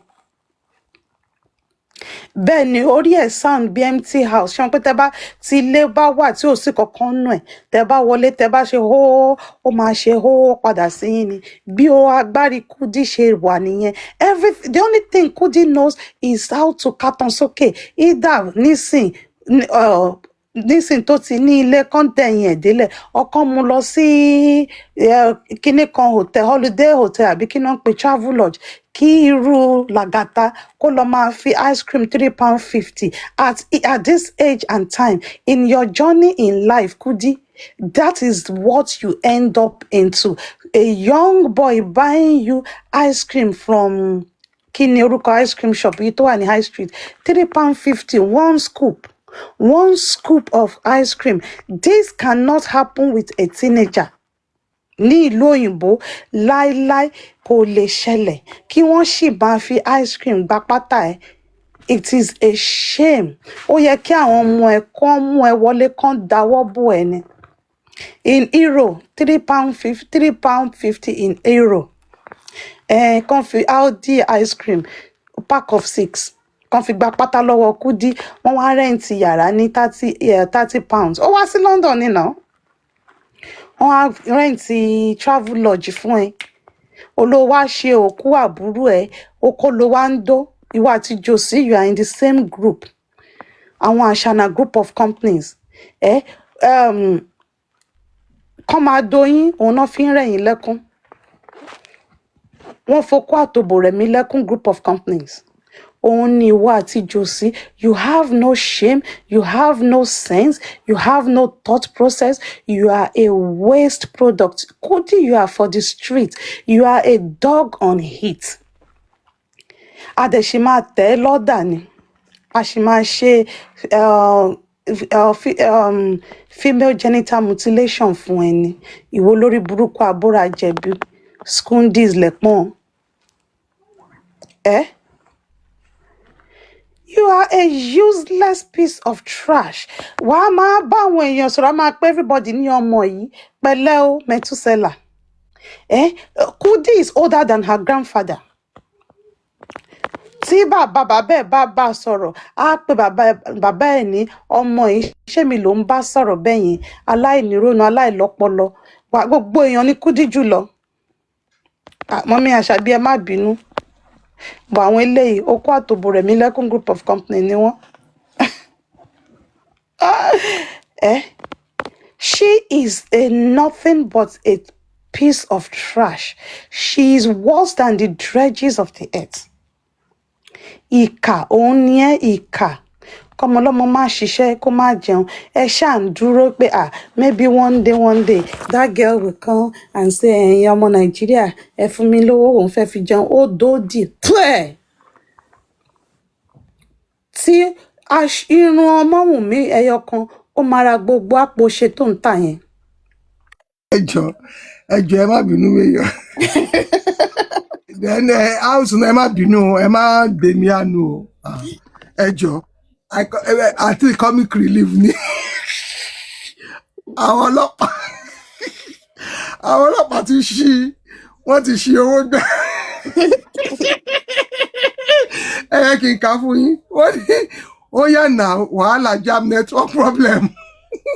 So 4 police officers have been arrested in Abuja for allegedly extorting the ICPC chairman, Dr. Musa Aliyu San, of 53,000 naira at an illegal checkpoint.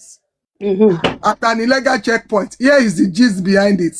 According to the FCT Police Command, the officers allegedly abandoned their official duty posts and mounted an unauthorized checkpoint around the Banex area in Abuja, where they were reportedly stopping motorists and demanding money. Unfortunately for them, one of the motorists they stopped was the chairman of the Independent Corrupt Practices and Other Related Offences Commission, ICPC. The officers took him to a POS operator. The officers took him to a POS operator where he withdrew 53,000 naira, paid the transaction charges, and handed the money over to them. They shared the money. They shared the money among themselves, not knowing who their victim was. The FCT Commissioner of Police, Ahmed Sanusi, described the officers as a gang of criminals who had brought embarrassment to the Nigerian police force. He disclosed that the officers were declared wanted, tracked down, arrested, and are currently facing disciplinary proceedings and further investigation. In their defense, they didn't know what they didn't know that they were stealing from their oga at the top. Ẹ̀rín yìí gan ló ń pa mí lẹ́rìn. Ọlọ́run wọn ṣe báwọn lọ́fíìsà ti kí ọ̀mí ń lò. Àwọn mẹ́rin ni àwọn mẹ́rin. Ọjọ́ kí ni 53,000 kí mẹ́rin pín mọ́wọ́. Obìnrin méjì àtọkùnrin méjì bí ọ́fíìsì àjọkẹ́ gan wà ń bẹ̀ 53,000 lọ́gbà lọ́wọ́ odidi SAN odidi ICPC chairman èèyàn tó fight corruption ìyẹn ò bá wọn sọ kankan. Ojú wọn kọ́kọ́ ṣe blọ̀blọ̀blọ̀. Ẹ máa sọ̀rọ̀ lọ. Ojú wọn kọ́kọ́ ṣe gbogbo àwọn ọlọ́pàá akọ̀rẹ̀ pé tẹmọtẹ́yàn bá ń jáde ńlé orin ṣé Òjó Adé ló kọrin yìí tó ní bàbá mi jáde lónìí o láti ṣe iṣẹ́ òòjọ́ wa dáàbòbò wá fún wa lálàáfíà ìbùkún ńláńlá ni kó fi fún wa. Àwọn eléyìí iṣẹ́ tán lọ ṣe ó ti dìṣẹ́ mọ́ wọn lọ́wọ́ wọ́n ní ká má rògùn alákòóbá. Olè ni wọ́n. Báwo náà ṣe ní mọ ṣáàmánù. náà ẹ lè má mọ o. Ẹ wà ní government work. Wọ́n ní mọ̀. nínú ọ̀rùn burúkú yẹn wọ́n lè mọ̀ ó lè bàráwò bá ń sa. ṣe ni mo máa ń rí story báyìí ní ọ̀dọ̀ àwọn Amẹ́ríkà, mo máa ń wò lẹ́nu, mo máa ń doubt ẹ̀ pé báwo ló ń ṣe nínú kinní kan ó possible. Àgbà tí mo tún ní báyìí tí wọ́n ti bá àwọn báyìí wọ́n ti pàdé àwọn mẹ́rẹ̀ẹ̀rin, obìnrin méjì ọkùnrin kan, bóyá ọ́fíìsì Àjọkẹ́ ẹ̀ máa wà ń bẹ̀. Ó máa wà ń bẹ̀. Wọ́n ti ṣe owó gbà ní àwọn náà kọ. Wọ́n ti ń gbà tipẹ́, ẹ ti ń ṣe tipẹ́, eléyìí lè máa fi ṣàṣẹ. Ọjọ́ gbogbo ń tó lè ní. Ọjọ́ kan tó lóhun. ẹ bá wa pe lọ́ọ̀yà Ayélálá o, kí lọ́ọ̀yà Ayélálá lọ defend one court of law. Ẹ jọ ó ṣe fẹ́ béèrè, ẹ má bínú, ṣé ó tún ti ṣe ṣóòbí lẹ́yìn tó ṣe fún Kúnlé ni? Èmi ò mọ, but èyí tó ṣe náà ṣe wọn pé orílẹ̀ èdè ẹ̀ mọ́ ọmọ Wunmi. Òkè ìyá yẹn ló sì ń jẹ lọ báyìí. Ìyẹn ló sì ń jẹ lọ, ẹ mọ̀ pé. Happy Kudi risky day. Kudi pẹ̀lẹ́ o, olùsí. Ó máa jẹ́ pẹ́, ó máa jẹ ìyà yẹn. Kudi vulture ló máa jòkú ẹ ìkòkò àgbà. Bẹ̀nẹ̀ sì máa ó sì máa wá ṣe tiẹ̀ náà, kò lè jẹ́ tán. Ìbẹ́tà náà kò lè jẹ́ tán. Bẹ̀nẹ̀ jẹ́ tán. Bí ojú ọba ṣe ń jáde lẹ́yìn ọ̀kan lára ọmọ tiẹ̀. Even though wọ́n ti ṣe show, bọ́ ṣe bọ̀ wá ṣe more shows. Stephanie fún jẹ́ńjọ́ yẹn. Màámi sì máa wá ṣe. Àti wọ́n ti ń ké pé léwùmí kẹta òun àti Wunmi pẹ̀lú tiwa ni. Ṣé wọ́n ti ń ké? Wọ́n ti ń ké. Wọ́n season ara wọn lọ́wọ́. Wọ́n ní ṣé wọ́n ti ń ké?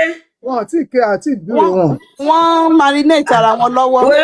Wèrè orí Facebook yẹn ti kọ kinní látàná náà tó ní skin ẹ ò ṣe kinní kan ni wèrè ni wọ́n jọ ń tiẹ̀ ná. Èwo nù wọn? Yẹn ni kò máa bá ká. Èwo náà wọn wèrè? Wèrè VP yẹn ni.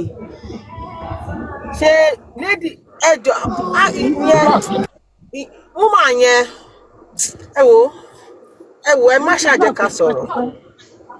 Ó ṣe tí lọ, ó lárùn ọpọlọ. Ó ní àbúrò Kẹ́mi Olúnlọ́yọ̀ ní VP yẹn. Àbúrò Kẹ́mi ni. Cause mi ò rò pé woman yẹn normal. Kudi gba orin yẹn once again. Ó ti dèlù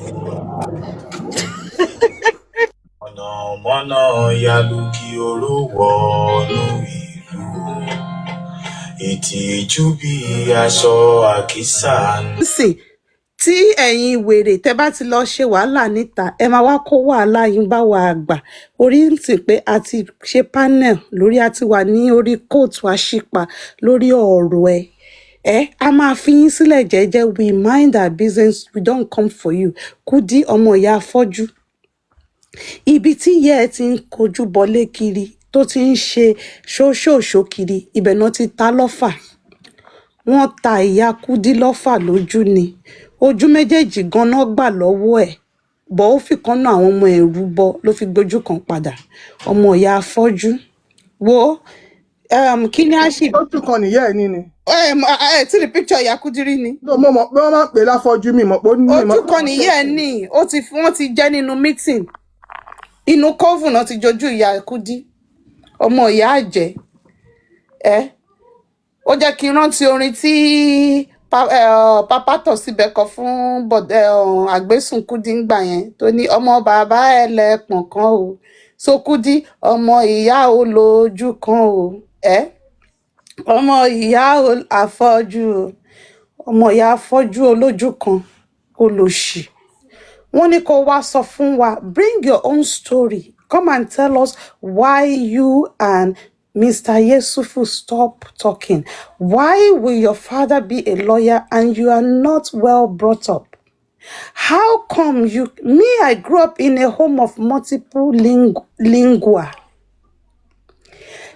and I can still speak far better than you. Kudi, you can't speak Yoruba successfully. Pidgin, Babu, English, no, don't even go there. Monsofue with all is a statement of fact. Akoni and Arike speaks way better than you, Kudi. Akoni, those 3 years old twins will sit you down and school you on comprehension and composition.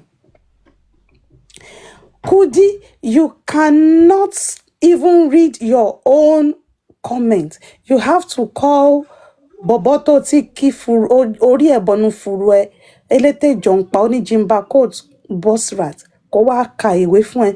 Ìyẹn náà sọ pé yeye mi ò rí, I can't see it properly. Jọ Kudi, where is Mr. Akin? In all of this, where is Mr. Akin? Ó ti bó ṣe báyé alówó ńlé, ó ti báyé Mr. Akin jẹ́. Mr. Akin, stop ẹ̀. Kíyàwó lè kó máa flex ní orí social media. Ìyẹn náà sọ, yeye. Oh, yeye, don't let them stress you. Gbogbo orí Kudi á wá pọ́n. Yeye, who name you Kudi? Oh, whenever I call Kudi, I'm always happy. Wèrè Mr. Akin á ti lọ sínú bathroom, á ti lọ máa wank. Ìyẹn náà máa ní, Mr. Akin, Mr. Akin ẹjọ́ náà. Ìyẹn náà ní, yeye, yeah, drink water. Yeye. Ní ojú wa báyìí, Kudi á máa òun ṣe camera down. Àwọn èèyàn ń ṣe camera down in secret. Kudi ní orí show, òun àti Mr. Akin á máa ṣe camera down. How messed up is Alowonle's life that he's watching his wife máa ṣe yẹn náà ní yeye. Tẹ́ bá ti ń gbọ́ yeye, máa yẹn ti ń kọ́mù ni. Olòṣì máa yẹn kọ́mù títí iyẹ̀pẹ̀ ló ń jáde lára máa yẹn. Kò sí omi ara, kò sẹ́jà ara mọ́. Kudi di kí lorúkọ character tó ní orí ejò. This character tẹ́ bá ti wò ẹ máa jí kíní that has multiple ejò lórí ejò yín tẹ́ ṣe kíní. Òun ni Kudi. Everything Kudi touches turns to dust. Tí Medusa, God bless you. Tí spam Mr. Akin ó turn to dust. Ìyẹn á bọ́ síbẹ̀.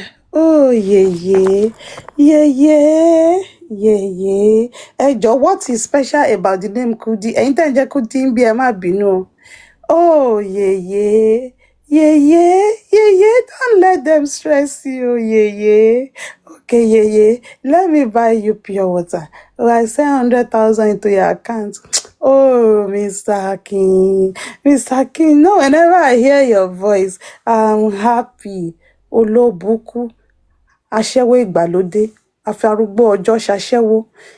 Ọmọ ilépo ní ẹ, o máa túgò ẹ̀fọ́.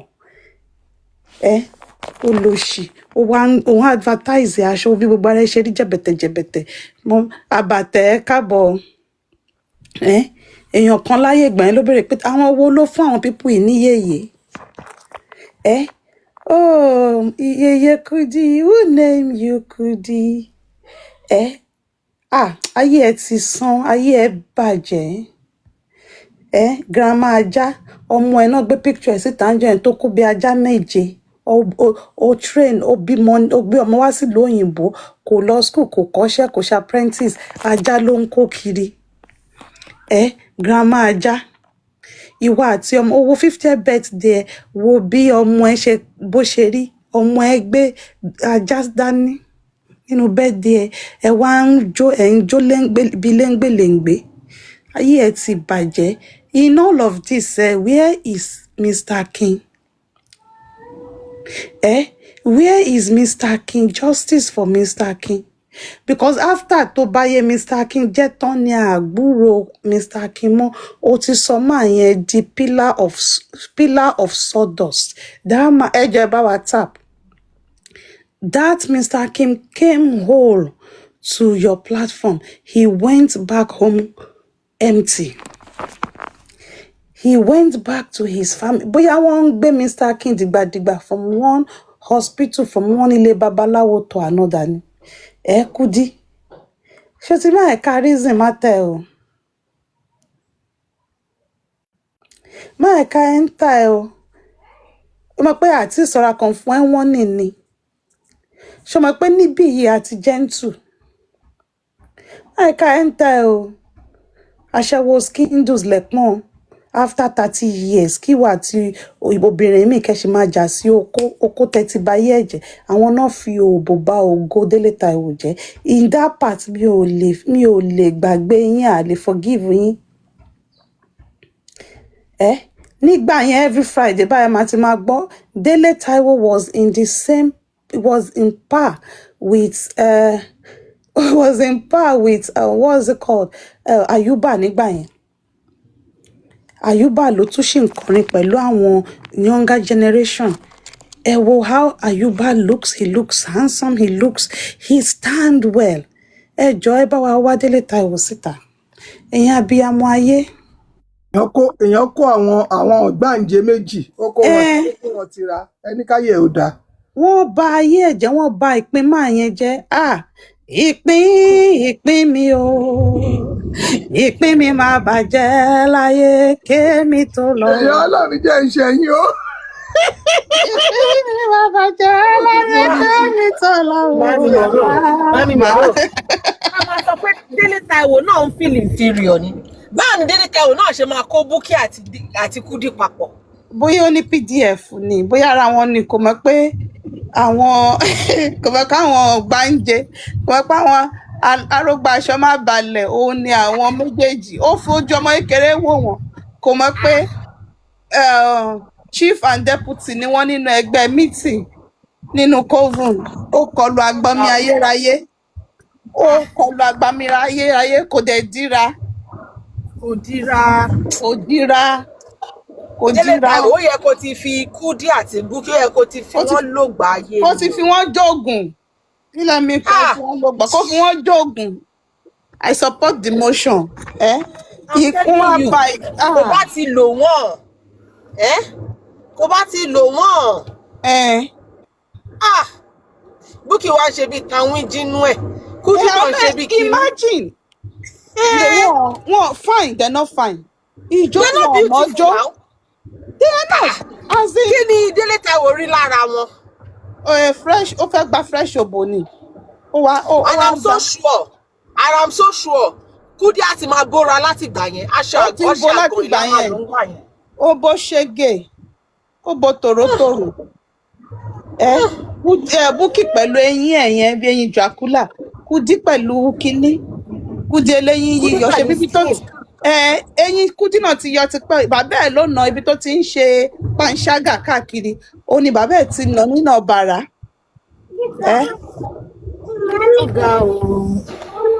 Ó ga o Délé Táíwò tó bá sọ fẹ́yìn ọkùnrin ẹ mọ bí tẹ́ máa tẹ kànbọ̀ ẹ ní dáhùn ẹ mọ bí tẹ́ máa tẹ kànbọ̀ orin wálé mò ń gbọ́ ṣebí Délé Táíwò ló kọrin yẹn tí mo fi gbéra gẹ́gẹ́ àbí mami mòró. Ó dàbẹ̀. Lálálẹ́ Friday o. Ó ní. Tí tèmi ò bá sunlé o. At least àwọn èèyàn mọ Délé Táíwò dáadáa ń gbà yẹn náà. Àwọn èèyàn mọ Délé Táíwò dáadáa. Délé Táíwò was one of the household names ń gbà yẹn.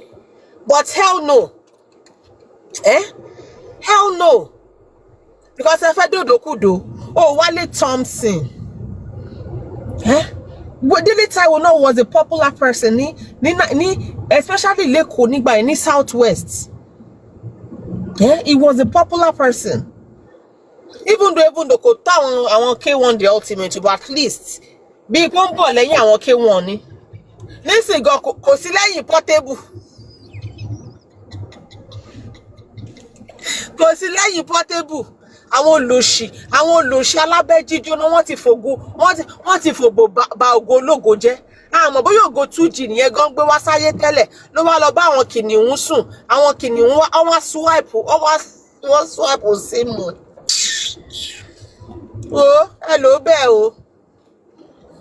bẹ́ẹ̀ torí àwọn olóṣì ló lọ fọ́ pulí ẹ̀.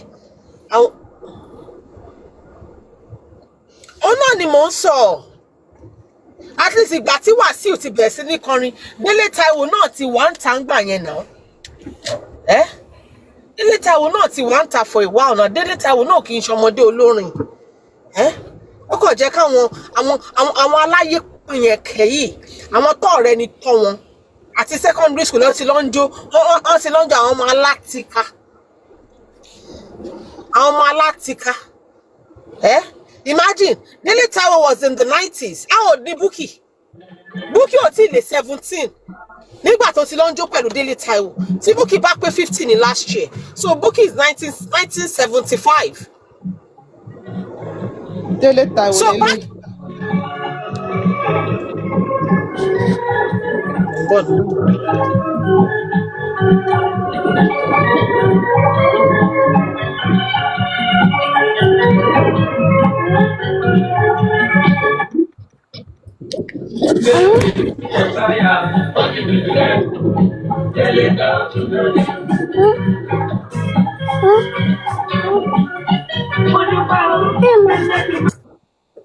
Òkùnkùn biribiri yẹn ó wá gba ìmọ́lẹ̀ mọ́ ẹ lọ́wọ́. Ọ̀rẹ́ wa go from Délé ti dé, ó ti wá di ìpín mi o, kí ìpín mi máa bàjẹ́ láyé kémi. Ó wá di Délé ti lọ. Ó ti wá di Délé ti lọ. Ẹ tẹ̀ wá náà. Ó wá moving chain. Ó ṣe jẹ́ pé ọ̀rọ̀ bíi Délé ò kúrò lọ́rọ̀ Bukky báyìí.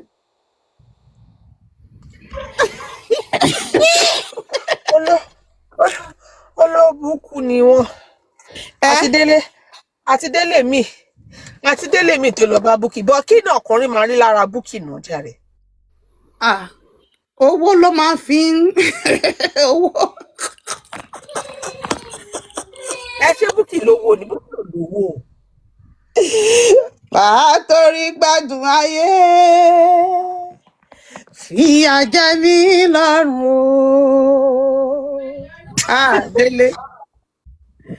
Màá torí gbádùn. Mèyàn ṣé CAC lẹ lọ ni?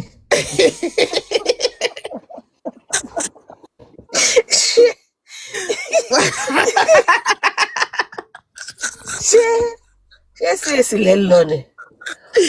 Màá torí gbádùn ayé yìí gba paradíṣe lọ́wọ́ mi o. Olúwa. Kí má pasán láyé, kí má pòfo lọ́run o bàbá. Kudi ó pasán láyé, ó dẹ̀ máa pòfo lọ́run ni, ó máa jóná. Vultures ló máa jẹ òkú ẹ̀. A máa tẹ́ òkú ẹ̀ sí àárín títì. Òkú ẹ̀ máa wọ́ọ̀sì ju òkú ìyàwó Ahabu lọ. Kí lorúkọ ìyàwó Ahabu yẹn náà? Jezebel. Òkú ẹ̀ ó máa ráre ní títì. Ìwọ wèrè yìí, olòṣì, ìwọ ọmọkọ́mọ, ìjẹ́ ń lo ọ̀rọ̀ tó máa ń sọ ọmọkọ́mọ, Kudi ọmọkọ́mọ, ọmọ òṣì ni ẹ́ Kudi, ọmọ òṣì, ọmọ ìyá afọ́jú, òun ni ẹ́. Wá sọ fún wa next time tó bá ṣíṣú ẹ, kó wá sọ fún wa why are you estranged from your father? Kọ́ Yéṣùfù, olòṣì, ó ṣe títí ó lọ fi òbò bá rìdíìmù jẹ́. You are a useless daughter of a bọ̀nfù. According to wọ́n ní Kudi máa wọ bra, á wá wọ léèsì tó níhò, kò ní wọ nǹkan sábẹ́ o, á wá lóun sọ children teacher. Báwo ni màá ṣe gbé ọmọ mi lọ sí children section, màá wá rí Kudi, màá fọmọ mi sílẹ̀ níbẹ̀? As how now? Ẹ ṣe tẹ́ bá mi kọ òyìnbó yẹn. Kudi, you are a useless daughter of a blind bat. Your mother is a blind bat, a blind Bartimaeus. Ó yẹ kí wọ́n fi ayé Kudi kan fi ṣe litmus test ni. Báwo ni wọ́n ṣe máa gbé microphone fún ẹ wípé kó wá síwájú pẹpẹ kó lóun ṣe wàásù, aṣẹ́wó orí pẹpẹ, òun ni ẹ́. Ayé ẹ ti bàjẹ́. You this blind daughter of a blind woman.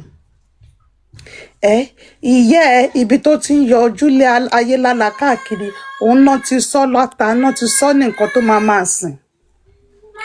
Kudi ṣọ́ ara ẹ o, mi ò kí ń búyàn o, mi ò kí ń búyàn o. Ìwọ ló máa ń ṣàké ebú, o ò dẹ̀ mọ̀ ebú bú èpè ló máa ń ṣẹ́.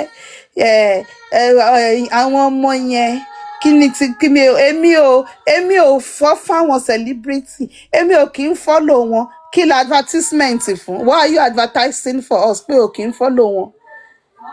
Okay, you follow them. What has it got to do with the general masses? Why have you people decided to disturb us, we innocent public? You went to look for trouble. This man was sitting down. Ó tún sọ, ó nígbà tọ́mọ ẹ̀ ṣe birthday, ó post ẹ̀. Kí n tiẹ̀? That is the thing. We go sit down for our own oh, they mind our business. This useless ọmọkọ́mọkọ́ Kudi Dọ́lápọ̀ alówó ńlé ó jí ọkùnrin yẹn gbà ní o. In the beginning, the foundation of Kudi's life, she has never had a man to herself.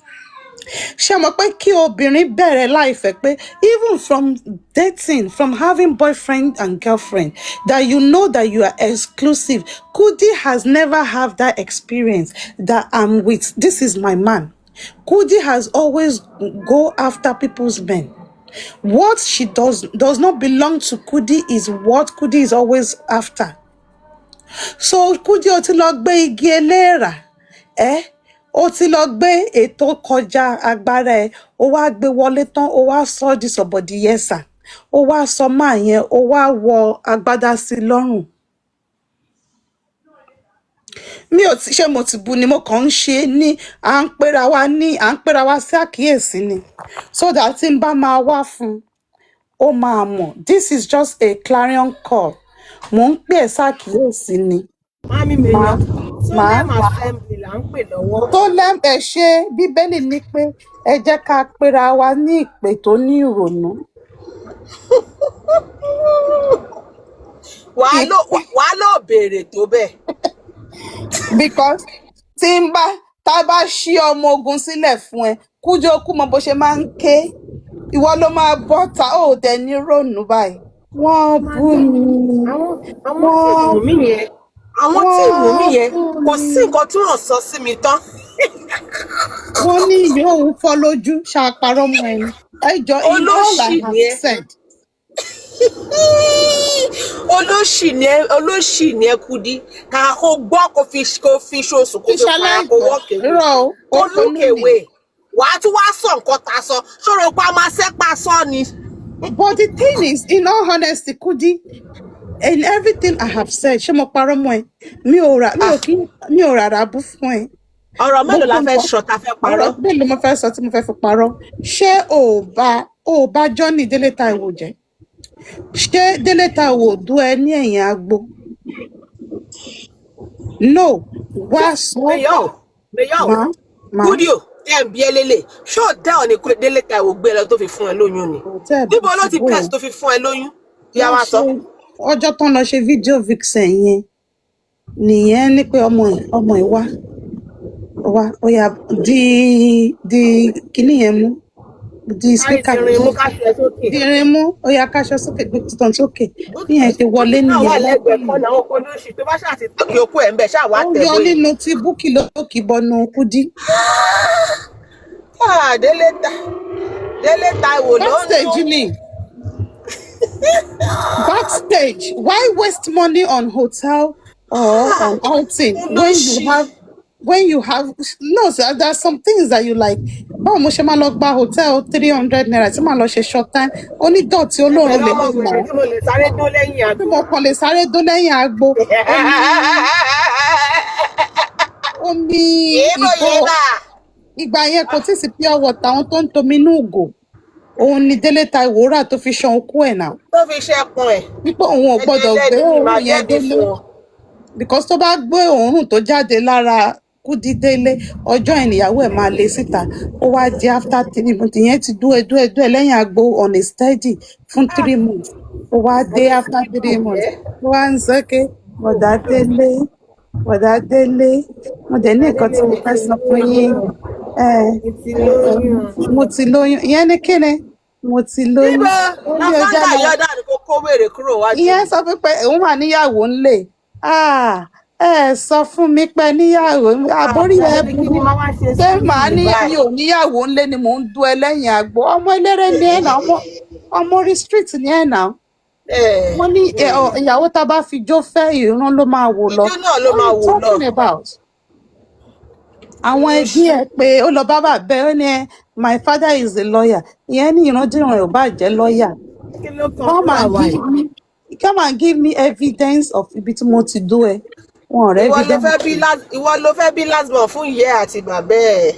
Ilé Kudi, ilé bàbá Kudi náà ti sọ ọmọ Kudi lórúkọ o. Ẹ lọ wò ọmọ Kudi kò ní jẹ́ Táíwò. Kò jẹ́ Táíwò yẹn ò gbọmọ lọ́wọ́ ẹ̀ náà. Ọmọ Yéṣùfù ni. That man did not accept that child. Máyọ̀ ò gba ọmọ yẹn lọ́wọ́ ẹ̀. So tẹ́ bá dárúkọ Délé bí Kudi ṣe useless tó, she doesn't care about the pain Délé caused her in the fact pé kò gbọmọ lọ́wọ́ ẹ̀. Bẹ́ẹ̀ni tó ń dùn ní ara Délé ni pé Bukky gba okó mọ́ lọ́wọ́. Ṣé mo pé Bukky is as ugly as a morning sheet. Ẹmọ tẹ́ bá ti lo laxative tẹ́tí wà build up kẹwàá lo laxative kẹwàá jí láàárọ̀ kẹwàá lọ yàgbẹ́ bí ẹ máa wo ìgbẹ́ yẹn bí Bukky ṣe ugly nìyẹn. So Kudi was pained that even if you're going to leave me for anyone, is it not this thing? Not this thing. So Kudi is not pained that she's not pained pé wọn gbọmọ lọ́wọ́ òun because ó ti mọ̀ pé ìpín tòun nìyẹn ní ayé pé òun ò lè ṣe rere. Ibi ìbàjẹ́ ni Kudi ti máa ń jẹun. Ó lọ sí 4 universities kò dẹ̀ sí kankan nù ẹ̀ tó fi ń ṣiṣẹ́. Olòṣì oníranù aláyé bàjẹ́ ọmọ pálapàla ọmọ rádaràda ìkejì bíngò kò ní yẹ gbogbo ìran ẹ̀ kò ní yẹ tọmọtọmọ. Àwọn ọmọ wèrè tó bí tí wọn ò lè pè ẹ́ wọlé. And you know the saddest thing is Kudi has been bereaved of a child before. As much as we don't want to go there, Kudi, you have gone through the pain of loss before. You yourself said it that this is one of the reasons why you stopped going to church, that you felt that they could have helped to revive your child. Kudi, now I'm suspecting you. Ṣé ọmọ yẹn ní some disability ló mọ̀mọ́ fún ọmọ yẹn lọ́rùn pa ni? Ṣé ká sọ fún ìjọba Irish pé kán lọ exhume ọmọ yẹn kán ṣe autopsy and toxicology? Because Kudi, I'm sure bó ṣe wà sure pé àwọn ẹbí alọ́ba ń lọ́wọ́ nínú nǹkan tó pa ọmọ wọn, mo wà sure wípé ó lọ́wọ́ nínú nǹkan tó pa ọmọ ẹ̀ yẹn, but ìjọba Irish wọn fẹ́ waste owó yẹ kán ti ṣe autopsy and toxicology lára kí wọ́n mọ nǹkan tó pa ọmọ yẹn. Ó fẹ́ tọ́jú ọmọ abara méjì. Òun ló ṣe mú ọmọ yẹn tó yín lọ́rùn pa. Alówó ń lé lọ síbi iṣẹ́ kó tó dé ó sọ fún pọ́mọ ẹ ti kú. Ó wá ní ìwọ sunkún sọ́lọ́run lọ́rùn, ìwọ ṣe gbá òṣàwò. Àbó lórí burúkú ni ẹni Kudi. Bẹ́ẹ̀ ni bó ṣe ń sọ̀rọ̀ ó tún ṣépè fáwọn ọmọ ó ń ṣépè fáwọn ọmọ Kúnlé Afọláyan. Kí ló dé? Ó ní ó pè ń wèrè ṣé bí wọ́n ló lọ tọ́? Ẹ wá ti wá sọ social media ẹ ti sọ di kíní. Gbogbo yín fẹ́ di Williams. Kí lorúkọ this Williams, this American woman tó máa ń ṣèbàjẹ́ àwọn èèyàn yẹn. Gbogbo yín fẹ́ di kíní by fire by force. Òun nìyẹn ń sìn. Karma is catching up on her. Kudi ayé ẹ ti bàjẹ́ o, ìkòkò àkúfọ́, ó ti di ohun. Ẹ̀rọ ṣé Wendy? Yeah, Wendy. Yeah. Ó fẹ́ di Temu Wendy. Olòṣì òyìnbó. That's the sad. As in, ẹ lọ wo show yẹn tó ti pé trauma. Ó ní òun ní trauma. Kudi, are you mad? Are you mad, bro? Come again. Show to the video tí ọmọ yẹn bá wọn di crème de la crème that what you are struggling for, this young lady is coming to her on a platter of gold. Have you seen a common follow? Ló ń struggle pẹ̀lú o. Kò tẹ̀ follow ayé ẹ̀ ti dá. Ẹ lè imagine just a common follow. Ní Kudi ń sunkún. wọ́n unfollow mi èmi ò care wọ́n ṣé ńgbà tó ti unfollow mi ṣé mi ò jẹun ó jẹun because follow wọn ló fi ń jẹun tẹ́lẹ̀ follow yẹn òun ló fi ń jẹun mo ti fún ẹ ní an hour plus jẹ́ wàá wo mọ̀mí Tádé Royal ẹ tún dárúkọ Pẹ́lá a ní Àríkẹ́ àti Àkànbí. They speak way better than Kudi, those 3 years old twins. Kudi cannot stand where those kids speaks. Wọ́n ti fi ọpọlọ Kudi jóògùn. Olòṣì aṣẹ́wó kọ́bọ̀kọ́bọ̀, aṣẹ́wó skindles, olòṣì wèrè oní 5 rounds. Omu bàbá oní bàbá ó gbomi ara ọgbẹ̀jà rẹ̀. Ìyẹn ó ti dó yẹn tán kí yẹn tó rí pé àgbàná lélẹ́yìí. Wo ara nǹkan tí gbogbo rẹ́kọ̀dì Jòsí ò fi tà nìyẹn. Jòsí wọn ò sọ fún ẹ. O mọ story Kudi òun ló ṣe lọ kọlu agbámi ayérayé. Tá pé o tètè mọ̀ ni kò yẹ kó in fact kò yẹ kó fi ìfàyàlùyà kò gbọdọ̀ jẹ́ kó ṣẹlẹ̀ láàrin wa àti Kudi. Olòṣì olóòórùn onídọ̀tí á dẹ̀ máa bá àwọn èèyàn máa sọ ọmọ yẹn àwọn ọmọ yẹn ìgbà tí Ìyábọ̀ wá unfollow mi torí pé mi ò support ẹ̀ láti bú bàbá Ìjẹ̀ṣà. Has Ìyábọ̀ said anything about bàbá Ìjẹ̀ṣà kìíní? It is ara yín ló wà òun nìyẹn ó wà ní ara yín ẹ wá ní you live in a society that is rotten and decay celebrating a registered, a convicted adult that has been convicted for a heinous crime against a child. Ṣebí kan ló ṣẹlẹ̀ ní weekend yìí tí woman yẹn délé tó bá ọmọ ẹ̀ 13 years old ó bá ọkùnrin 20 years old man lábẹ́ bẹ́ẹ̀dì ọmọ ẹ̀ 13 years old ó dẹ̀ rọra mú ìbọn ó dẹ̀ gbé fún yẹn lẹ́yìn ọrùn ìyẹn ti kú tẹ́ bá rí gbogbo kọ́mẹ̀ǹtì tó wà ń bẹ̀ wọ́n ní kán free woman yẹn she done what a mother should do. Àwọn kan ní ṣèbọn ọmọ yẹn ló invite ẹ̀ wọlé what business do a 20 years old man talking to a 13 years old child? How? Kí ni ìpàdé asínwín àti wèrè? Kí ni ìpàdé ọlọ́jà àtàsínwín? How do you, a whole 20 years old adult male, be having friendship? O kì í ṣe teacher, o kì í ṣe coach ẹ̀, ó wá lọ sápamọ́ sí abẹ́ bẹ́ẹ̀dì ìgbà tí ìyá ẹ̀ wọlé, ìyẹn yà gbébọn ó pàdánù. That is what you all are celebrating. You are now bringing his picture onto our space, putting him and his useless wife on our face. It's why at that age, only Baba Ìjẹ̀ṣà ṣẹ̀ṣẹ̀ fẹ́ ṣe what's up. This is the problem. Ẹ máa di àgbà kẹ́ tó fẹ́ ṣe oge. Nǹkan tó yẹ kó ti ṣe in 18, 19, òun ló ṣe fẹ́ ṣe in your 50s. You are a useless entity. You and that your useless wife. Ìsìn ló ṣẹ̀ṣẹ̀ fẹ́ máa wé durag. Ló ṣẹ̀ṣẹ̀ máa lu etí, òun lu imú. Pwẹ́! Èmi gan bá yín tu mẹ́rin kan bí báyìí. This madness is beyond my understanding. Like, well, Angel Gabriel, come and blow the trumpet.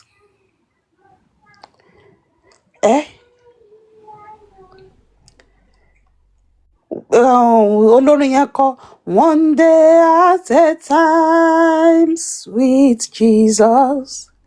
That's all I'm asking from you. Just give me the grace to live every day, one day at a time. At a time. Only Jesus, do you remember when you walk among men? Lord Jesus, you know, if you look in below, that it's worse now than then.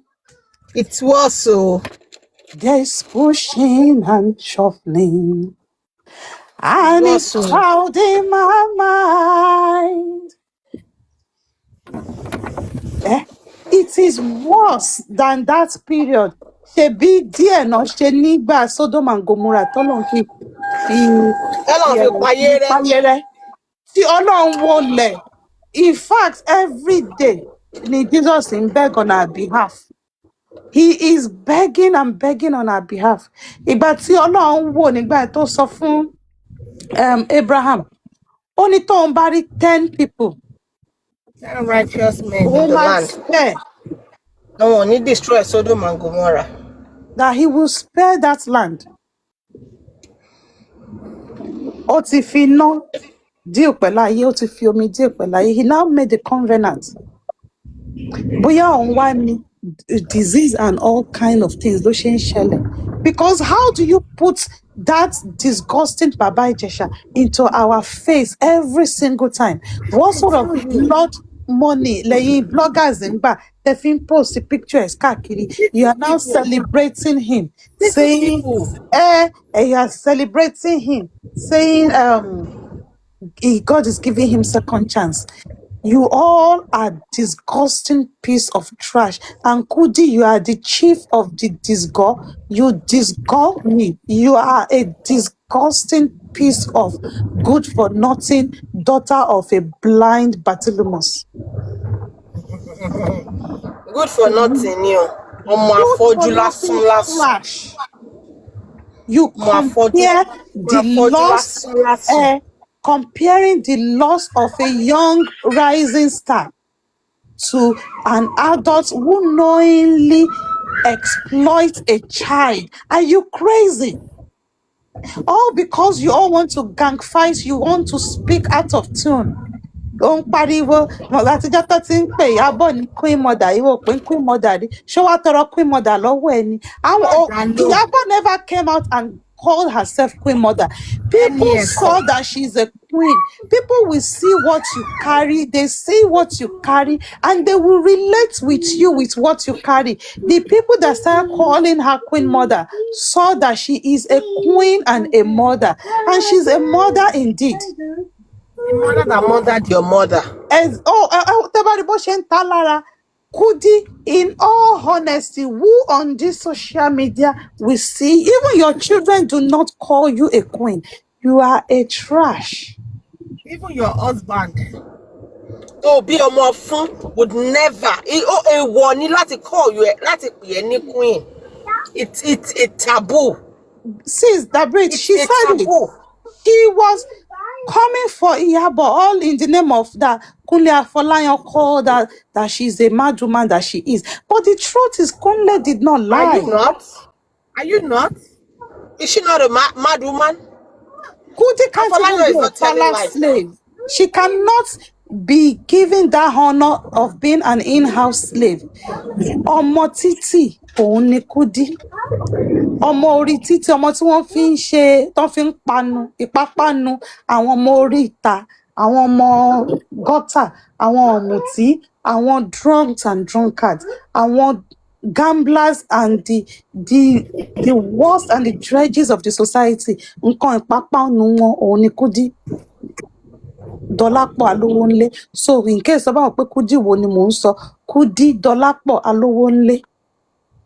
Grandma Ajá. Even Katie heavier tó ní disability tó bá ń bá yẹ sọ̀rọ̀ máa ń pè ní queen mother. Ọmọ tó ní disability nìyẹn, ó rí the queen in his own mother. Kudi, come and tell us, has any of your children ever addressed you as a queen? Have they ever been proud of you? Have they ever been proud of you? No. Have they ever given you that accolade that our mother is indeed a queen, true and true? No, you are a gutter slave, true and true. You are nothing but a trash. You have been binned, you have been thrown into the trash can. You are nothing but a useless daughter of a blind Bartimaeus. Orúkọ ẹnìyẹn látòní lọ, ìkòkò àkúfọ́. Ọ̀rọ̀ ẹ ló jẹ́ kí a pe ìpéjọ àwa àgbààgbà tá a dúró tá fi ń sọ ọ̀rọ̀ ẹ. We have things to do, but when ìkòkò àkúfọ́ ìgbà tó ti fọ́ tó ti useless, we were initially earlier on moving train and the rest were looking for how they can redeem you. But now that we àwa àgbààgbà àti tẹ ọ̀rọ̀ ẹ síwájú pẹpẹ àti rí pé ìkòkò àkúfù ẹ ẹ cannot ti review ọ̀rọ̀ ẹ̀. àti review ẹ kò lè wà mended. You are a broken vessel. There is no vessel in you. You are broken, you are shattered. So àti decide pé ká fi ìkólẹ̀ àti ìgbálẹ̀ ká fi ìkólẹ̀ àti ìgbálẹ̀ ká fi gbá ẹ ká bin ẹ. You have been binned, you have been trashed. Kò ní dáa fún ìyá ẹ, ìyá àfọ́jú kò ní dáa fún. Kó kó sí lọ kó kó sí dànù ìyá àjẹ́ olórí burúkú lọ́ọ̀yà ayélála. Ó ti mọmi ayélála ẹ wo bí gbogbo ara ẹ ṣe rí dòmdòmdòmdòmdòm. Ó dàbí tọ́kì tán ti gbàgbé sórí iná. There is nothing redeemable about Kudi's kindles. Kudi lẹ̀pọ̀n. Àwa bá ń ranjú she goes red. Ìwọ nìkan ló bóra, ìwọ nìkan ló lọ ṣe tattoo ojú, ìwọ nìkan ló ní wọ́n fi cream chemical náà fi bọ́wọ́ ẹ jẹ́, ó fẹ́ pupa by force. You hate yourself, you hate your skin, you hate your color. Ó bóra títí gbogbo túrà àti ọṣẹ àjàṣẹ́ ìwọ ló kó bá jòsí gbogbo ẹ̀gbẹ́ ojú jòsí ti jóná olórí burúkú ọwọ́ ẹ̀ ọṣẹ tó ń lò àti cream tó ń lò òun ló lọ kó fún jòsí tó fi ń bóra gbogbo ojú ẹ̀gbẹ́ fádà yín lọ wá. Kí n tún gbọ́ tó bá pe ọmọ Wunmi kó má pe mọ́mì Liam ọtí máa fi ojú ẹ̀ hàn.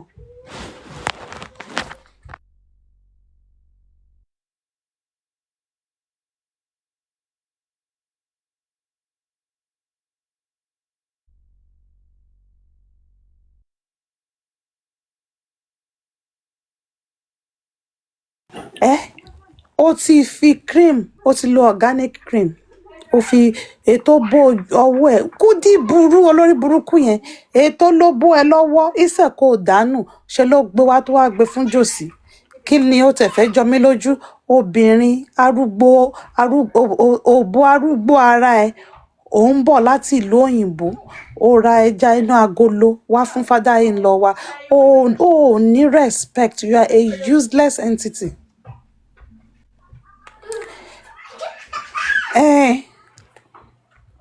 Ìyálé lọmọ Wunmi jẹ́ náà ó mo ṣe sọ lẹ́kí n tún gbọ́ lẹ́nu ẹ̀ kó pe ọmọ Wunmi kó má fi dà halẹ̀ gàràràrà tó bá pe orúkọ ọmọ Wunmi alọ́ba tí ò fi dà halẹ̀ gàràràrà ara máa sán pa ẹnu ẹ̀ kóró gbá lẹ́nu ẹ̀ ìyálé ẹ̀ ni ọmọ Wunmi tó ró bá ń lé ni òun wọn lọ tọrọ ẹ̀ ìwọ wá sí Èkó wá jí oko bàbá ọkọ ẹ̀. Mami Moro ẹ bá ń sọ láúdà Kudi ọmọ Wunmi ṣáájú ẹ̀ dóko alọ́ba.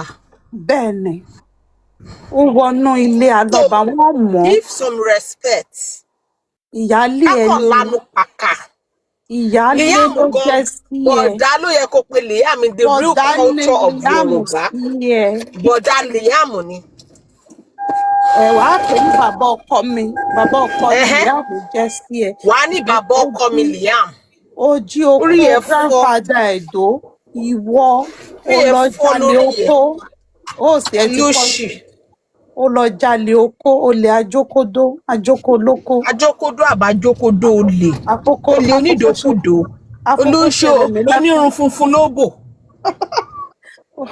lóṣù onírun funfun lóbò ó bọ́ọ̀tà tàì bọ́ọ̀tà àìmọye àwọn tó ti ń jí jòsíjó tó ti ń jí jòsíjó ìwọ yìí nìkan náà ló bọ́ọ̀tà àgbàtà pé kò ó jọ ẹ́ lójú pọ́kùnrin lọ 5 rounds lórí ẹ̀ lẹ́ẹ̀kan náà olóṣì olómi lábẹ́ tẹ́tẹ́ bá ti ń gba 5 rounds dáadáa ò ní bọ́ọ̀tà wa máa pa pé padà yìí lọ 5 rounds o olóṣì kí ni ká fi information yẹn ṣe ṣé ká assimilate káwa náà lọ dójò sí ni. Ọgọ́rùn-ún tọkọ̀ bí bàtì kanji dam ló gbé sábẹ́ olóṣì ó sokojò sí di national theatre. Gbogbo ọ̀sán wà announce padà yín lọ ń dó pààràrà lóbò padà yín lọ 5 rounds olóṣì ṣé ká bọ́ọ̀sà káwa náà wà máa dó fada yín lọ ni olóṣì àti ìwà tó dẹ̀ ti polówó fada yín lọ báyìí ẹ pọn fada yín lọ sinmi. Kò sí mi o oko máa yẹn ti di national cake dọwọ́ bòódì. Lẹ́yìn yẹn náà ni àwọn ọ̀kan náà sẹ́ǹdì ọyàn sí. Ẹ ṣọ́ ara yín ẹ̀yin pípú yìí ò ṣe é pé adákẹ́ fún yín ẹ ṣọ́ ara yín o. Tá a bá fẹ́ sọ̀rọ̀ kó ṣe pé àmọ́ kan tá a máa ṣọ́ náà a kàn fi yín lẹ̀ pé kẹ́ máa ṣorí bú yín lọ ni.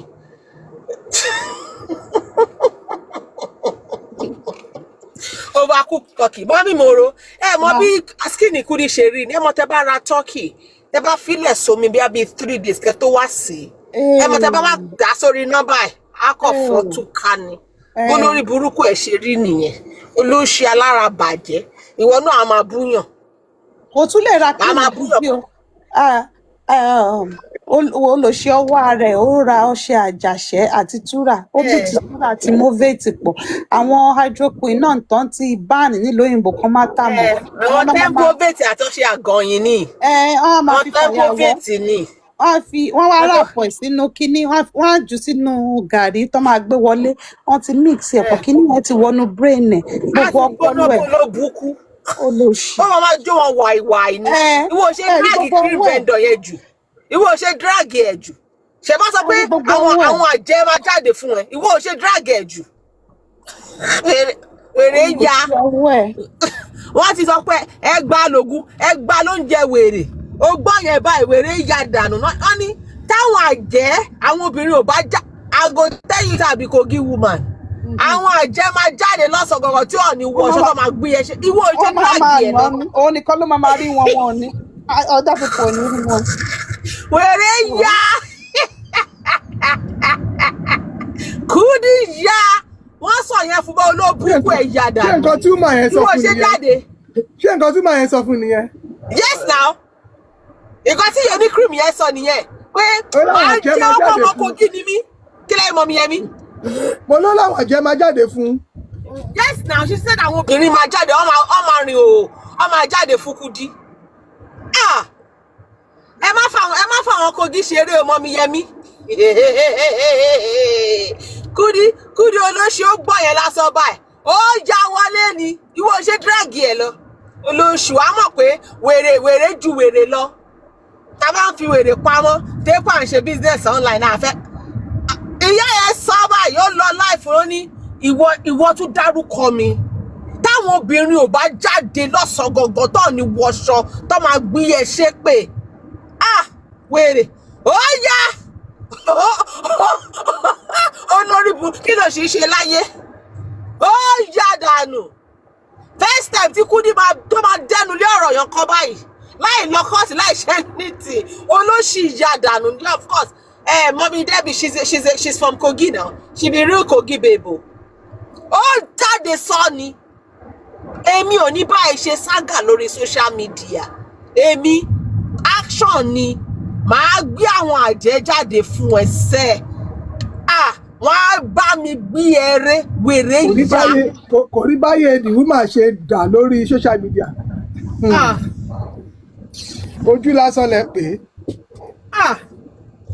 ó yá Kudi yá ẹ bá rí rìvásì Kudi mú ó dé ọjọ́ yẹn bá ó múra kọ́ńkọ́ńkọ́ ní ìwọ tó pé cream àjàṣẹ ló bá yí ẹ jẹ cream àjàṣẹ ti bọwọ́ ẹ jẹ seeing your hand á máa mọ̀ pé kiri lọ sọ pé o treat ẹ ó wá bí Kudi ṣe máa ń ranjú yẹn máa ń irritate mi ó máa wá dàbá ipá balls ẹ fẹ́ jábọ́ àwa máa ń ranjú ojú àwa Kudi ojú ẹ ò clear kí ló máa ń ṣe fún ẹ lálálẹ́ náà bó jí làárọ̀ ojú ẹ ò clear olóṣì ẹ very dirty looking bó ṣe ń look yẹn ó lo filter o ẹ wá imagine kí Kudi má lo filter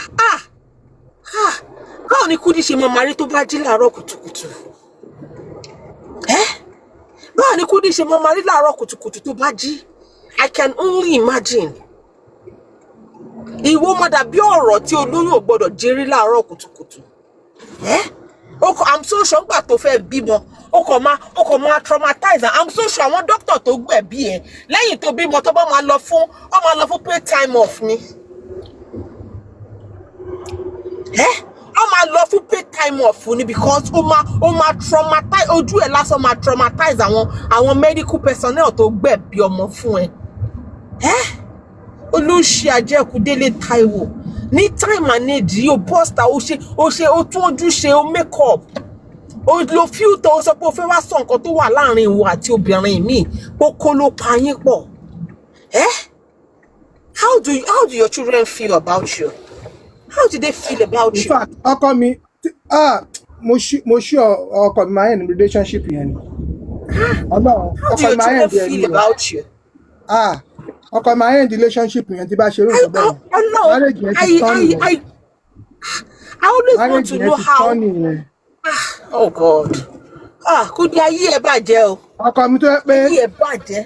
Tó jẹ́ pé o gbọ́dọ̀ sọ pé bóyá o tẹ̀ wá sọ̀rọ̀ wá make reference pé kó kí pé bóyá o tiẹ̀ réèyàn kan tí bóyá ti mọra rí tẹ́lẹ̀ tó kàn tiẹ̀ wá kí àbí o tiẹ̀ sọ̀rọ̀ nípa ẹ̀ wà á ti rí lójú ọkọ mi ká sọ pé wà á jáde ṣerú nǹkan bẹ́ẹ̀ yẹn láyé mo jẹ́rìí that marriage is over. Fídíò wèrè tó ṣe yẹn kò ní kúrò lórí social media láíláí kò ní kúrò. Wá àjọsọ wá jókòó dáadáa wá sọ pé you took permission from your husband. Ọba ọmọ bó ṣe ṣe á kàn jáde lọ́jọ́ kan kò ní wálé mọ́ ni. Even your in-laws they know. Ayé ẹ bàjẹ́ o. Even your in-laws they know. Even everybody they know. And you are still bold to say it. You are still bold to come out and talk about it. Ọmọ, ó yẹ kó máa yín kú fún ẹ díẹ̀díẹ̀ ni o. Ó yẹ kó máa yín kú fún ẹ díẹ̀díẹ̀. Àwọn ọmọ ẹ náà, I don't know how they feel when they see you doing all of those rubbish. Àwọn ọmọ obìnrin tó ti dàgbà pẹ̀lú ọmọ ọkùnrin tó bá mú kiri bíi handbag yẹn. How do they feel when they hear you do things like this? How do they feel? Lẹ́ni ló máa sọ àṣírí nǹkan tó fa tí wà tí Bukky fi ń drag ara yín. Ẹ ti jọ déètì.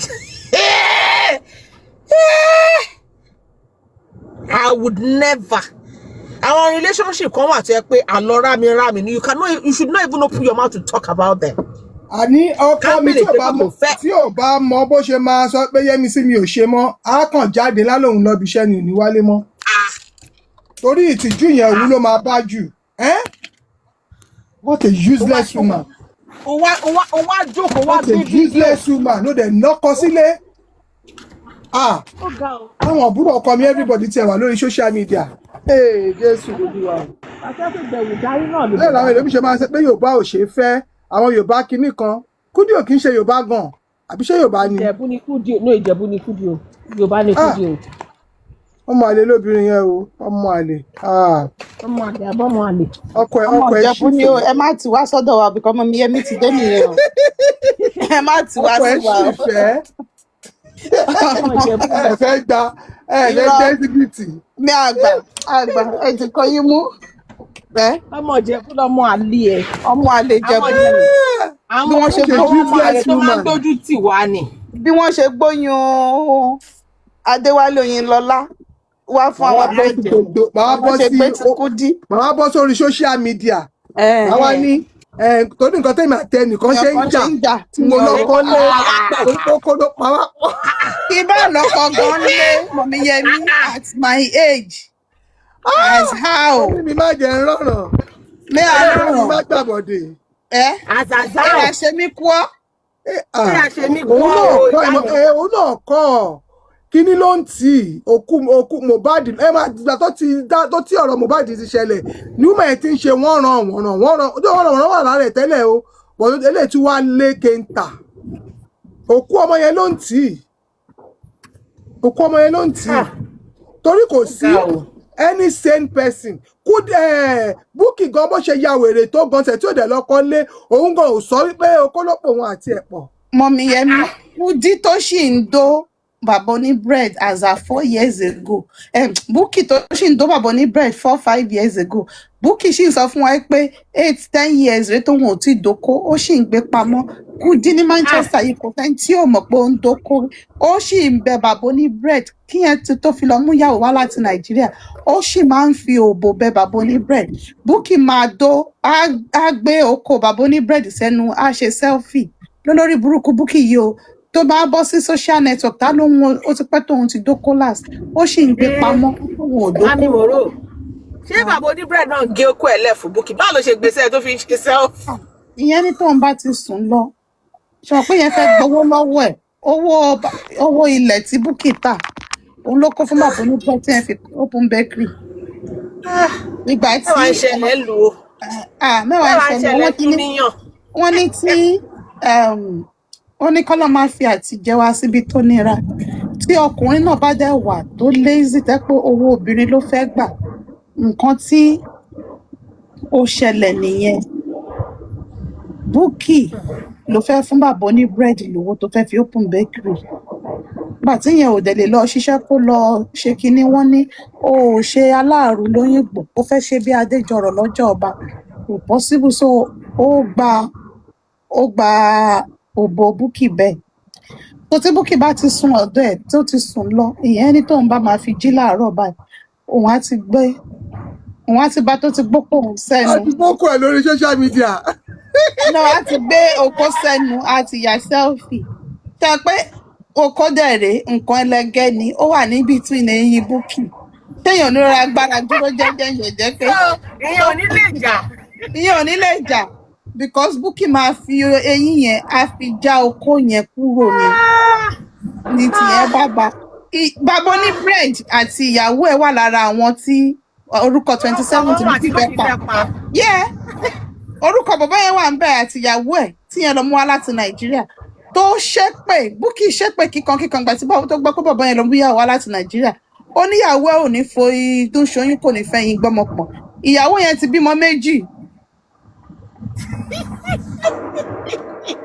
Bukky kanra okay mo ti stop ẹ̀yin náà imagine okó ẹlẹ́gẹ́ ni ẹ mọ̀ imagine kí eyín wà kí bí pé ẹ fẹ́ jẹ ice lolly kí kó lọ mira jù kí Bukky kò máa kọ kí lè ṣú láì náàlà bí báwọn náà ṣe ń sọ. Bukky ò kí ẹ pé kí ọ̀sán di òru if she's annoyed. Ó máa gé okó yẹn kúrò ní ẹran tí obìnrin kan tó sọ pé tí wọ́n gbé sí Instagram obìnrin bó lélẹ̀ tí wọ́n ní ó gbá pọkọ ẹ̀ ń dóbò níta kò sọ nǹkan kan ó fún ọkọ ẹ̀ ní oògùn yàgbẹ́ ó fi oògùn yàgbẹ́ sínú oúnjẹ ọkọ ẹ̀ẹ́gọ́ ìgbà tí yẹn wá ń sùn ó wá lẹ super glue mọ́ ní fùrọ̀.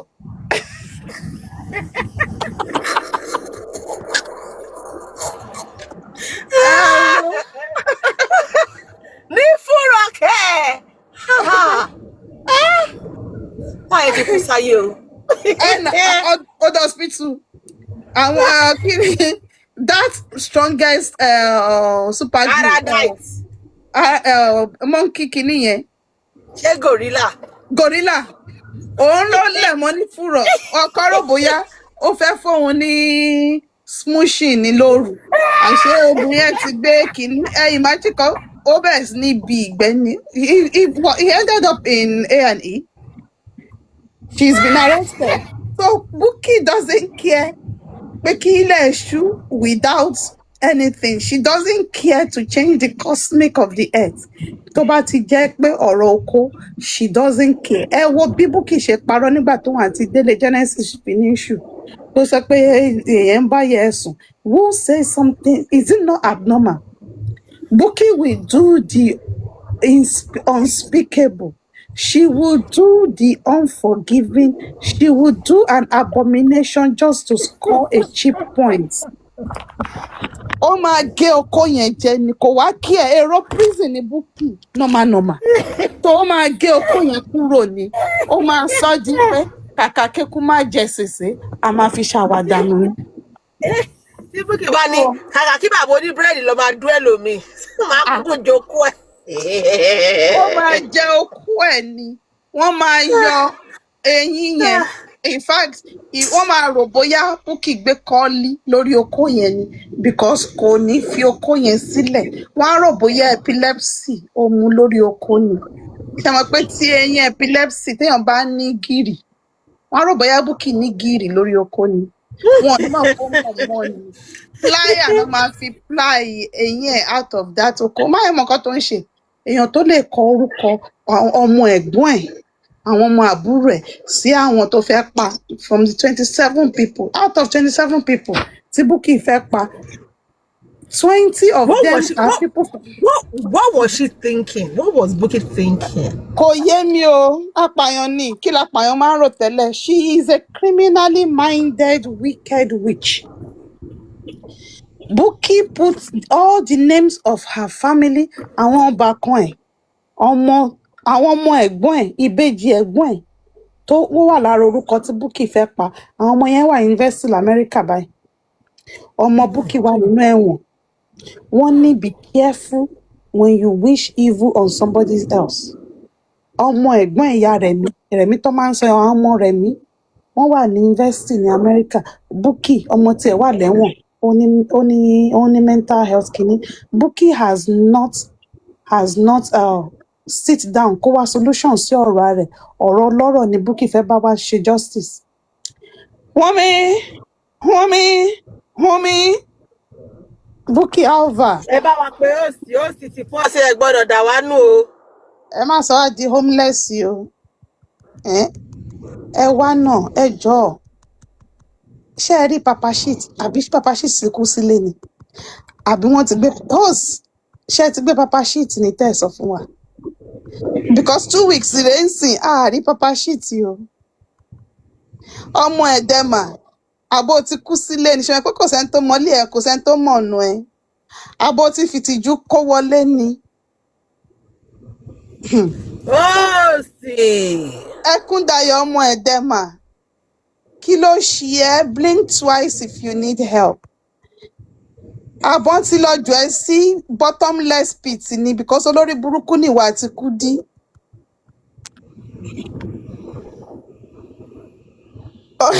kó bọ́ta kó wá ké because ṣé àmọ́ honestly lóru yìí mo wá ń rò mo ní adẹ káàkiri everywhere dápárò bíi pé wọ́n mọ̀nù mo ní ṣáwọn èèyàn jòsí ń mọ̀nù ni kí ló ṣẹlẹ̀ even wèrè Wunmi said and I quote láti ó pàtí tọ́sẹ̀ mẹ́rin ń sìn tán ti fi ẹ̀sùn kàn ẹ́ pé ó fi mágùn ó fi pa ọkọ ẹ̀ kò máa bọ́ta.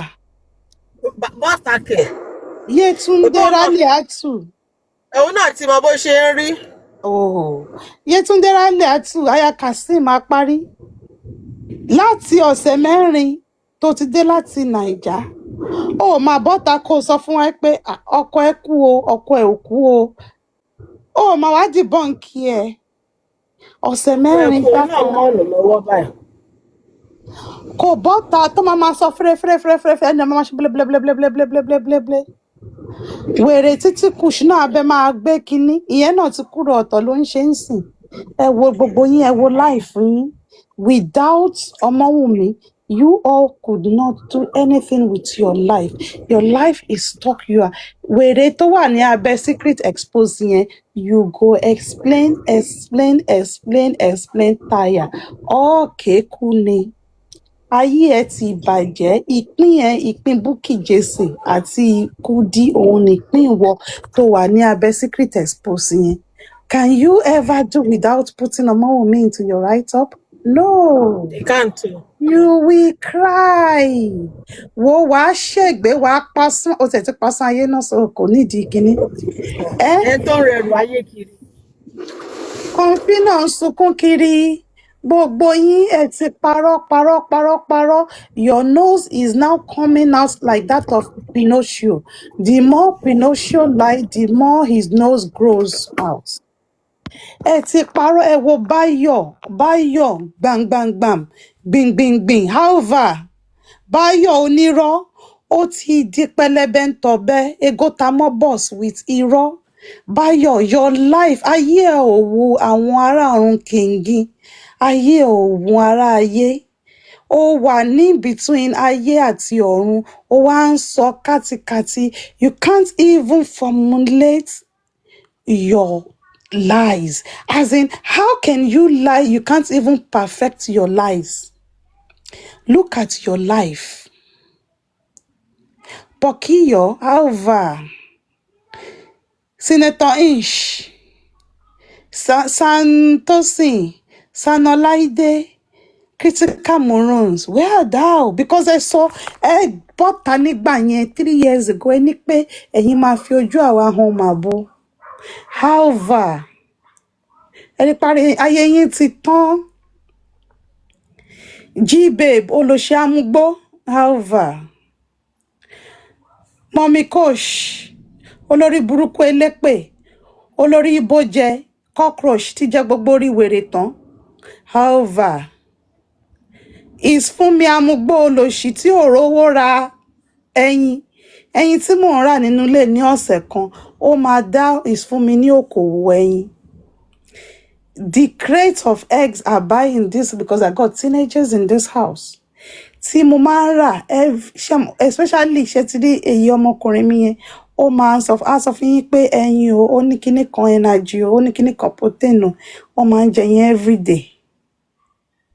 So mi ò kì í lọ ra ẹyin 15 o crate either 30 or tí n bá lọ Costco máa gbé ti 60. Ṣé kí n post ẹyin sí ẹ kó fi bẹ̀rẹ̀ òwò? Ó mọ̀ pé níbi tá a wà onínúure aláàánú làwa àwa rèé náà ń pè ní alájà má jẹ́ ó bàjẹ́. Onínúure làwa ẹni ire ni wá. Ṣé kí n send ẹyin 60 pieces fún ẹ kó fi bẹ̀rẹ̀ òwò ẹyin because ó lọ sí ibi tán tí ń ṣe give away ó lọ ń sunkún onítìwọ́ bá rí 100,000 wàá lè bẹ̀rẹ̀ òwò ẹyin.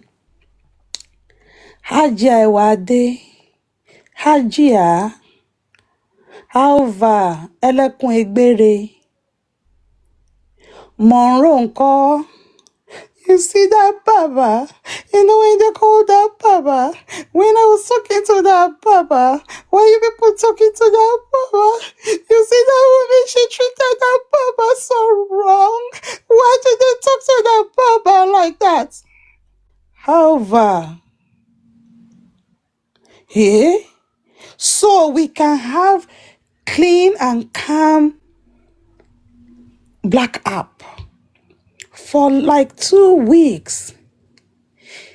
The crying has wanted keke ti pamọ́ yín lẹ́nu.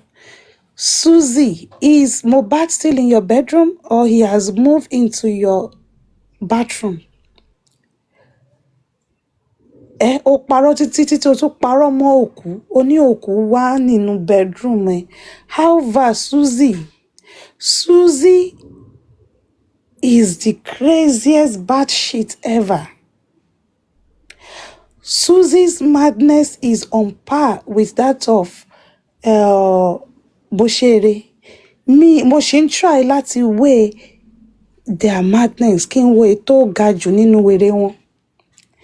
Susie has confirmed schizoaffective disorder.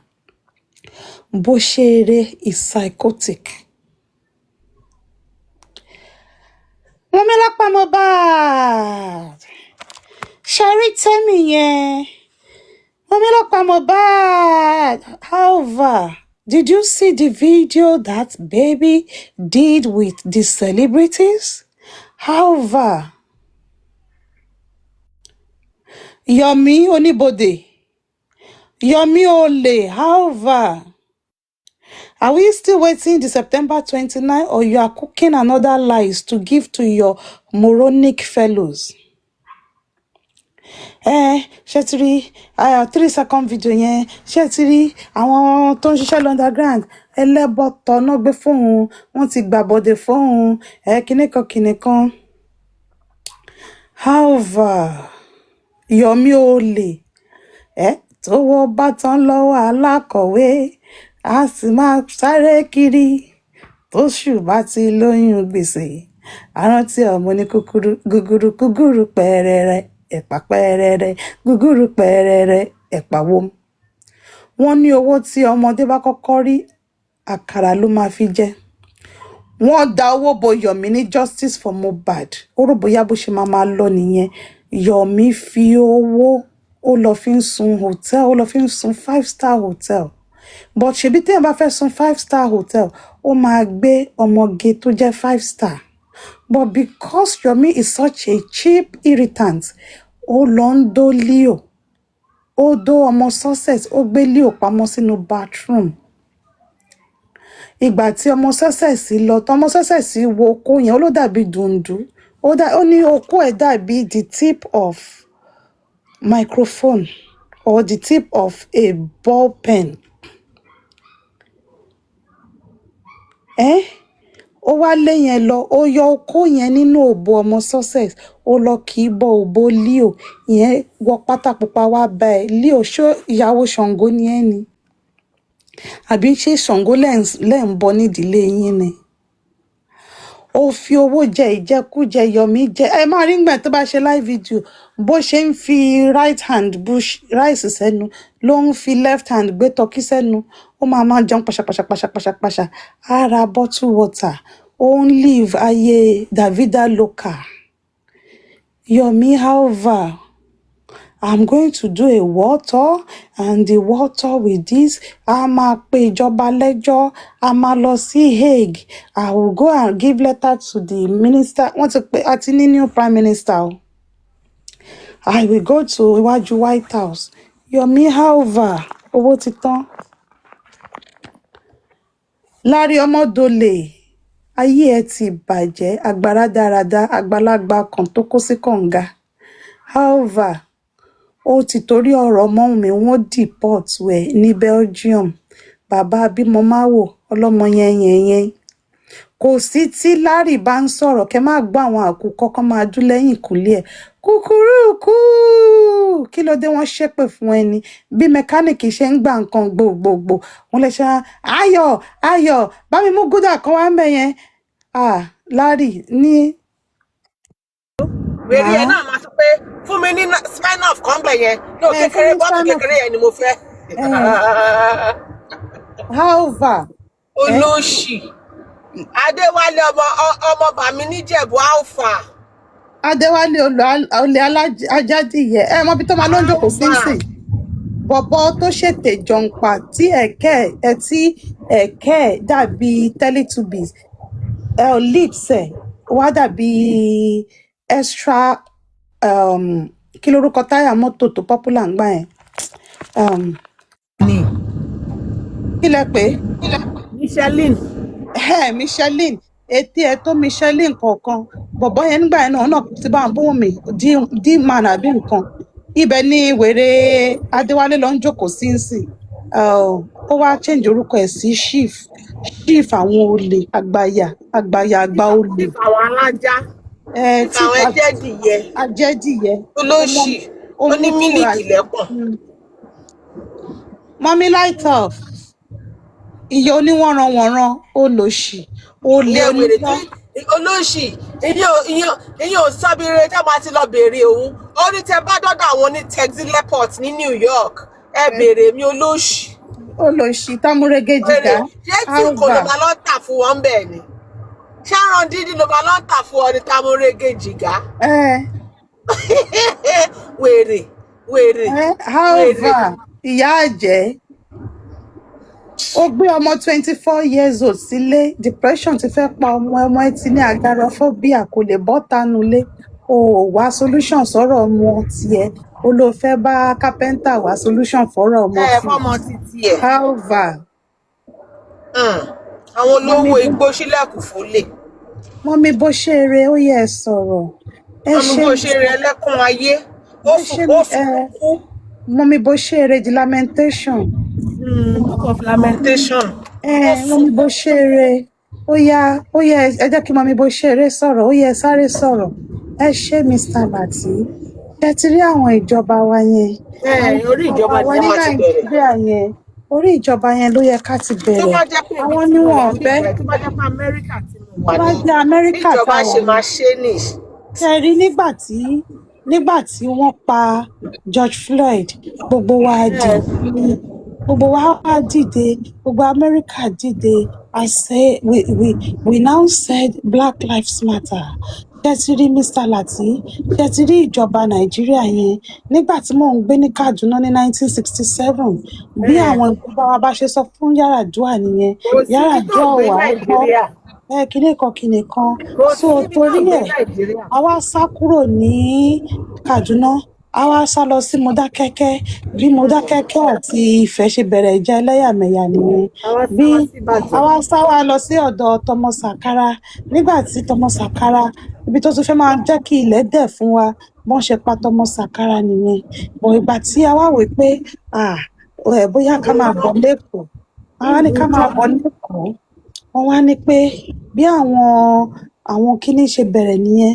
Ẹ rántí ayé ìgbà Ali must go. Ìgbà tí wọ́n bẹ̀rẹ̀ ayé Ali must go, bí mo ṣe ní pé jẹ́ n kúkú sá kúrò ní Nàìjíríà nìyẹn o. Ìgbà tí mo tún wá dé Nàìjíríà, bí wọ́n ṣe pa Martin Luther King nìyẹn. Tí mo wá kúrò Nàìjíríà, mo wá sá lọ sí Mississippi, bí wọ́n tún ṣe pa Martin Luther King nìyẹn. Mo wá wò títí pé ibo mo wá fẹ́ lọ báyìí. Mo tún wá sí Nàìjíríà again. Bí June 12 ṣe ṣẹlẹ̀ nìyẹn. Àwa ní a rò pé bóyá MKO, bóyá bàbá wa MKO, bóyá ó máa gba ìjọba fún wa. Àwa dìbò fún bàbá wa MKO. Wọ́n tún wá pa bàbá wa MKO. Ṣèbí ìgbà táwa ń sọ fún kíní pé kó bá wa ṣe dáadáa, wọ́n tún ṣe pa Kudirat nìyẹn, Abíọ́lá. Bí mo ṣe wò nìyẹn pé kò ní dá kí n wà nílùú yìí o. Bí mo tún ṣe sá padà lọ sí Amẹ́ríkà nìyẹn ní ayé ìgbà Ṣàgàrí. Nígbà tí a tún wò pé bóyá Ṣàgàrí, ẹ mọ̀ pé bàbá yẹn ló dáa jù. Ìgbà tí mo tún try Nàìjíríà, bí Ṣàgàrí ṣe tún sọ pé rárá o, ẹ̀yin tí ẹ kì í ṣe Haúsá o, ẹ máa lọ sí ìlú yín o. Bá ṣe sọ pé bóyá lọ tí wọ́n ṣe báyìí, a ti lọ káàkiri kíní kan bí àwọn Kìrìsìtẹ́nì àtàwọn Mùsùlùmí wọ́n tún ṣe bẹ̀rẹ̀ ìjà ẹ̀sìn nìyẹn. Àwa tún kúrò ńbẹ̀. Ṣèbí ìgbà tó wá tún di 2022, bí a tún wá wò pé kí n wá lọ sí Ìlọrin o, bí wọ́n tún ṣe pa Túndé Ìdí Àgbọn nìyẹn. Túndé Ìdí Àgbọn, òun ni ò bá tún Nàìjíríà ṣe.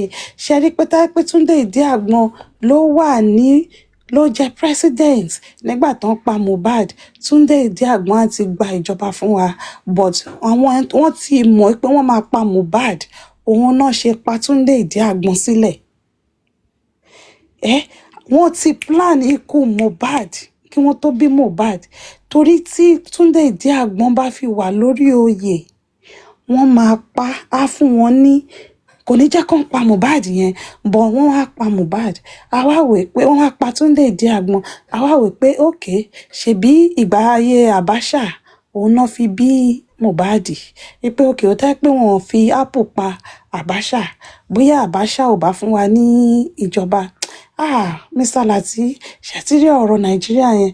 Lati á ti ní oya mọ́mí round up. Ṣé Mr. Lati mo ti round up. So nígbà tí Abacha wá gba ìjọba lọ́wọ́ June 12, a wá wò pé wọ́n á gbé fún Abdulkarim. A wá pé ìjọba fìdí òun ni Abdulkarim, pé wọ́n ti wá gbé wá padà sí ilẹ̀ Yorùbá. A wá sọ pé Olúwa ṣeun o, Ọbásanjọ́ tún ti gba ìjọba o, wọ́n á gbé fún Ọbásanjọ́ o. Ṣèbí ìgbà yẹn ni Ọbásanjọ́ àti àwọn kan wá pàdé àpòpọ̀, bọ́n ṣe pàdé Lẹ́gíwá nìyẹn. Ẹ má sọ pé mi mo sọ bẹ́ẹ̀ o. Bọ̀ àwa ń wádìí sí Mr. Lati, àti ìrí ikú tó pa Lẹ́gíwá di sí àmọ́ mi bó ṣeré ẹjẹ bá wa round up. Mo ti ń débẹ̀. So ìgbà tí Ọbásanjọ́ kò wá gbé. Wọ́n ti ń débẹ̀ náà dẹ̀ ni. Wọ́n ti ń débẹ̀. Ìgbà tí ìjọba kìíní mọ́mì ẹjọ́ ẹ bá round up kí Kofi lè sọ̀rọ̀. Bẹ́ẹ̀ ṣe fún dárúkọ. I want to thank everybody. Lagata. Even though ọmọdé ló jẹ́, mo bá ẹ sọ̀rọ̀ dẹ̀ gbọ́. Ọmọ agbọ́ sí wọn náà lẹ́nu. God bless you. Èmi rí ẹ, ọmọdé ni ẹ sí mi Lagata, but èmi rí ẹ as bàbá wa. Ṣé wọn pé gbogbo ọkùnrin bàbá náà jẹ́ sí wa. So nígbà tí mo wá ronú títí pé ìgbà tí Ọbásanjọ́ ò fún wa ní nǹkan tá a fẹ́, mo wá sá lọ sí Ghana. Nígbà tí mo wá dé Ghana, bó ṣe rè the real book of lamentation. Ó máa bẹ̀rẹ̀ láti ìgbà tí Nàìjíríà ti gba independence ni. Ó máa bẹ̀rẹ̀. Mo rẹ́ tó rojọ́ tóbìnrin yẹn. Àti ìgbà tí Nàìjíríà ti gba independence tó máa ti bẹ̀rẹ̀ story yẹn. Láì ṣe family ìfẹ́ ládẹ̀ kí my mama.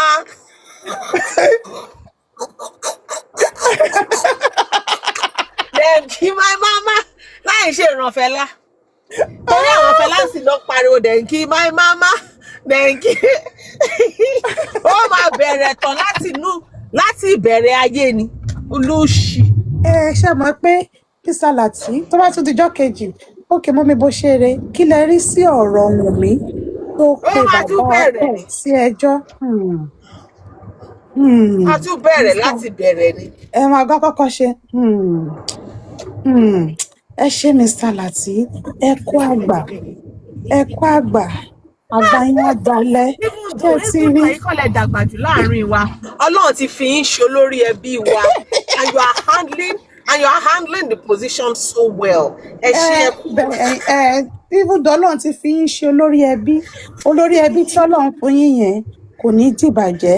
Ṣé ẹ ti rí nígbà yẹn tí Lord Lugard tó fi wá sí Nàìjíríà, òun ló pín Nàìjíríà. Ìgbà tí Mary Slessor stop the killing of twins. Sani ẹ̀yin lẹ hype mi o.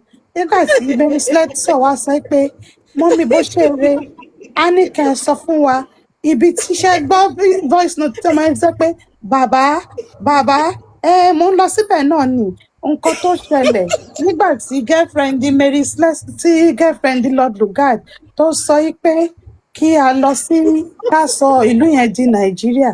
Àbá ti wà ní Western states and the Southern states, but Lord Lugard òun ló fa gbogbo problem tó wà nílẹ̀ yìí. Bẹ́ẹ̀ ni Lord Lugard sọ pé Ibo ẹ má pé host ẹ fẹ́ host ilé o. Ṣé ká dákẹ́ ká má ṣọ̀rọ̀ ni? Ṣé ká má ṣọ̀rọ̀ ni? Ẹ má ṣọ̀rọ̀ lọ́ba mi mòró. Ẹ má ṣọ̀rọ̀ yín lọ. Nígbà yẹn ni àwọn wá bẹ̀rẹ̀ tẹ́ pé wọ́n ti bí ọmọ yẹn nígbà yẹn World Against Indiscipline and Corruption, bó ṣe rántí pé Mariam Babangida woman yẹn máa fine o. Ẹ rántí pé Mariam Babangida òun nìkan ni ìyàwó orílẹ̀-èdè Nàìjíríà tó ṣe dáadáa. Ẹ̀yẹn ló tá pé woman yẹn ṣì wà láyé ni. Ṣé ti rí ọmọ Wunmi ọmọ kékeré yẹn? Kò ní ṣe bó ṣe ṣe yẹn, but ṣé ti wá rí bó ṣe jẹ́ ń sìn. Ìgbà yẹn ni Ọbásanjọ́ wá lọ gba loan lọ́wọ́ IMF. Ìgbà tó wá gba loan lọ́wọ́ IMF, àwa wà ní ipò tí a wà yìí. Ìgbà yẹn ni ìjọba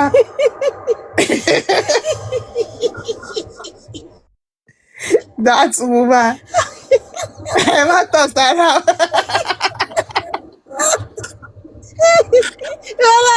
Mẹ̀yà inú mi ti mú. Inú mi ti.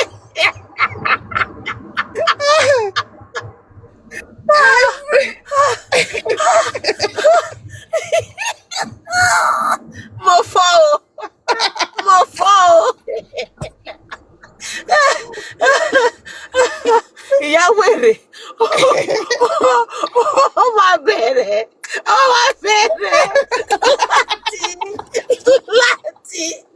Látàyà lálùmọ́lẹ̀ olóṣì. Ó máa mú ní ìṣísẹ̀ntẹ̀lé ni. Ó máa ní ìmọ̀ mi bó ṣe re. No, ẹ jẹ́ ká sọ nǹkan tá à ń sọ sí. Ẹ má ṣọ́ọ̀kì o. Ló máa ní Mr. Lati mo ti fẹ́ débẹ̀ náà. Mo ti fẹ́ débẹ̀. So nígbà tí gbogbo ayé wá bí gbogbo ayé ṣe dìde lórí ọ̀rọ̀ George Floyd, ní àwa ọmọ Nàìjíríà náà ṣe dìde nìyẹn pé a fẹ́ kan kí tó pa Mohbad. Lórí burúkú. Àwa pe Tafawa Balewa ní pé rárá o, ẹ má involve mi nínú situation yìí o. Ẹ lọ pé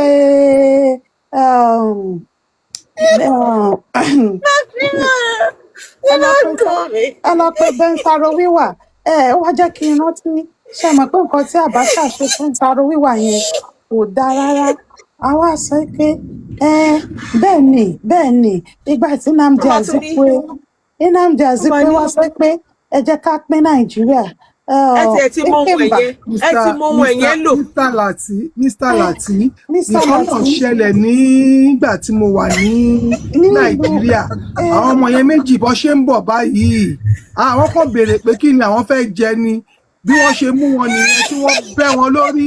Ẹ mọ̀ pé àrí justice gbà lórí àwọn ọmọ yẹn náà bẹ́ẹ̀ yẹn. Àwọn ọmọ méjì yẹn wọ́n wá jẹ́ ọmọ Ìgbò ni wọ́n, bí Ikemba Odogwu of kí lorúkọ Ikemba náà, ọ̀rọ̀ mi létí Ojukwu, bí Ojukwu ṣe ní Biafra must go. Bí a ṣe bẹ̀rẹ̀ ogun nìyẹn pẹ̀lú Ikemba, bí àwọn kinní nìyẹn, bí Ojukwu ṣe iṣẹ́ yẹn gan. bọ̀ ìgbà tí ojúkú wá ṣe tí ò rí ṣe Ọbásanjọ́ wá make sure pé oúnjẹ ò dé ilẹ̀ Ìgbò ibi tí àwọn ilẹ̀ Ìgbò bó ṣe ń bínú sí àwa ọmọ Yorùbá nìyẹn nǹkan tó ṣẹlẹ̀ nìyẹn ìgbà yẹn náà wá pé Aguiyi ń ro sí Aguiyi ń ro sí wá. Mo ní 2 minutes láti lọ. Wọ́n ní mo bó ti ṣe fẹ́ eré ẹ débẹ̀ bá wa round mo it ti up. fẹ́ débẹ̀ ìgbà tí Aguiyi ń ro sí ó wá pàdé àpòpọ̀ mọ́ Anini náà wá ṣe wàhálà ní ilẹ̀ Ìbìní ṣe ti rí ní ilẹ̀ Ìbìní yẹn.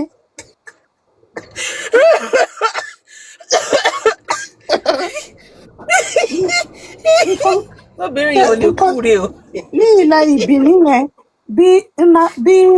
bí Anini àti Aguiyi ń ro sí wọ́n ṣe fẹ́ ba ìjọba Babangida jẹ́ nìyẹn Babangida kàn sọ fún wọn ní pé mo fún yín ní ọ̀sẹ̀ kan ẹ gbọ́dọ̀ wá Anini jáde ẹ jọ kí ló ṣe bàbá wa Tinubu tí ò fún wọn ní that same àṣẹ tí Babangida pa tẹ́ pé ọ̀sẹ̀ yẹn náà mú Anini kí wọ́n mú Anini àti àwọn ẹlẹ́mẹ̀wà ẹ̀ wọ́n wá mú gbogbo wọn but torí pé Tinubu ò kí ẹ̀ nípa àwa masses kò kí ẹ̀ nípa àwa ọmọ tálákà òun ni ó ṣe wá gbé iṣẹ́ yẹn fún Goodluck Jonathan wọ́n sọ pé you know I'm a son of nobody I never had shoe I didn't wear shoe to school so Mr. Lati gbogbo nǹkan yẹn tó ṣẹlẹ̀ òun náà ṣe lè rí justice gbà nítorí.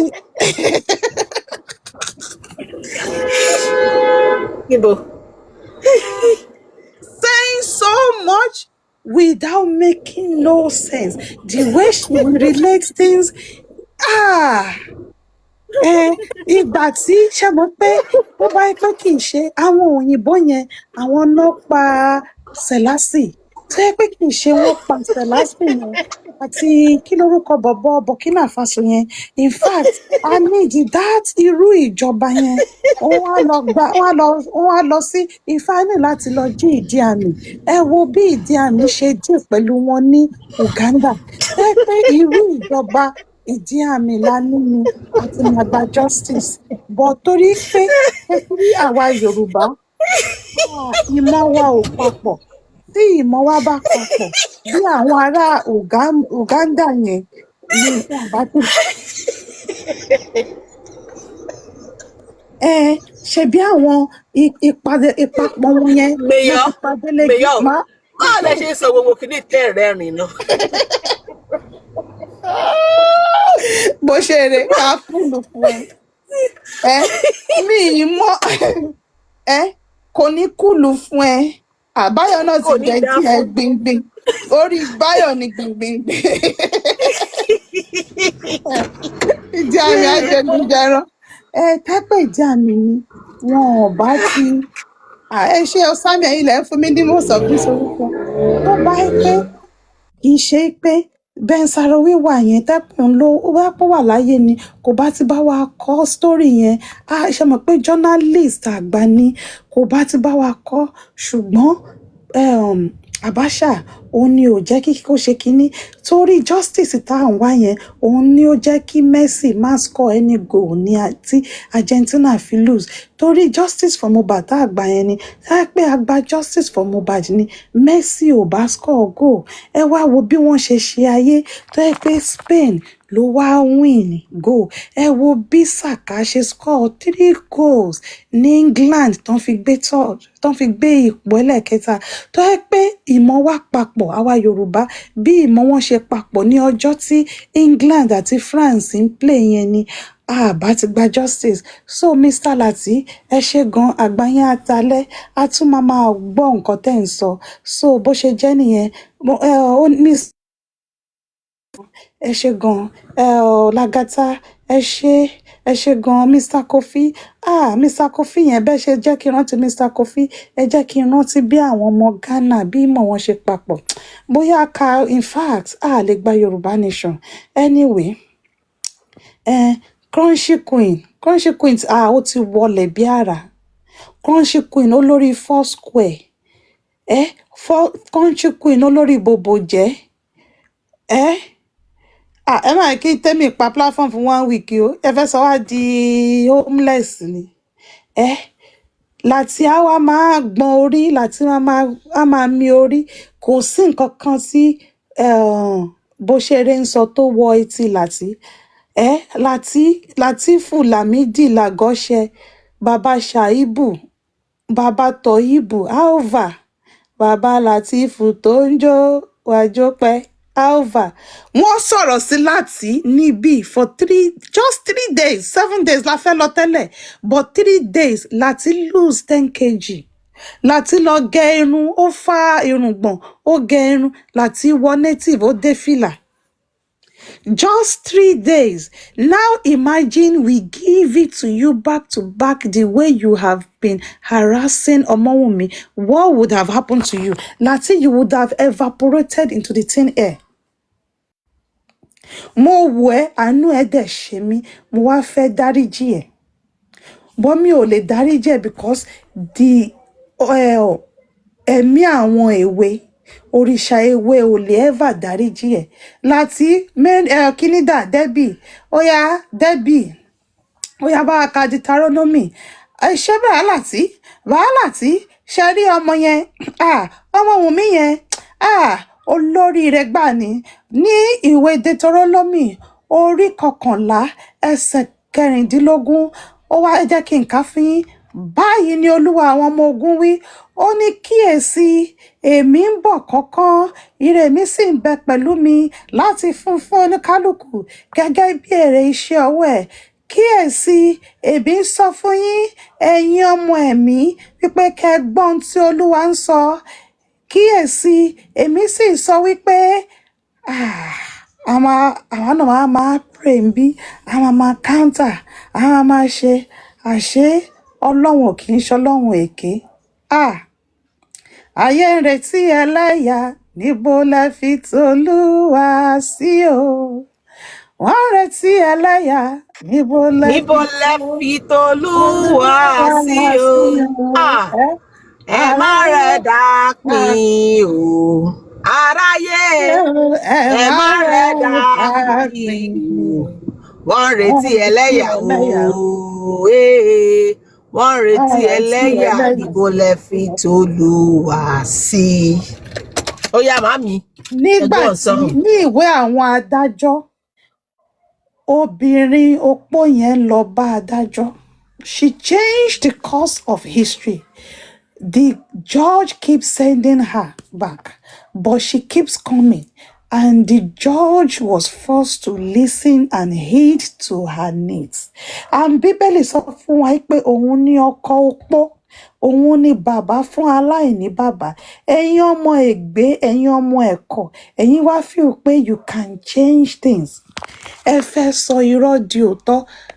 Debbie gbogbo kíyèsí báyìí ni èmi Ọlọ́run àwọn ọmọ ogun wí, èmi ń bọ̀ kánkán, èmi sì ń bọ̀ pẹ̀lú mi, èmi ó sọ fún ìwọ, èmi á tí nínú ilé máa ń gbóná mú ẹ Debbie, ní ìta ọ̀nà máa nà ẹ Debbie.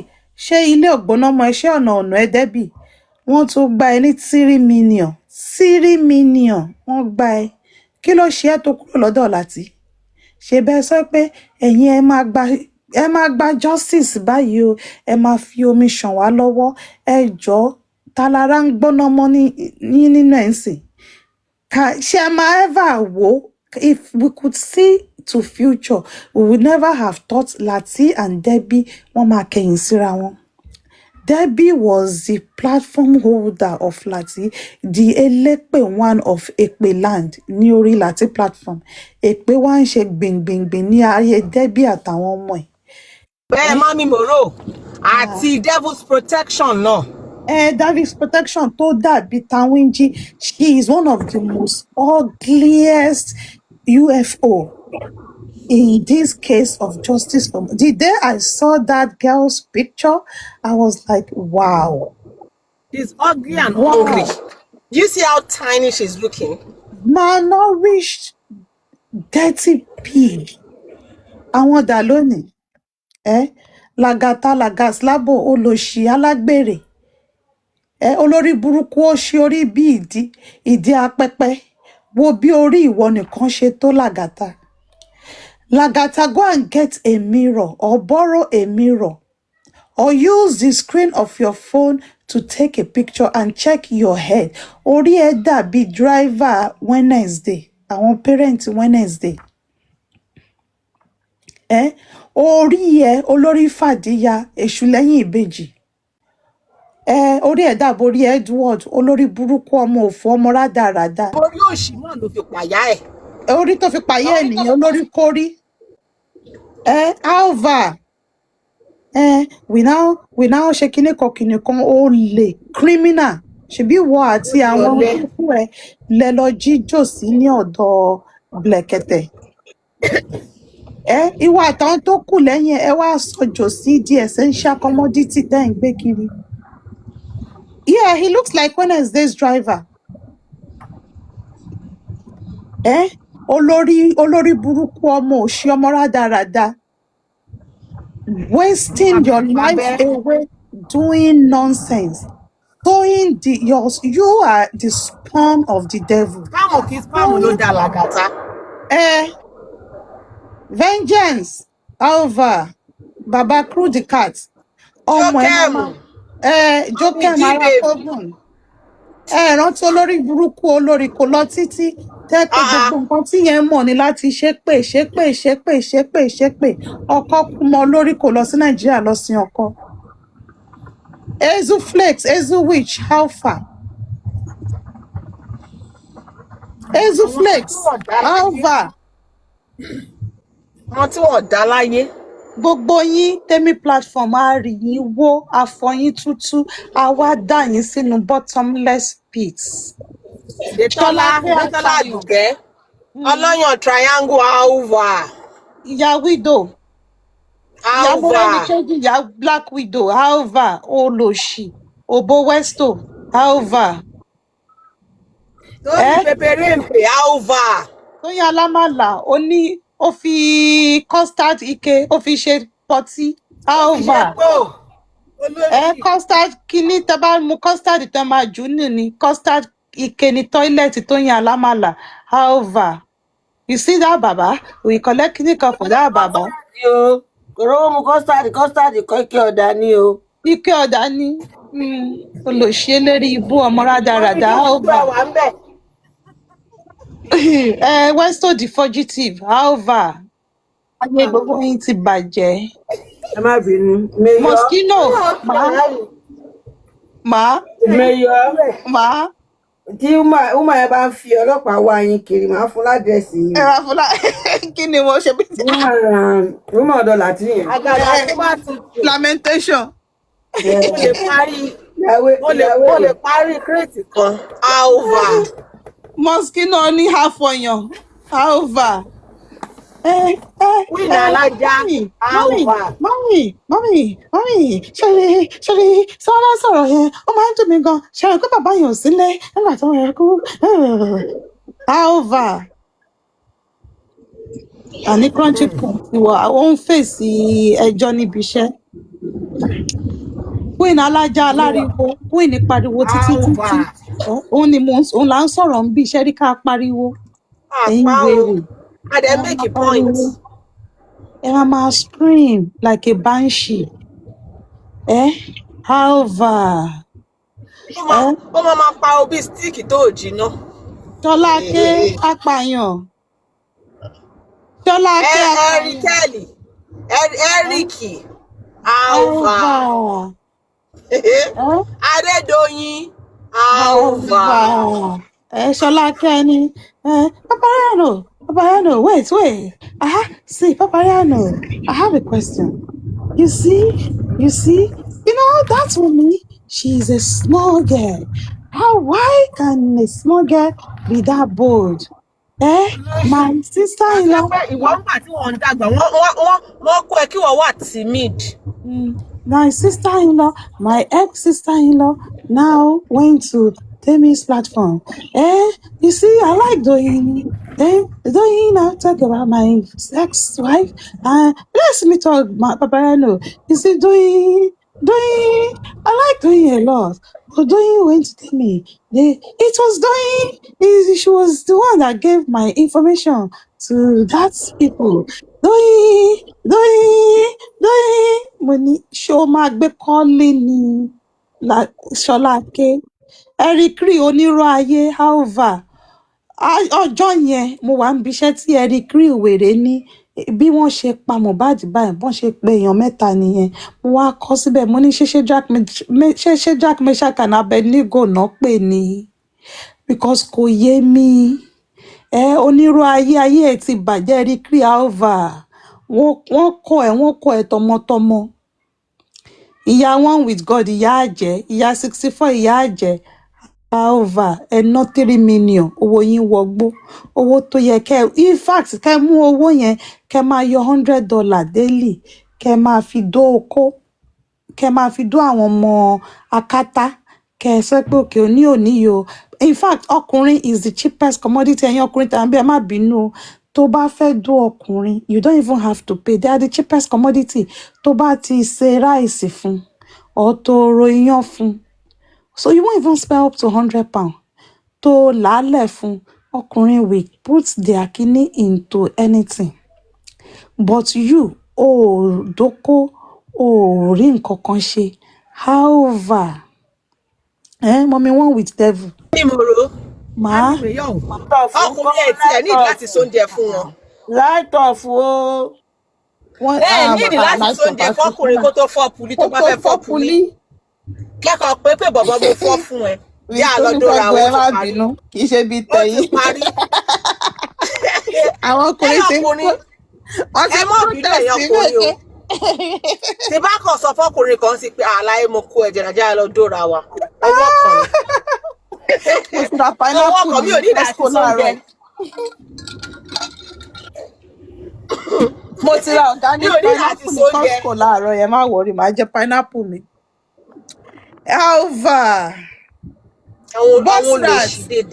Bosrat onírọ̀ oní CCTV Alva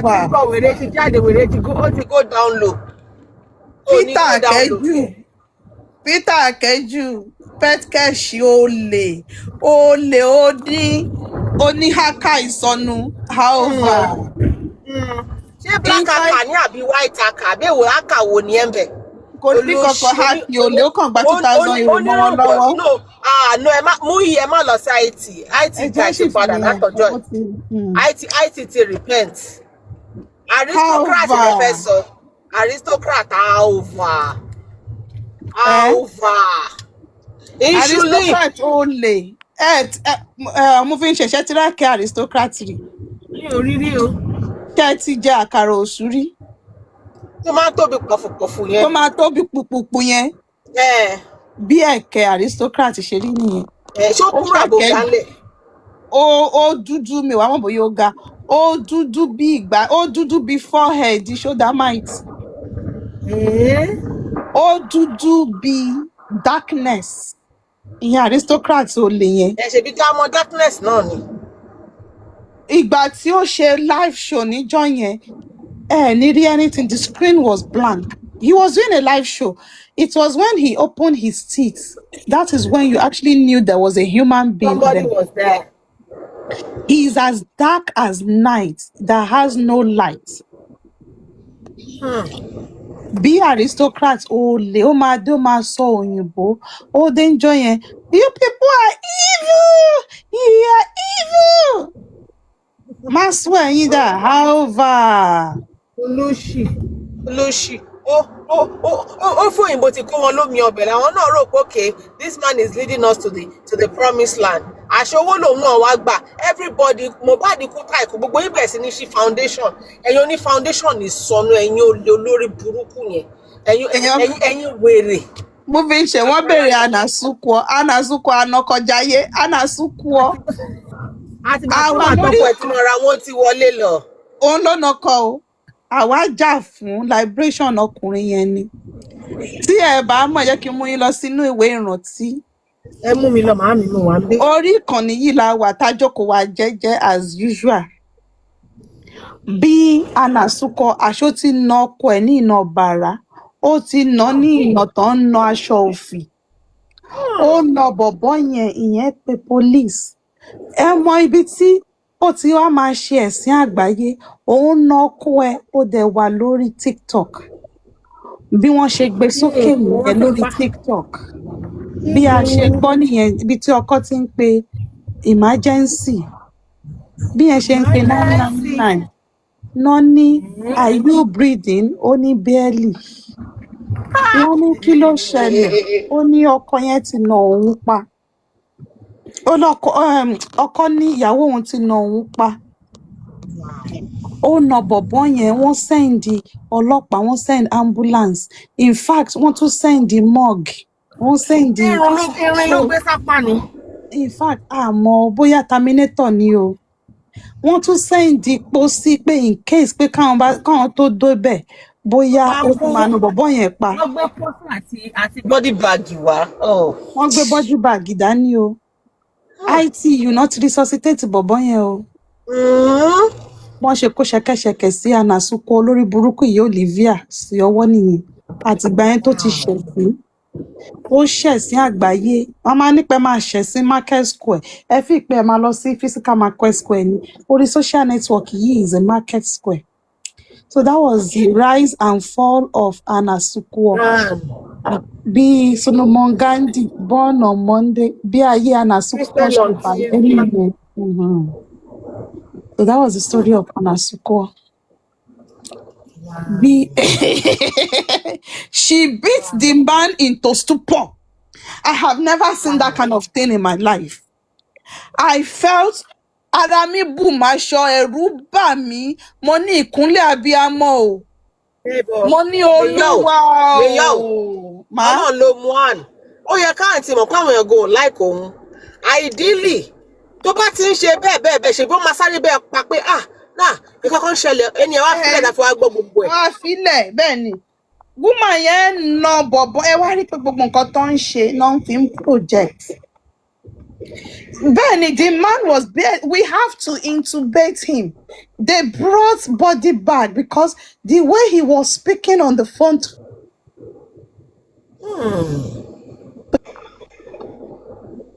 wọ́n ní láti ṣe CPR return of spontaneous circulation he has downtime of about almost 30 minutes they were about calling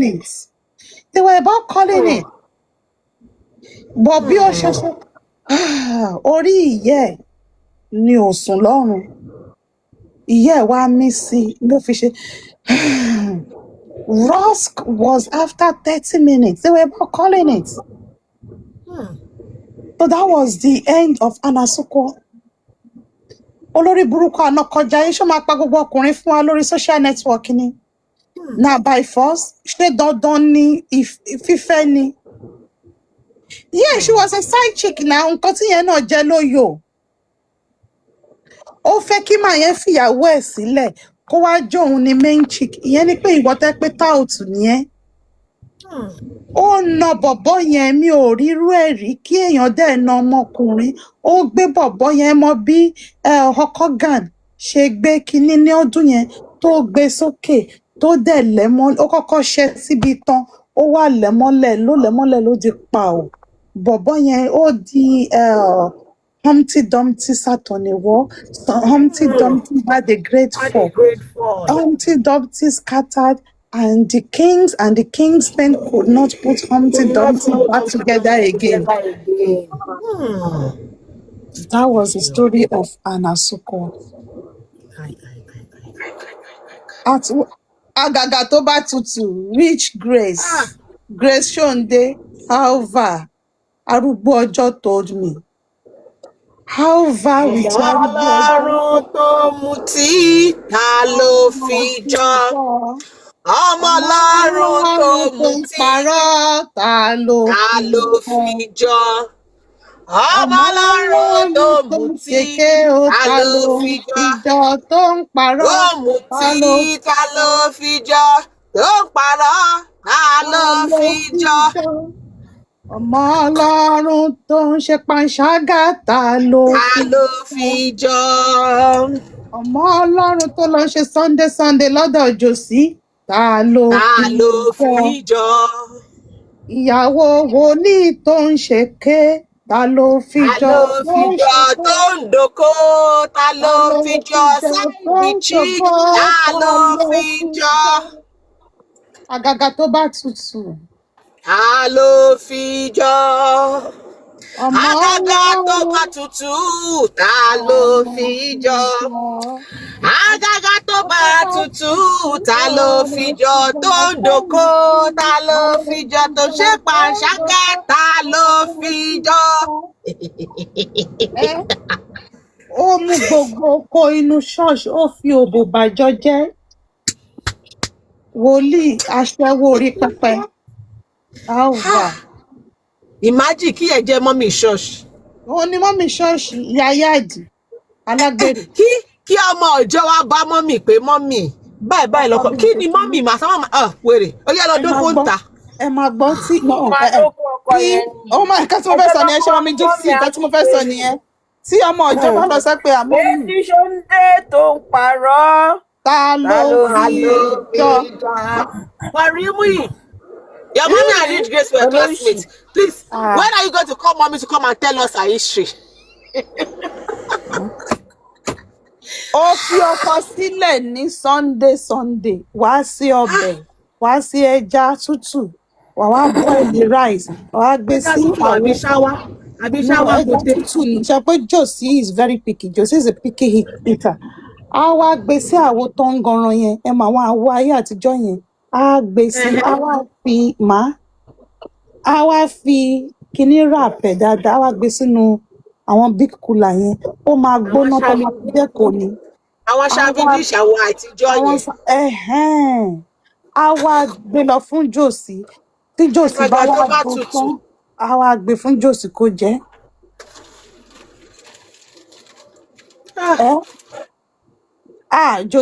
Rich Grace aṣẹ́wó orí pẹpẹ. Grace Ṣóńdé. Alva. Ọmọ Ọlọ́run tó ń bẹ̀ gíta ló fi jọ.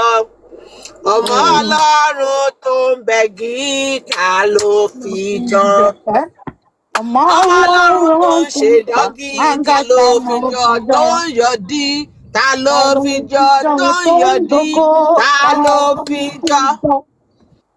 Ọmọ Ọlọ́run tó ń di tébù mú ta ló fi jọ. Ọmọ Ọlọ́run tó lẹ́sẹ̀ lórí bẹ́ẹ̀dì ó ta ló fi jọ. Ọmọ Ọlọ́run tó ń yàtọ̀ ta ló fi jọ. Tó ń yàtá ta ló fi jọ. Lọ́dọ̀ tó ń yàtá ta ló fi jọ. Àgbàyà àgbà òkú Ọmọ Ọlọ́run tó ń gbókó sẹ́nu ta ló fi jọ. Oko bàbá Mohbad ta ló fi jọ. Tó léyà Joshua síta ta ló fi jọ. Tó ń ṣe bẹ́yẹn ta ló fi jọ. Tó ń ṣe bẹ́yẹn ta ló fi jọ. Instead kó mú microphone. Ibi láyé yín máa bàjẹ́ sí. Kó má ṣiṣẹ́ tẹ́lẹ̀ ní gbọ́ nìyẹn níwọ̀n kú. Àwa náà ní gbà lábọ̀. Tẹ́lẹ̀ ti Grace. The Bible says, he that sinneth shall die. Olùṣòyìnbó òṣì náà ni. Olórí ibú ìyàwó rẹ̀. Ìdí ẹ̀bẹ̀ bẹ̀rẹ̀. Oníwọ̀tawọ́tá yàn. Bí ilé tìró. Olùṣì á máa sọ òyìnbó yìí ni. Òyìnbó bú yìí náà ni. Á máa sọ. And God said, the Bible told me. And the Bible told me. Olóṣì ọmọ Bible kú bọ̀ kò mọ̀ ìwánú ẹ̀ kò lè wú. Leviticus nínú Bible ló mọ̀. Ìyàwó èrè. Yóò lò ní gbọ́. Aláwọ̀ kò ní gbà. Mátà ti ẹyẹn gangan lèmi máa láìkí máa reason. Ṣé lórí burúkú ni ẹni ẹ? Wàá ṣáà máa parọ́ ṣá. Òyìnbó yìí ni. A wá gbé díẹ̀ yẹn á máa rè di burúkú yẹn. Ìdí burúkú yẹn náà máa gbé kiri á máa rè kiri. Oru gbogbo ìdí àfi bí òkè máa pọ̀. Owó tó dídí Ìbàdàn gbóúnjẹ lọ Èkó. Kí ló fi nínú oúnjẹ fún Jòsí? Ọmọ kó Jòsí gan náà gúdúgúdú ni kò fìgbà kan túra lẹ̀. Ogun ẹjọ́ máa fi bá yé ara yín jẹ́ máa kó pa. Jòsí alóhùn pásọ̀wọ̀ náà níwọ̀ náà díkínẹ́sì ẹ̀yìn wèrè. Olùsí ó mú bàbá oníbàbá. Ó kó bàbá oníbàbá ò lè mọ́ nílé. Ó sọ di microphone, ó sókò Jòsí di microphone. Olórí ibú. Wá jókòó wá parọ́. Sórí ẹ̀wọ̀n tó ní gbogbo yín máa kú sí. Ẹ̀wọ̀n tó ní gbogbo yín máa kú sí yẹn. Ìbẹ̀lẹ̀ máa kú sí. Olóṣì. a máa rèdí òṣì yẹn kiri òyìnbó yẹn máa ń bí mi inú ṣáà ni tó bá ti ń sọ ó lọ ṣe òyìnbó dẹ̀dùn lẹ́nu wèrè ẹ̀ ṣùgbọ́n rọ́ ni. Irọ́ ni. a máa ka bible You know my Bible says. and the Lord say. And the Lord said in the book of Leviticus. You don't know something. When God said something, he will do it. Yeah. Àwọn fún ẹ pa àmọ̀kù tọ́lọ̀ bá sọ nǹkan ó máa ṣe. Èyí ò ní ró òṣì. Wọ́n lè fẹ́ sọ fún wa pé ẹja ló wà nínú sardine. Kò ní dáa fún ẹ. Àtàrọ̀ mo busy ni mo kàn on and off mo kàn ń ṣe. Mi ẹ̀ ṣe ní kí n gbẹ̀gbẹ́ nílẹ̀ kí n sùn. Ó rẹ̀ mí látàárọ̀ ṣùgbọ́n mi lè gbọ́rọ̀. Àròyìn méjì ni mi lè gbọ́ kí n gbé tì mí kúrò. Olórí burúkú àwọn obìnrin méjì dẹ̀ ni. Torí olórí burúkú ìyàwó èrè tó máa ń fi bẹ́ tó máa ń fọ́ náà cover ojú yìí. Yóò ṣí alára gíẹ̀gíẹ̀ tó dàbí tápọ̀ ẹ̀ dàbí apá arápálẹ̀ gángan yẹn ó lò ṣì. Bẹ́ẹ̀ ni báàmù kan tó dé tó máa má kára tó máa lọ mórí máa fi báìbù wọlé máa fọ̀rọ̀ Ọlọ́run wọlé ó ti gba gbogbo owó tán lórí arúgbó ọjọ́ arúgbó ọjọ́ told me kí ló sọ fún ẹ tíjọ ṣe mítí mo ló ti sọ fún ẹ bó ló ti pè ẹ́. Ó lọ sí ni. Tell us lórí ibú alẹ́sẹ̀ sórí ìwọ yẹn especially wàhálà tó o níwọ̀n kún èmi kò dẹ̀ nígbàbọ̀ ó ní pé ẹnìkan ló máa lù kàn pa náà méjèèjì ló ṣe onírọ́ nǹkan tó wà nínú báìbù tiẹ̀ kò sọ̀rọ̀ òpónú ẹ̀ lè ṣe àwọn ọmọge ní ìbàlẹ̀ olùṣe àwọn ọ̀rọ̀ burúkú yẹn pẹ̀lú ẹ̀. Nígbà tí wọ́n bá òun lé wọ́n bọ́ òun lé. Báwo ni bẹ́ẹ̀ bá lé ó ti játa ó ti játa yẹn tó lóun wọn yàn àdọ́tra ẹ̀ẹ́dẹ́ pọ̀ ọmọ tó kọ́kọ́ bí kò mẹ́ tó bí fún olórí burúkú olóṣèlú náà sọ̀rọ̀ wọ́n wá DNA rọ́ ẹ̀rọ kójú òsì gọ̀ gbogbo yín ló máa fi tàtẹ̀gùn. ó náà fẹ́ lọ tọ́jú grandchild òun Canada. olóṣì. èèwọ̀n ló mọ grandchild wèrè tó bí síbẹ̀ àwọn wèrè olè ọ̀lẹ gbogbo àṣọríwọ torí ìwọ the other woman yẹn ọmọlú mi sórí ìwọ nǹkan tó máa ṣe máa wá fún ọmọ ìlú mi nìyẹn wọn ò dẹ̀ kí n ṣe nọ́sẹ̀sì Kòròdú wọn ò ṣe nọ́sẹ̀sì rárá. Détọ́lá Àdùkẹ́ ni ẹlẹ́nu ti kúrò yẹn torí ọ̀rọ̀ ti tiẹ̀ nǹkan tọ́rọ̀ tiẹ̀ ò ṣe rírì ní mínì sí mi torí mo kàn ti wò pé gbogbo nǹkan tó yàn bá ṣe láyé ilé ayé ló ti máa gbà sórí ọmọ ẹ yẹn mo rẹ́ni kejì ẹ yẹn mi ní ṣépè fọmọ ẹ o sórí ìbọ̀sí sórí ọjà tó ń ná lọ́wọ́ tó ń yọ owó ẹ yìí ọmọ yẹn ló máa sanwó ẹ o gàrà ni ibi tó ti rí Black Widow yẹn ọmọ yẹn á ṣàlàyé ẹ fún ẹ á fún ẹ lésì ọ̀rọ̀ yẹn òwò àmọ́ ibi tọ́rọ̀ ọ̀rọ̀ gbogbo yìí ẹ ti rí pé àtijọ́ tí ọmọ mi ti wá sókè tó ti sọ pé gbogbo yín pátápátá tó dẹ̀ ti ń gbé yín re ó ní àtẹ̀yìn àtọmọ yín àtọmọ ọmọ yín ìran mẹ́ta ló gbé ṣépè ẹ̀yin pẹ́ ti forí kò tí ì ní mínìsì yín àwọn díẹ̀ tọ́rọ̀ yẹn ní mínìsì ó dà pé wọ́n step back even though wọ́n máa jèrè iṣẹ́ ọwọ́ wọn tó ti fẹnu sọ tó ti fira rẹ̀ sọ pé ó ní nǹkan tẹ́ bá wíṣì fóun àtọmọ òun ó ní kó jẹ́ tọmọ yín kó jẹ́ tiyín kó jẹ́ tọmọ yín kó tún jẹ́ tọmọ ọmọ yín ẹ ti ṣí èrè torí ẹ forí àwọn ọmọ ọlọ́mọ tó wáyé wọn tí wọn mọ̀ sí tẹ́ ẹ̀ ṣe ẹ̀ ń forí wọn gba ìkó ègún tó fi lè bọ́ta tó wá sọ lórí ní gbangba ẹ mọ nǹkan tó ti máa sọ ní kọ̀rọ̀ pẹ̀lú Ọlọ́run dẹ̀ sọ pé tí ọkọ bá ké sóhun ó lóun á gbé ẹkún ẹ̀ òun á dá lóhùn tẹ́tí páyé yín ti bàjẹ́ ọmọ ìlú mi á jáwọ́ mọ̀ pé ò lè jáwọ́ torí o máa ń ṣe bẹ́ẹ̀ ni pé o smart olórí burúkú ara ẹ náà àyíkédè lẹ́yìn olórí burúkú tó yìnbó dùn lẹ́nu yìí kí ló dé náà torí yín ṣe burú báyìí torí òyìnbó dùn lẹ́nu yẹn náà ó lò sí 80-year-old woman with the voice of a baby ó lò sí gbogbo ààrẹ kànákànná báyìí lórí gbogbo tó wá ń sọ̀rọ̀ wá ní babe tó ń sọ̀rọ̀ ó máa dùn pa ó máa fọ́n ẹ̀ pa tán bá rí báyà ṣe pẹ̀ fún ẹ̀lẹ̀lẹ̀ ni ó dàbí ẹ̀bà jẹ́kù ẹ̀bà tó ti wu olú lórí tí gbogbo ẹ̀ ti ṣe pẹ̀ṣẹ̀pẹ̀ṣẹ̀ bẹ́ẹ̀ ló ṣe rí ó wà lára yín ó wà ní ara yín bẹ́ẹ̀ ṣe forí àwọn ọmọ yín gbé pè yẹn ẹ máa ṣe lọ ẹ wá ṣe ti ké lè ní abẹ́ ẹ̀ tí kẹ́yìn wo lẹ ti ké o torí ẹkún yìnyín lèmi máa ń ní ìdí sódà pé ẹkún yìnyín ó máa ń fún mi ó máa ń jẹ́ kí n lè sùn dáadáa so mo tiẹ̀ ti fẹ́ sùn so àwọn tó bá ti kẹ́ bá mi play ká máa gbọ́ ó lè ṣì ẹ̀yin wèrè Báyọ̀ pẹ̀lẹ́ tiẹ̀ ọ̀rọ̀ tiẹ̀ mi tiẹ̀ fẹ́ sọ̀rọ̀ tiẹ̀ torí pé téèyàn bá ń dá Báyọ̀ lóhùn á dàbí èèyàn tí ò níṣẹ́ torí báwo lèèyàn ṣe máa wò torí ẹ ti ẹ̀ gbọ́ náà mo mọ̀ pé gbọ́ yín tẹ wà lọ́dọ̀ jòsí ṣáìdì ẹ̀yin tó kò ní ṣáìdì jòsí yẹn ẹ̀yin Báyọ̀ gẹ̀ǹgì yẹn tẹ̀fìlì pẹ́ ilẹ̀ wà ní power sí sórí yín ò pè ní ṣé ẹ̀gbọ́n ni tí Báyọ̀ máa jókòó tó máa sọ̀rọ̀ fún yín bẹ́ẹ̀ ni pé wọ́n jọ wà nínú kóòtù Báyọ̀ tó wà l'Amẹ́ríkà tí ò kúrò níbi tó wà á máa sọ̀rọ̀ fún yín bẹ́ẹ̀ ni pé wọ́n jọ wà nínú kóòtù Wunmi ń bẹ̀bẹ̀ kò sọ fún wọn pé òun bẹ̀bẹ̀ lórí yín ò pè ẹni pé àwòrán ayé tí yín wọn àwòrán ayé tí a ti move on níbi tó tẹ̀ gbé mi já sí láàárọ̀ yẹn níbi mo fẹ́ máa lọ sìn kí n máa lọ máa rẹ́rìn yín lórí burúkú olóṣì pẹ̀lẹ́ ríṣì Grace pẹ̀lẹ́ tiẹ̀ o olóṣì ajẹ́kù jòsí jòsí ti lò ẹ́ ó ti lò ẹ́ mọ́gbà bàbá dáàdì tó wà nílé dáàdì Ṣóǹdé pásítọ̀ Ṣóǹdé báwo lẹ́yìn náà ṣe ń píríṣì lórí púpìtì ṣé ìyàwó yín tó ń ṣòṣì káàkiri ṣe fi píríṣì lórí nínú ìjọ tó dára pé tẹlòmíì ní ilẹ̀ máa fi máa fún wọn píríṣì ìyàwó yẹn ò ṣe dáadáa kí ni ìyàwó yín tó ń ṣe rádaràda yẹn kọ́ ṣe ti fi píríṣì ìṣì gbogbo yín ò pè mi ráyè tí yín ṣe gbọ́ mi ráyè tí yín mo sì máa padà wá bá yín ríṣì Grace pẹ̀lẹ́ tiẹ̀ o yóò ṣì ìyá àyà ń ṣe di bẹ́ẹ̀ bẹ̀rẹ̀ bí ìdí agolo tìró méyọ ẹ kárí lódùn yín o mi ì ṣe mọ́.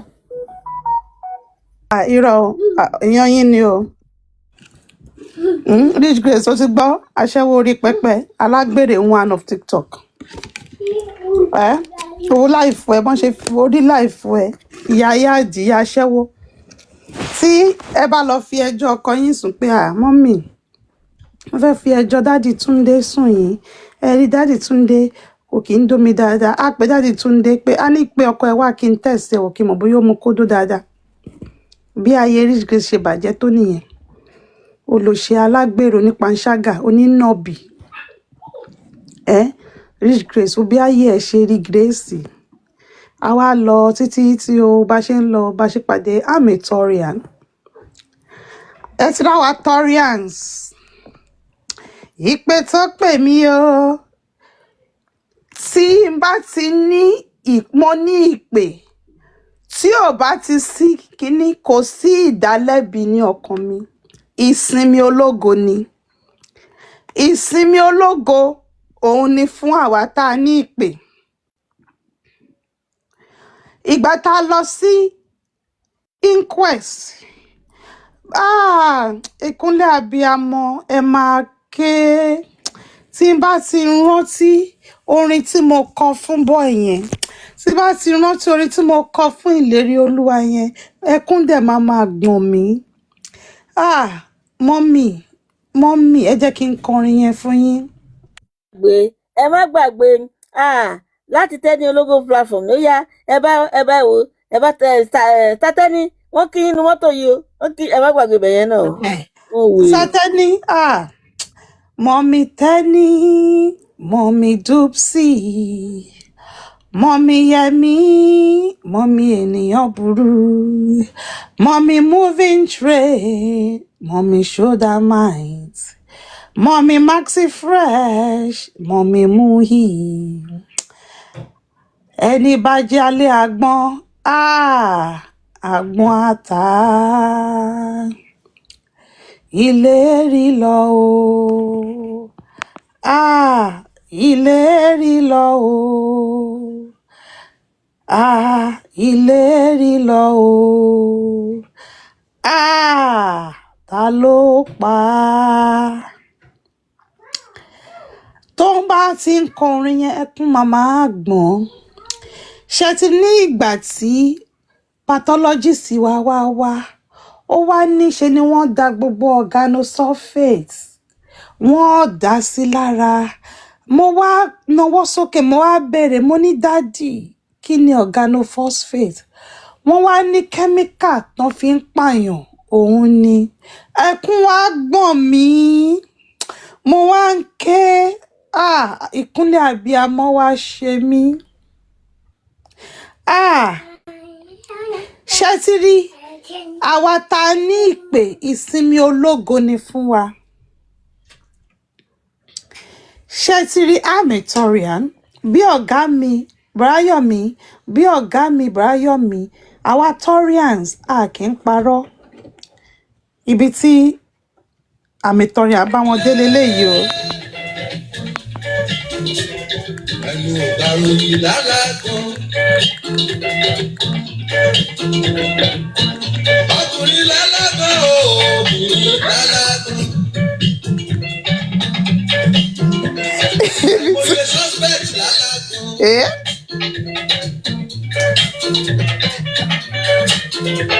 Àìmọye pálóbò lálágbọ́n.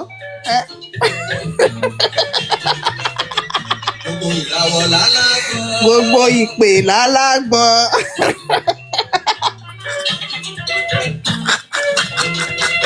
Àìmọye sections. Àìmọye Torian lálágbọ́n. Àìmọye Torians lálágbọ́n. Orí half plot lálágbọ́n.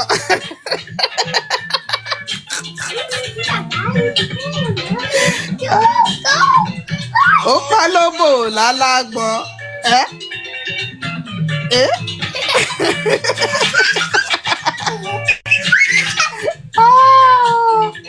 Àìmọye ọ̀gbẹ́ni. Ìran ni Ọlọ́run fi hàn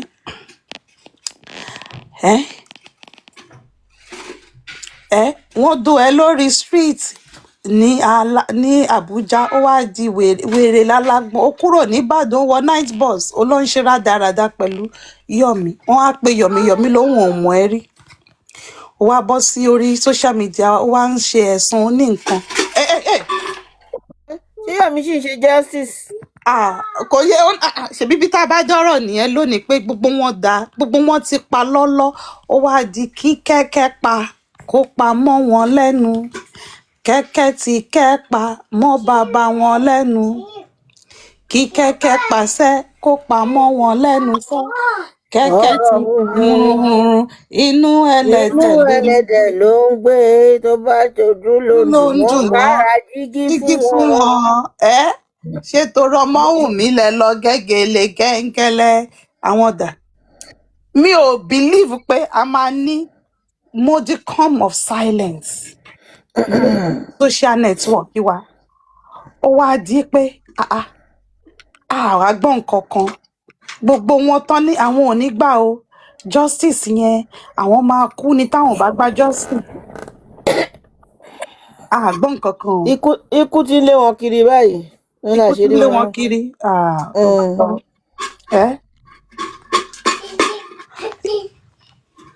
Bá rí gbogbo wọn mọ́ o àtàwọn àti senior widow olóṣìyà Sazot justice náà yẹn ti sá wọlé gbogbo yín dà golden tea tàbí kó lórúkọ yẹn golden tea tàbí golden seal àbí kí nìyẹn yẹn tí gbogbo yẹn fọ́nká bíná wẹ́dà eyín ẹ̀ fọ́nká bíná wẹ́dà golden seal àbí wooden spoon àbí kí lórúkọ immunizer lálágbọ́n èmi ń sọ fún ìwọ wèrè yẹn pé wàá máa gbé lọ́ọ̀yà lọ every court appearance wàá máa san 200,000 ó wá ṣe fídíò òun fi pé you live in an 8 million apartment ìwọ tún ní private tv irọ́ ò bá ní public tv ni ò bá ní public theatre nínú ilé ẹ̀ òpònú ayérádà wọn lè kẹ́lẹ́ pè má. Airbnb mà ní immunizer ń gbé Airbnb ló ń gbé ló ṣe lóun ní private tv inú yàrá òun. ṣé àlè sọ bẹ́ẹ̀ o. Àmọ́ mi dúpọ̀ sí ẹ̀gbọ́n kẹ̀. Mi ò gbọ́ Ẹ̀gbọ́n kẹ̀ ó ti ó ṣe fídíò ó lóun sọ 8.5 million òun tún ní private TV. Iṣẹ́ wo ló ń ṣe tó ń san? Níbo ló ti rówó? Wèrè tó I'm approve ẹ̀.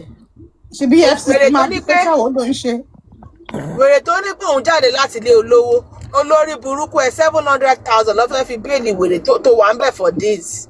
Bail bond ẹ̀ ó tún lọ gba àwọn oní bail bond ní o family ẹ̀ kọ́kọ́ àgbà kìíní ó ní ẹni tó fẹ́ ṣe bail òun was being greedy using to forex. Ìwé wo ló kà tó fi ń fi wèrè wo ni? Ó lè máa tán. Àbófin ṣe 419 àwọn ọmọ Yahoo plus. Ó máa tán ní. Forex wo ni? Ẹjọ́ máa fi forex bó Lẹ́yìn ẹ̀ ní ọpọlọ to do forex marketing. Àwọn tó wà busy tó ń ṣe forex, they are monitoring the market trend. They are online. They will be on their screen monitoring the trend of the market. Ó ń ṣe forex ló ń ṣe content kiri.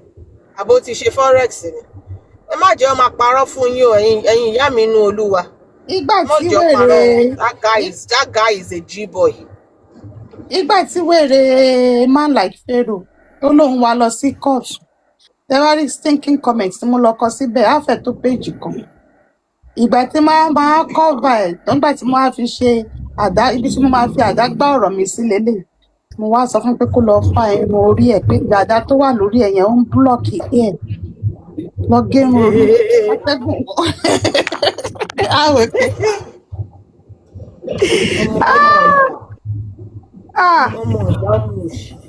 Ọmọ tí ìyá òbí. Ọmọ tẹ́nìkan òbí. Òun náà ṣe bí tòótọ́. Ọmọ rádaràda. Bẹ́ẹ̀ ni upgraded ni ọmọ òṣì.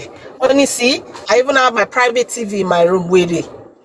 Why not? Tó bá pé ilé ẹ̀ tó bá pé wọ́n lò ní ilé ẹ̀ wá nípa I also have a TV in my room, not a private TV. Olè, ọ̀kánjúwà, ọmọ ọ̀yà, ẹran ọ̀yà. He will not be doing content. Kò ní sọ̀rọ̀ di content creator. Arebi pa ebi na. Ìwọ ron jẹjẹ lórí nọ́ṣọ́nọ́ṣọ́ ló dàbẹ́ tó ń fọwọ́ oúnjẹ nù lára yẹn. Ó ṣorí bí orí Pinocchio ó lọ ṣì. Ó dàbí fídíò dídò 7 up the difference is clear. Ó wọ jàlámì àti slippers ìwọ wá láti ilé tó dáa. Olórí aṣọ ẹ̀ ló wọ̀ lọ́jọ́ tọ́lọ́pàá tì mọ́lé yẹn. Wèrè ó kó sí guinea blue. Wèrè ọmọ. Wọ́n máa kó ṣẹ̀kẹ̀ṣẹ̀kẹ̀ sí lọ́wọ́. The painful thing is, a lawyer was recording me. Wọ́n ṣe ní máa record yẹ. Ó lè ọ̀fọ́n yẹn nígbà tí wọ́n sọ wípé ihò ọmọ ọlọ́mọ ni wọ́n gbé síta. What were you doing to that? Ìgbà tó ń sọ pé ọmọ ọlọ́mọ ní 5NIN, what were you doing to her? 5NIN lálágbọ́n. Olóṣì. Ó jókòó ó dàbí ẹni tó tú fọ̀ bú fún. Wèrè ọmọ. Gbogbo wọn sá jáde ni. Àwọn olóṣì, àwọn olè. Ìwọ a ṣe pé ìwọ ti ṣiṣẹ́ 8.5 million lóòótọ́ láyé ẹ wà bọ́stà. Ìwọ ráwọn small boys that are making it cool. They are genuinely making the money. They are genuinely. Orí wọn tó máa bọ́stà tó máa try láti máa explain. You go explain, you go tire. Olóṣì. Ọmọ àtàpátá ṣubú sínú ẹ̀rẹ̀. Ọmọ tí yàn kan bí ọmọ tó hàn tọ́. Ìwọ náà family ẹ̀ ló ta láwọn ẹbí ẹ̀. Ẹ jẹ́ nǹkan ní fún wọn. There is no coming back from your madness. You are lost.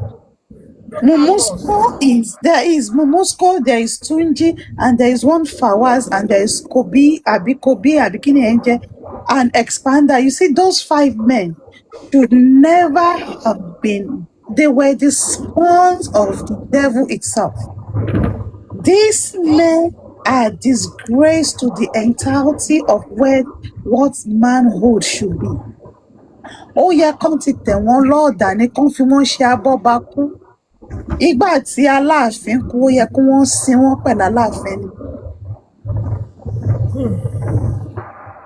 Bẹ́ẹ̀ ni kò ní dá fún ìyá Mumusco, bẹ́ẹ̀ ni àti Báyọ̀ àti Pork York. You know what is sad most in this situation is Hawk is a good for nothing bastard. Ó wá ní luck, wọ́n wá mú wá sílùú òyìnbó. Ó dé ìlú òyìnbó instead kó lọ wá iṣẹ́ ṣe. Bọ̀bọ́ yìí jókòó, ó máa jẹlẹ́dẹ̀ títí. His waistline is expanding every single day. Every second. Every second, this guy will sit on his locust and his dick pẹ̀lú undescended testes. Ó máa la ẹpọ̀n mọ́lẹ̀. 3 hours, he will be analyzing the life of a 3-year-old. This bloody nuisance, this bloody irritant said in all his 37 years of life, he has never had the name called Liam.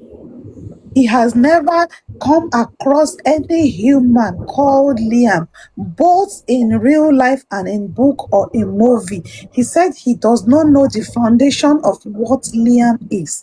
And I asked this Yinka olórí burúkú tó dàbí àpótí Fẹ̀dẹ́kò wípé kó wá sọ aláhọ́lẹ̀ mọ́lẹ̀ afọwọ́ramọ rẹ̀ lóbò kó wá sọ ìpínlẹ̀ orúkọ àwọn ọmọ ẹ̀ fún wa. Wèrè yìí ní òun ò tí fi ojú rí birth certificate Liam rí. This is how despicable this piece of trash tó ẹ pé kíní ló ṣì máa pa gbẹ̀yìngbẹ̀yìn. Alcoholic liver disease ló ṣì máa pa wèrè yẹn last. Kò ní bó ṣe fẹ́ ṣe. Kí ọkùnrin jí láàárọ̀ kó má fọyín kó má fọ okó kó jókòó síwájú TikTok kó máa fi tongue tie sọnù kó máa analyze the life of a boy that will feed him and his generation. How sad. Ọjọ́ tán bí Yínká wọ́n ní kílẹ̀ bí wọ́n láwọn bí ọkùnrin. Ọjọ́ yẹn ló yẹ kán ti sọ ẹ́ nù. Wàláì kò ní yẹ ìyá ẹ̀ tí ò mu folic acid. Ibi ló gbé wálé ọmọ lọ́lọ́ bẹ́rì yìí. Ọmọ náà lọ bẹ́rì. Ibi ló gbé wálé. And a woman will sit down and say, I'm a married woman. And they will ask, say, that's my husband. That is my husband. He is a shame, true and true. Sat down with Titus and Vengeance and on point that night. 3 hours. They went on Google searching for a name called Liam. Now, when he now realized that Liam is actually a common name, even in the country this bloody nitwit lives, he's now asking, kí ni middle name ọmọ yẹn náà? Why tí wọ́n ṣe kí n pè ní middle name wọn? Ó mọ̀ pé wọ́n ní fly tó ń gbé nílé wọn tó fi máa mọ orúkọ tó ń pè nínú ilé wọn. Alẹ́ ẹ̀gọ́ ẹ fẹnu họra wà láìtàláì báwo ni ìdán ìyàwó ẹ ṣe ń dìde tó bá ń bá sùn, because mi ò lè imagine kí ọkọ mi daft kó dumb kó wá lóun fẹ́ fi ọwọ́ kàn mí. Mo lè fi ìbínú kí n lọ ra machete kí n fi rẹ́ ọwọ́ ẹ̀ dànù. Ìfà mo lè fún ẹ lógún eku. O useless, o short ìfẹ́yìnbó, o useless, all true and true. From the hair of your head to the feet of your soul, to the sole of your feet, there is nothing that can be used. Tí mọ́tò bá gbá ẹ nísìn, organ donation ò lè gbà ẹ́. That is how despicable and sad your life is. A man like you that you both lives in the diaspora, ẹ pé àpéjọ, òun ló tún fún ẹ ní £50. Ó lọ sí Àbújá, ó fẹ́ lọ dó Tósìn, ó wá okó ẹ tí kò rókó ẹ, ikùn ti bo gbogbo okó ẹ. And in fact, the way I'm thinking, I'm saying this, I need to look for Tom kí n lọ mú omi lemon because ebi ń gbé mi. Gbogbo èrí, because bí ọwọ́ ẹ̀ ò ṣe lè fọ abẹ́ ẹ̀, gbogbo èrí ó ti kún gbogbo abẹ́ ẹ̀, ẹpọ̀n wá ń pàkúta, ó ń ṣe gbìdìgbìdìgbìdìgbìdìgbìdì. Tí n bá parọ́, ṣé o mọ̀ pé mo sọ ń gbà yẹn náà, mo ní tí n bá pé mo parọ́, ya dúró síwájú mirror, ya ara ẹ, kó o ò lè rí okó ẹ níta okó ẹ ti sá wọnú. You this boy with undescended scrotum ẹpọ̀n ẹ ti rá wọlé olórí burúkú ààrẹ ṣé o ti lọ ṣe DNA àwọn ọmọ àlè testa gbé fún ẹ.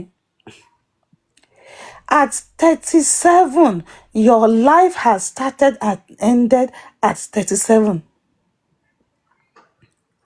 ó ṣorí kẹ́dìrì bíi síìtì ọ̀kadà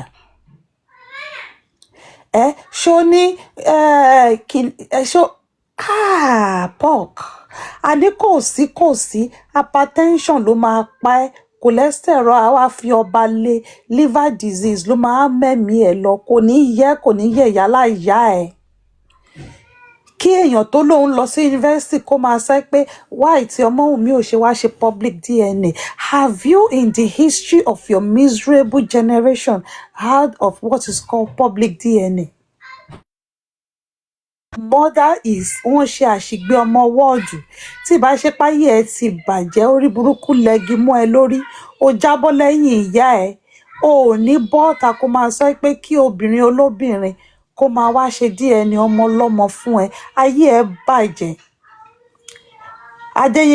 Yínká ayé ẹ ti bàjẹ́ Pọ̀kíyọ̀ ayé ẹ ti bàjẹ́ elétè jọ̀ǹpà òun náà rí ráhùnráhùn gbogbo irùngbọ̀n ẹ̀ ó hárùngbọ̀n sẹ́nu bíi tògúfe orí you're too dirty boy. You are dirty. You are in fact ọmọ yẹ bẹ́tà ẹ̀ you are just a dirty pig. Ọmọlẹ̀yẹ ni ẹ́ ó bẹ́tà ẹ́ at least once in a while wọ́n máa ń wẹ̀ fún ọmọlẹ̀yẹ ìwọ ò kí ń wẹ̀ rárá. At your age ẹ wá dé justice for Mohbad sọmídóge justice for Mohbad lẹ́sẹ̀ṣẹ̀ lọ́ ń lu etí lẹ́ lọ́ ń lu imú lẹ́ ń ṣe irun lẹ́ ń wé dùràgì. Look at you, look at Bayo. You are as fat as a bloody fork. Bayo is as skinny as ọbẹ̀ ìrẹ́lé. Your life has been used because of justice for Mohbad. Wọ́n ti pa ìtànná ògo yín, wọ́n ti paná ẹ̀ lórí ọ̀rọ̀ ọlọ́rọ̀. And I don't blame you. I blame that olórí burúkú Tósìn. Tósìn ò rí okó kankan tó lè dò ní gbogbo àgbáyé. Ṣé Tósìn rò bóyá ó wà lọ ẹ̀pọ̀ ń bọ̀ láti London? You can be in UK and not be okay. Did she think you actually have any money you're coming with? Oh, lówó lọ́wọ́, oh, lóko lábẹ́, ó wá ṣe ikùn dẹ̀mùdẹ̀mù. Look at the problem with you all is you don't use proper mirror. Ṣé the same Aladdin ló ta mirror fún yín ni? Àbí what sort of grandiose of delusion ló ń da gbogbo yín láàmú báyìí? Aláhán lẹ̀mọ́lẹ̀ however. Daddy Prince however onírọ̀bùlì àgbà however mo ṣiṣẹ́ pẹ̀lú DSS however Mr. Olúkáyọ̀dé tó fẹ́ lọ na host mọ́ Canada ṣé ọkọ̀ ojú omi yín ti capsize ni? Because nǹkan tí mò ń dúró dè nìyẹn because tèmi ó rude sí mi ó rude sí èmi ó rude last year tẹ́tí sọ pé ẹ máa lọ sí Canada ẹ fẹ́ lọ na tèmi o wàláì mo ní ọpẹ́ o mo ti rẹ́ni tó máa lọ bá mi discipline tèmi àfìgbà tẹ́ sọ pé ọkọ̀ ojú omi yín ó capsize lè débẹ̀ ẹ̀yin lẹ jẹ́ kí ọkọ̀ ojú omi yẹn capsize are you Noah are you Jonah ṣé ìgbà tí ẹ ń lọ wọ́n wá ọkọ̀ ojú omi yẹn wá ní turbulence wá ṣẹlẹ̀ wọ́n wá ní kán jù yín sínú omi ní pé ibi tẹ́ ń lọ yẹn o èèwọ̀ ni o àgbérò nìkan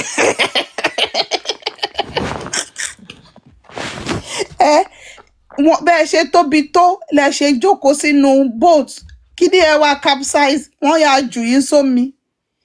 Mr. Olúkáyọ̀dé I work with DSS I work with Disu Alva ẹ̀yin àgbàrá dáradá tí gbogbo cobweb ti kún gbogbo abẹ́ yín ẹ̀yin tẹ́ ti sópa Alva ó tún wá jẹ́ kí n rántí bọ̀bọ̀ short put Fort Lion and One KH Radio asòpá bọ̀bọ́ yẹn jókòó àdẹ̀rí gbogbo ẹ̀pọ̀n gbangba ètò yẹ kó fi ṣokó fi ṣẹpọ̀n ṣó ti lọ ṣe surgery ẹ ó ní benign prostate hypertrophy sọnù however gbogbo 11.3 million ó ti lọ however mọ́mí adéwùmí however ṣẹ́ẹ̀ṣì ń ṣe camera down pẹ̀lú onílé however mọ́mí adéwùmí mọ́mí bírì ni o however ẹ̀sùn wo ná ẹ̀fòbò jóná ẹ̀fowó jóná mọ́mí bọ́ba gúnwà however lẹ́yìn pọ̀nrán wo bí nǹkan tó fi ń bọ oríta tó fi ń bọ èṣù wo bó ṣe wú ẹ ó sọ pé 300 years old ni ẹ pé òun kú òun jí ṣe bá ẹ lè imagine this one shock me o shock hold me for toto wípé ọmọ ṣódárat tó ugly eégún etí yẹrí kó tún máa sọ fẹ́yàn kan pé ugly no be juju be that kí ìwọ náà ìmọ̀ràn nà ìmọ̀ ọmọ rádaràdà ọmọ òṣì aláhàn ejò ó lọ sí court ó lọ ń fámzì ṣódárat ó lé ó ní good skin òun ló ti wó ẹyẹn ó ní òbò ẹ is òbò 300 years old ó lójú ẹ ojú 500 years old honestly my toto shock pé kí ṣódárat tún sọ pé òun rẹ̀ ní tóun fine jù lọ mo kàn ń feel electrical discharge nínú òbò mi ni pé kí ló ṣẹlẹ̀ mo ní láti sọ pé mo ní láti kúrò níbi tí wọ́n ti ń gbọ́ kinní yẹn because ẹ̀rù bà mí ẹ̀rù àmúráyé mo sáfáyé shoulder mind ìwọ náà sọ pé bó ṣe wọ̀wọ́ tó yẹn o tún rẹ̀ ń tó fine jù lọ monkey no fine but mama like am ó ga o àrífà lájogún ọlámi ọmọ ọ̀dọ̀ àgbà èmi àrífà lájogún ọlámi ọmọ ọ̀dọ̀ àgbà èmi tí wàá lọ lọ́nà tí ọmọ adìyẹ kò lọ́nà tí ọmọbìnrin kò lọ́nà onítẹ̀yẹ ò bá jọkọ ẹni ajáya ẹni kìnìkan ya light of wà ń bẹ̀ a máa ní bẹ́ẹ̀ ni ẹ ǹlẹ́ bàbá ẹ pẹ̀lẹ́ bàbá èmi àgbérè ni kó gbọ́wọ́ mo á sọ fún Saidi mo ní dákẹ́ bẹ́ẹ̀ èmi arífálájogún ọlámi mo ti bá àwọn àgbààgbà méje jẹun nígbà tí à ń lọ sí ní ọ̀nà ilé Ifẹ̀ àwa pàdé àwọn àgbààgbà méje yẹn wá sọ wípé ọmọ ní ìwọ àgbọ̀dì ṣìgìdì àwọn ìyá mi ọ̀run olókìkí ọ̀run àṣàlàṣolo òṣòlò ṣàtòyà ilẹ̀. ó yá ilẹ̀ àwa ní irọ́ tákẹ́ńbẹ̀hún wọ́n á ní ìwọ ọmọ ta ló ń sọ̀rọ̀ èmi ọmọ arífà ńlá mi èmi tí mo ti báwọn àgbààgbà méje jẹ ní ọ̀nà bá ṣe ń lọ dé ọ̀nà wọn lókè Ifẹ̀ àwa yà ní ọ̀nà Mọdákẹ́kẹ́ mo wá sọ pé ọmọ ta ni èmi wá sọ pé èmi ọmọ arífà ńlá ni mí èmi ti báwọn ìyá mi òṣòròǹgà jẹun àwọn ìyá mi arúgbó aṣọ má balẹ̀ àwọn ìyá mi òṣòròǹṣàrà àṣàlàǹṣolù àrífà ńlá fi wọ́n gba adìyẹ funfun méje àgò mẹ́jọ àrífà ńlá kàn jẹun lọ pẹ̀lú ni tó bá ń ṣe pé mami mòró tó bá ń ṣe pé ayé láìtọ̀fù ti bàjẹ́ orí babaláwo lórí social media ó mọ pótẹ́ǹsì ẹ ti ń kówó sílẹ̀ ṣé wọ́n ní pé kó lọ rúbọ ayé wá ní láìtọ̀fù ṣọ́ ní kó lọ rúbọ ayé wá ní because anything tó bá ti sọ pé wọ́n fẹ́ ṣòro báyìí láìtọ̀fù lẹ máa rí nídìí ẹ̀ láìtọ̀fù ta ló ti dà ẹ́ rí láyé tó kọ́kọ́ wá ṣé babaláwo ni bàbá ẹ̀ ní láyé tó kọ́kọ́ wá classic Germany ní sẹ́ bàbá ọkọ mi dé o bàbá ọkọ mi Germany dé o bébì wa ń kọ́ ṣàlàfíà ni bébì wa wà ṣe ti padà sípò báyìí láìtọ̀fù anything bá o ti sáré kówó sílẹ̀ o ti sáré kówó sílẹ̀. ẹ sọ fún yín bó ṣe ṣe odù fa fún light off màámi ṣe ti rí ọmọ yín ọmọ 24 years old yẹn tí ẹ ti fi ìṣẹ̀dá ẹ̀ ti fi rúbọ àwọn àjẹ́. Àwọn ìyá mi òṣòròǹgà sọ pé ní dédé aago 3 òru ní ọjọ́ kẹta ní aago 3 òru ní ọ̀sẹ̀ kẹta ní oṣù kẹta ẹ máa gbé àgbò 3 funfun wá, ẹ máa gbé màálù 3 funfun, pẹ́pẹ́yẹ 7 tí ò ní àbàwọ́n rárá. Òun la fi máa rúbọ àwọn ìyá mi òṣòròmàgà, àwọn apanimárágún, olókìkí òru. Ọmọ yín yẹn máa rí ọkọ fẹ́. Aláìtọ́fá ní abẹ́ ní bàbá wọ́n sọ bẹ́ẹ̀, ó kó gbogbo owó lẹ̀, ìyẹn fi owó ẹ̀ jẹ, ó fi owó wèrè ó fi jẹ pepper soup àti tọ́kì. Torí yẹn máa bọ́ síta a ní èmi Arífálá jogún ọlá ní ọmọ ọ̀dọ̀ àgbà, èmi tí mo ti bá àwọn òkè 9 jẹun. Mo wá béèrè lọ́wọ́ Saheed, ta ni ọmọ ta ni ìwọ, bàbá ta ni ìwọ ní ìlú yìí? Ó wá sọ fún mi wípé èmi ọmọ Elégùṣì ni èmi ń sọ fún yín pé o ò lè sọ bẹ́ẹ̀. Èmi wá sọ pé dákẹ́ ń bẹ̀ ń, àwa bàbá ló ń sọ̀rọ̀, àgbẹ̀rẹ̀ ni kígbọ́wọ́, èmi Fádèyí olóró ṣùkẹ̀. Ọ̀rọ̀ ni rárá o, ó tó ń bẹ̀ ń. Nígbà tí àwa ń da odù Ifá, níbo ni ìwọ wà? Ọmọ kékeré ni ìwọ, èmi lè kéré ní ojú ẹ, ṣùgbọ́n ní àárín àwọn ìyá mi, Ògúnjìmí òun ni mí. Ó wá di pé wọ́n ní kó gbé kinní wá. Ó ti wo Yorùbá movie, ẹ ṣeun, ó ti wo Yorùbá movie, ó ti wo Fádèyí, ó ti wo Kòtò Ọ̀run. Ó ti wo Yorùbá movie títí. Ó fi Yorùbá movie. Ó fi ẹ̀wẹ̀ jẹ́ ń lọ sùn. Wá lọ bú yẹ̀pẹ̀ funfun níwájú òkun, òun ló fi ń tẹ̀fá. Ẹ wá lọ bú yẹ̀pẹ̀ funfun. Jẹ́ pé light of kò mọ Ọlọ́run tó ń sìn. Débi pé ìyàwó ẹ̀ tún lákòókòrò, ìyàwó tún wá bá ẹ. Light of ní kọ́kọ́ ló gbà ó gba pẹ́pẹ́yẹ 7 lọ́wọ́ One with God. Àwọn obìnrin yẹn ó gba àgùntàn rọ̀gbọ̀dẹ̀ 7 lọ́wọ́ Mọ́mí Coach. Arífá ó jẹ ìjẹnàbì, ó jẹ ìjẹbọ̀bìyà. Láì ṣe pé fámìlì yín ló kú. Bí fámìlì yín bá kú gan, díẹ̀ ní Tàlàbà nù bèjì, ṣẹ́yìn lẹ́gbẹ́ ọmọ tó kú ni. Ó jẹ́ fámìlì yín gan ni bàbá Mohbad gan, díẹ̀ gan ni Tàlàbà yín nínú ẹ̀. Bàbá Mohbad gan, ó ní ẹ má gbógun lọlé.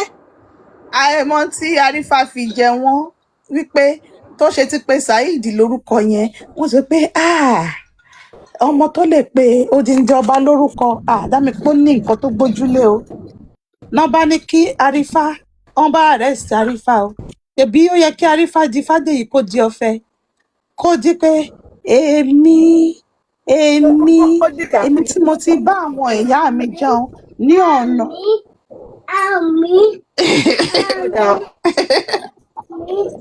Àmì ọkùnrin àmì ló ti tẹ̀sùn.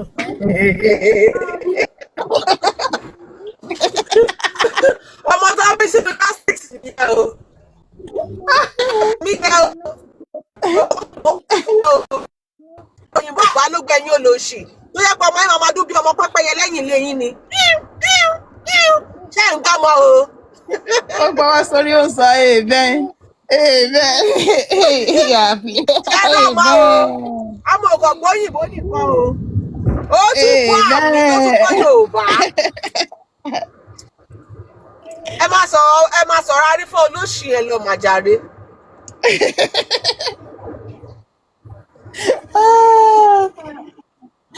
Àfi náà bá mú Arífá o. Àwọn fẹ́ràn tí wọ́n pé wọn ò lè pé ṣèbí Arífá ní gbogbo òdùn fà lọ́wọ́, ó ti kọ́ṣẹ́ lọ́wọ́ Peter Fàbílọ́lá. Amen, good boy. Wípé tí wọ́n bá kán tó mú bá ó máa di ó máa dọ́fẹ́ ní. Àṣé òtún òfútù fẹ́ ń tẹ̀ ni. Àti mú ni. Ó pẹ́pẹ́yẹ olè. Olè, ìmájí ó gbà títí ó gba pẹ́pẹ́yẹ. Mi ò gbọ́ rí kóyàn gbà títí tí kò gba pẹ́pẹ́yẹ olè.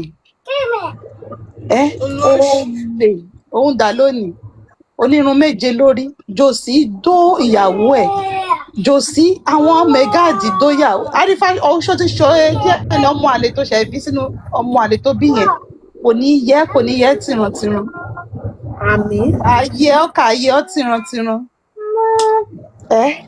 àwọn ọmọ rádaràda àwọn òṣì kò wá tán bí kò wá tán bí ìyàwó gbọ́kọ sọ́lẹ̀ ọkọ ṣúké aláṣẹ ṣé ò tán wọ́n ní bá tí iṣẹ́ wa ń bẹ̀ aago 9 ti lù ká lọ jẹ pineapple ká fi prepare gbogbo àti tíọ́ látàárọ̀ láti jọ ń sọ̀rọ̀ because ṣọ́ọ̀kì tó ṣọ́ọ̀kì mi nítòótó yẹ kí lọ fi pineapple kí lọ fi sweeten ẹ̀ because ṣódà máa ti ẹ̀rọ ẹ̀ bà mí o kí owó rẹ̀ sùsùn kí ṣódára ti wo rẹ̀ sùsùsùsù kó tún náà ń fa ìjúnẹrin ìmọ̀ràn lọ ẹ̀rù ẹ̀ bà mí o mo ráyé mo sáfáyé o. bọ̀ tó bá kó sòótọ́ ń kọ́ mami mòró.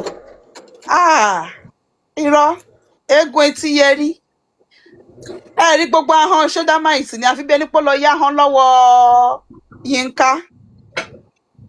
bọ̀ tó bá kó lòótọ́ tó wá ń sọ lóòótọ́ ń kọ́. irọ́. nẹ̀yìn náà ò fún rójú nẹ̀yìn náà ni. kò fine but ti ṣódáràtì yẹn ṣódáràtì náà ń pè ní wọ̀wọ̀ kiri wọ̀ ìwọ̀wọ̀ dà Shodarat has a face that only a mother can love. ṣe mọ̀ pé àwọn ọmọ kan wà tẹ́ pé bí ojú Shodarat ṣe nínú ẹ pé it is only your mother that can love that face. ìyá bọ́ńbọ́n ọmọ pikin ẹ ṣe mọ́mí Stephanie ṣé ti ní mọ́mí Stephanie gan àgbì pé ó burẹ́wà bí ẹ̀yìn ìjàpá ìgbà gan sì fáyìn ju Shodarat lọ. Battle of the ugly ni. Mami Moro, at the end of the day, battle of the ugliest. But ṣé mọ̀ pé ó yẹ kí Shodarat sọ pé bó ṣe sọ ni pé Nẹ́yìn Moran òun náà ugly o pé òun gbà pé òun ugly but kí ó máa sọ pé Nẹ́yìn Moran mo fine jù ẹ lọ that is an abuse of ugliness.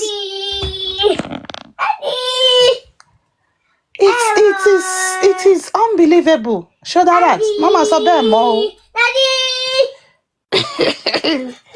Mama sọ bẹ́ẹ̀ mọ́ o. Mọ́mí Maxi ṣe wà ń bẹ̀ so ẹ̀mí pé gbogbo òní ìsìn wọn ò bọ́ ta rárá. Come on, say goodbye, mummies. Say bye, mummies. Say bye, mummies. Mom. Say goodbye, mummies. Mom. Say bye. Bye. See you later. Bye. Yeah, kiss.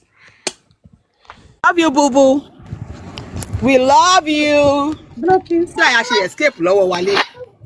Ó kàn gbàgbé ó tún ṣe máa gbà ọ pé wọ́n ti pọ̀ jù. Wọ́n mi lọ pa Mohbad. Alva.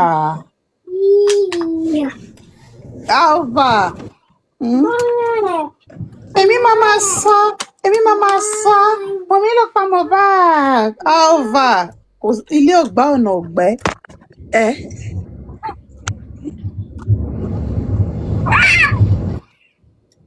Bébì wa ló ń ṣe kisses o. Ẹ mú ti yín o. Mọ́mì, ẹ mú ti yín o.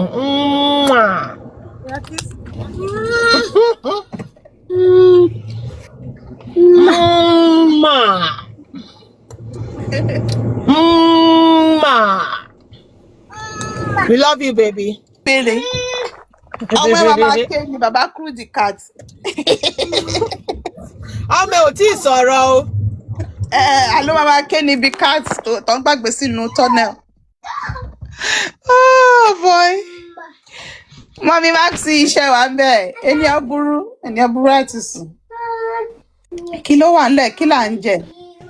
A ti try. A ti ṣe rípa ṣe show wá ń sìn. Àpariwo justice for Mohbad. Ẹ̀yin wèrè aláwòkù. Kudi tó bá lọ wo show tán ṣe fún ẹ lónìí. in fact àwọn ará ọ̀run gan kọ́ ẹ̀ àwọn èṣù gan ti kọ́ ẹ̀ wọ́n ti fi ẹ́ ré wọ́n ti fi ẹ́ bú ẹ bá wa power tap o àti 100,000 látàrọ kí ló dé ṣe ń bínú ni Kudi tú lọ wá o ó pọ̀ ńlẹ̀ o ó pọ̀ ńlẹ̀ ó pọ̀ yẹn o a wà ńlẹ̀ o full grand dẹ̀ pé tán.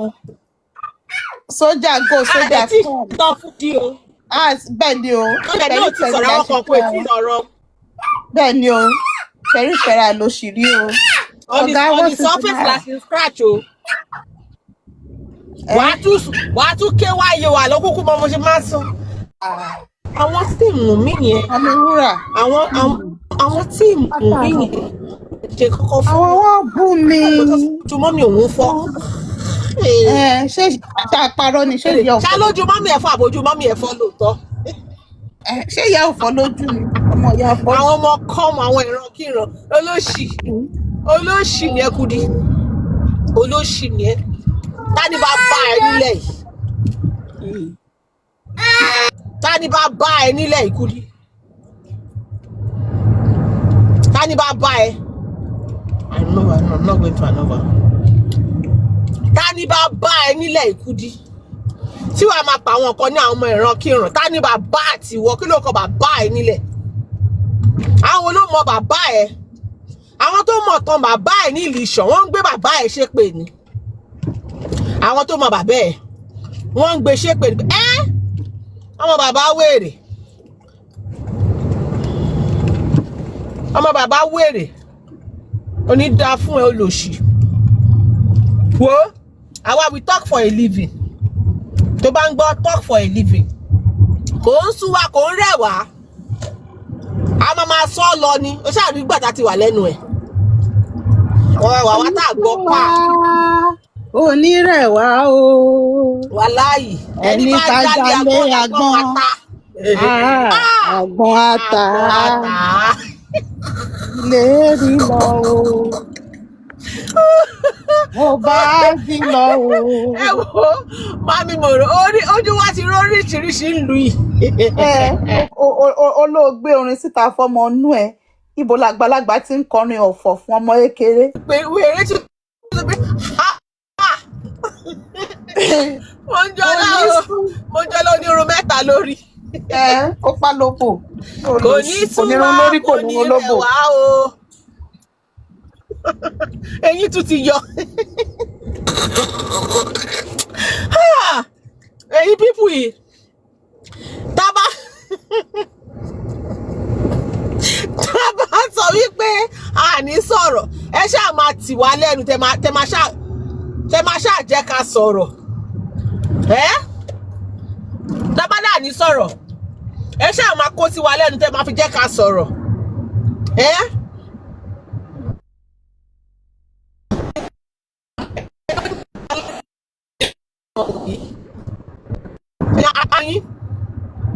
wọ́n ríra káfó nílẹ̀ wọ́n dàbí ẹni momi ẹran yókù ẹ ṣọ́ra yín o àti born again ẹ ṣọ́ra yín o àfẹ́ sọ̀rọ̀ o àti ìsọ̀rọ̀ ẹ ṣọ́ra yín o ẹ má gbé wa lọ síbi tá a fẹ́ lọ o àwa èèyàn kan nu wa lè dá sọ̀rọ̀ fún 10 hours kò ní sú wa kò ní rẹ̀ a máa mómi kò yé ìyá yín. ṣìgìdì ẹ yóò tán ni wa ní kó ń gbọ́n lọ sódò kó ń lọ wẹ̀ akúrí olóṣì ayélálá lọ́yà. kò yé ìyá ẹ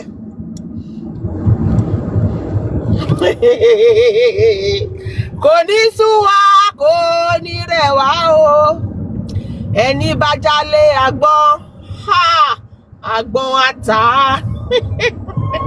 olóṣì tó bá ń pe musician wèrè náà máa jáde pé èmi náà ń kọrin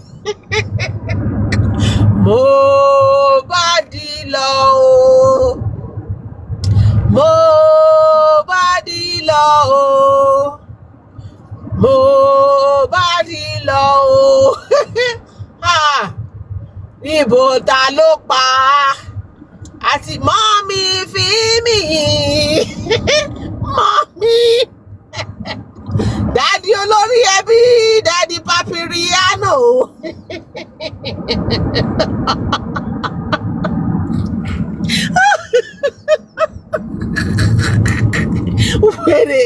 wèrè jọ sọ́ọ́rì tó lọ́kọ́ tó fi fún ọmọ wa máa ti ní 20,000 bó bá kí ẹ̀ nìyí.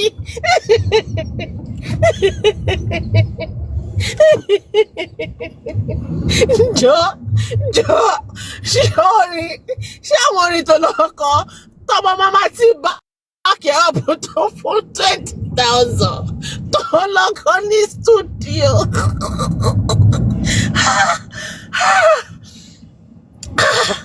ṣé inú tàbí sọ́ọ̀rì tó lọ́kọ́ studio. bọ́dà láti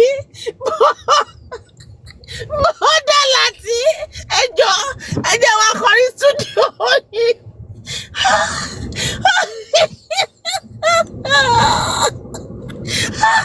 My belly self dey pay me. My belly dey pay me. Ṣé orin tí Mọ́jọ́lá compose láti Ìbàdàn lọ sí Ṣàngó lọ́kọ̀ọ́rẹ́. Mọ́mí mi, mọ́mí jí babe, kò ní sú wa.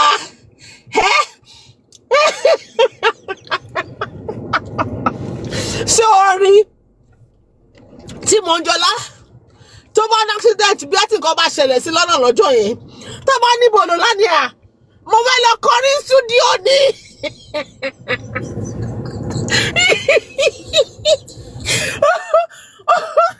ó wà ní ẹjọ́ ẹ ṣàánú mi mo dẹ̀ fẹ́ lọ kọrin studio ni àwọn ní ẹ kọrin fún wa kò ní sú wa kò ní rẹ̀ wá o. wọ́n á gbé gbàjú fún ìyá ẹ̀ pé wọ́n ní ìyá ẹ wá ṣe ti fúra ni kò ní sú wa láti kọ́ ní èwo wè ẹ jẹ́ kó ṣí lọ dádì mi olórí ẹbí ẹ ṣe sà they believe in division.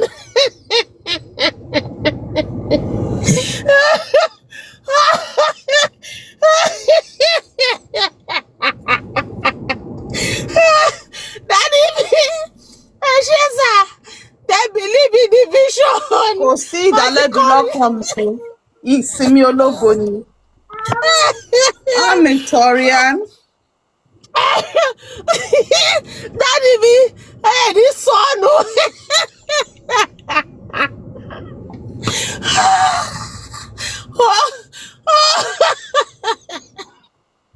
Train ẹ ṣe bẹ́ẹ̀ ṣe wọlé yẹn ẹ ní sọmọnù ẹ ní gbóngbó sọnù bí ó ṣe bí ọmọ. Mọ́mì mi wúrà ẹ ṣe gan àlàáfíà ní fún yín mo kí yín ní kí Jésù.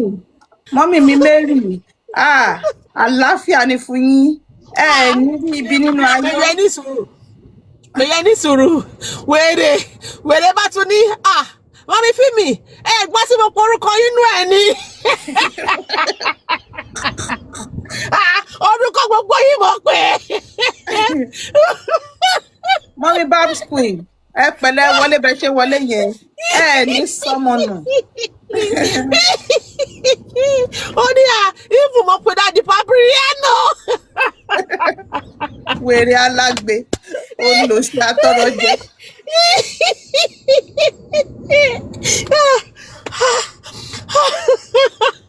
Mọ́jọ́lá sọ mi mọ́mì mi Ọmọládé lèmi ẹ ní sọmọnì nínú ayé ẹ ṣe tẹ wọlé bọ̀ a tún wá pàtẹ́wọ́ mọ́mí fíìmì mo pọ̀ orúkọ yìí orúkọ yìí wà lórí yẹn. Gborúkọ yín lórí yẹn ni. Wèrè ni àti Papriano. Dájú Papriano. Àti dájú Papriano. Àti dájú Yomi. inú mi o. Mọ́mì mi yé kú bèbí. Ẹ ṣe tẹ wọlé wá. Ẹ pẹ̀lẹ́ mọ́mì mi. Ẹ ní sọmọnì nínú ayé. Kò sí nǹkan kan tó máa ṣe yín. Ìsinmi ológo ni fún yín. Ẹ ṣe mà. Mọ́mì mi Olúbùnmi. Ọlọ́run á bless yín. Ìsinmi ológo ni fún yín. Bẹ́ẹ̀ ṣe ń wọlé yẹn. Mo ń Ẹ ní jọlá. sọmọnà. Ìgbà wo ló fẹ́ lọ kọrin fún ọ̀gá ìbọ̀dá Yọ̀mí? Mr. Yomi. Mr. Yomi. O tó bẹ́ẹ̀ kó sá lọ o. O sì kọrin Mr. Yomi o. Dájú mi jí kíláàsì. Ẹ ṣe gan. Ọlọ́run á dá sọ́rọ̀ yín. Ọlọ́run á dáhùn àdúrà yín. Láti ní òkè mo ti gbọ́ yín. Mo ti gbọ́ yín. Mọ́mì mi yé tí olú. Ẹ pẹ̀lẹ́ mọ́mì mi. Ẹ ní sọmọnù nínú ayé. Ẹ ní ṣubú dànù. Mọ́mì yé tí olú. Ẹ gbà mo pàtẹ́wọ́ fún yín. Mọ́mì mi, gírámà mi ẹ ṣe gan. Ẹ ní ẹ̀bi kí ló pè náà? Ẹ̀san oní nǹkan ò ní jẹ́ tiyín. Mọ́mì mi, ẹ̀san oní nǹkan kò ní jẹ́ tiyín. Ní agbára Ọlọ́run tí mò ń pè, ní agbára Kristi tí mò ń pè, tí à ń pè tí a kò fi jẹ́rìí rọ́, ẹ ní ẹ̀san oní nǹkan. Mọ́mì mi, wúrà, ẹ ṣe tẹ wọlé bọ̀. Ẹ ní sọmọnì nínú ayé o. Dáàdì mi Mark Design, ẹ ní sọmọnì nínú ayé. Gbogbo àwọn arógobògo jẹ́ wọn ò ní gba ògo lọ́wọ́ yín. Dáàdì mi, ẹ ṣe tẹ wọlé bọ̀. Mo rí nǹkan ní alágbọ̀n. Tí n bá ní kí n sọ̀rọ̀, mi ní lè sọ tán. Ṣùgbọ́n ní wákàtí àti ọ̀wọ̀ yìí, ẹ̀yin mọ́mì mi, ẹ̀yin dáàdì mi, ẹ ní sọmọnì nínú ayé. Olòṣìyà jẹ́. Ṣé bó ti dọ̀bálẹ̀ fún Ṣèyí Tinubu, kí ló wá ṣẹlẹ̀ báyìí? Mommy activist, I'm an activist. However, she be real guy woman, you get it. Only 419 to the core. Only na real guy man that woman be. Ó ti mọ̀ pé tó bá ti gbàrú àwọn á máa fún ní coins. However, ìsinmi ológo ni fún yín. Daddy Mark, ìsinmi ológo ni fún yín. Ẹ ní rí ogun ẹ̀san oníkan. Ẹ̀san oníkan ní jẹ́ ti yín. Ẹ ní ṣoore dáràn o. Mọ́mí yé tí olú. Má lọ sùn sìn. Aago 9 tí má ti put eléyìí sí bẹ́ẹ̀dì nsìn.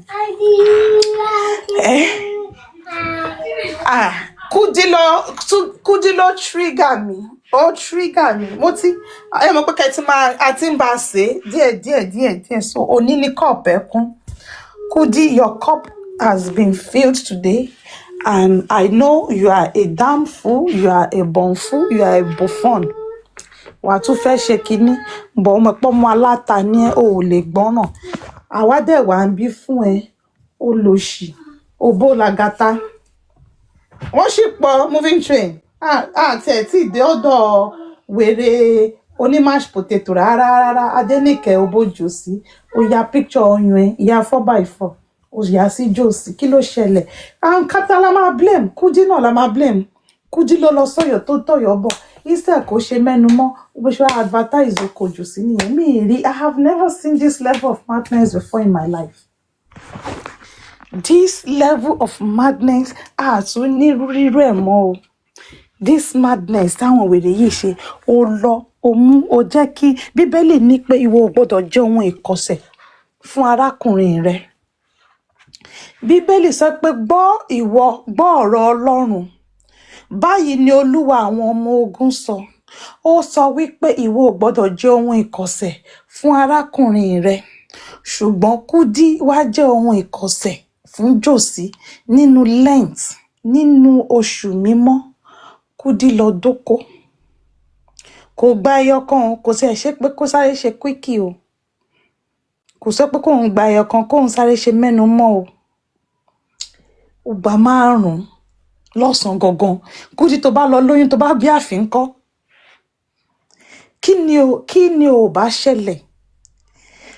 tó bá lọ doyún ó fipò ti 50 o kò lè doyún ni tó bá lọ bí àfin ní ọ̀sán gangan nínú òrùn burúkú lẹ́kọ̀ọ́ yẹn lọ́sàn-án tí wẹ́dà ń gbóná lálálálálá ó wá ń sweat profile sí ìwọ tó dẹ̀ ti bóra tán ìjòsí náà dẹ̀rẹ̀ kò mọ ọkọ̀ tó bá ti jẹ́ òbò aróbòyọ̀ ní jòsí kò mọ gbogbo ejò ní jíjẹ fún búra jòsí ẹ wá wo ibi tí kìíní ẹni tí ó bá kọlu agbami Kudi ògo yẹn ti bàjẹ́ nìyẹn Kudi ṣọ́ ara ẹ o ìwọ ọmọ Kudi ṣọ́ ara ẹ o Mètúsẹ́là ṣọ́ ara ẹ.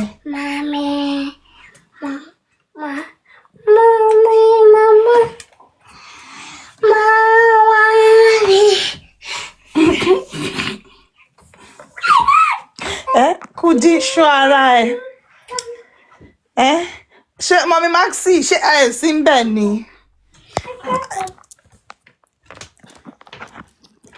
tí ó bá sí nǹkan kan tẹ máa play bóyá kẹ́ play láyé ọjọ́ ń fún wa.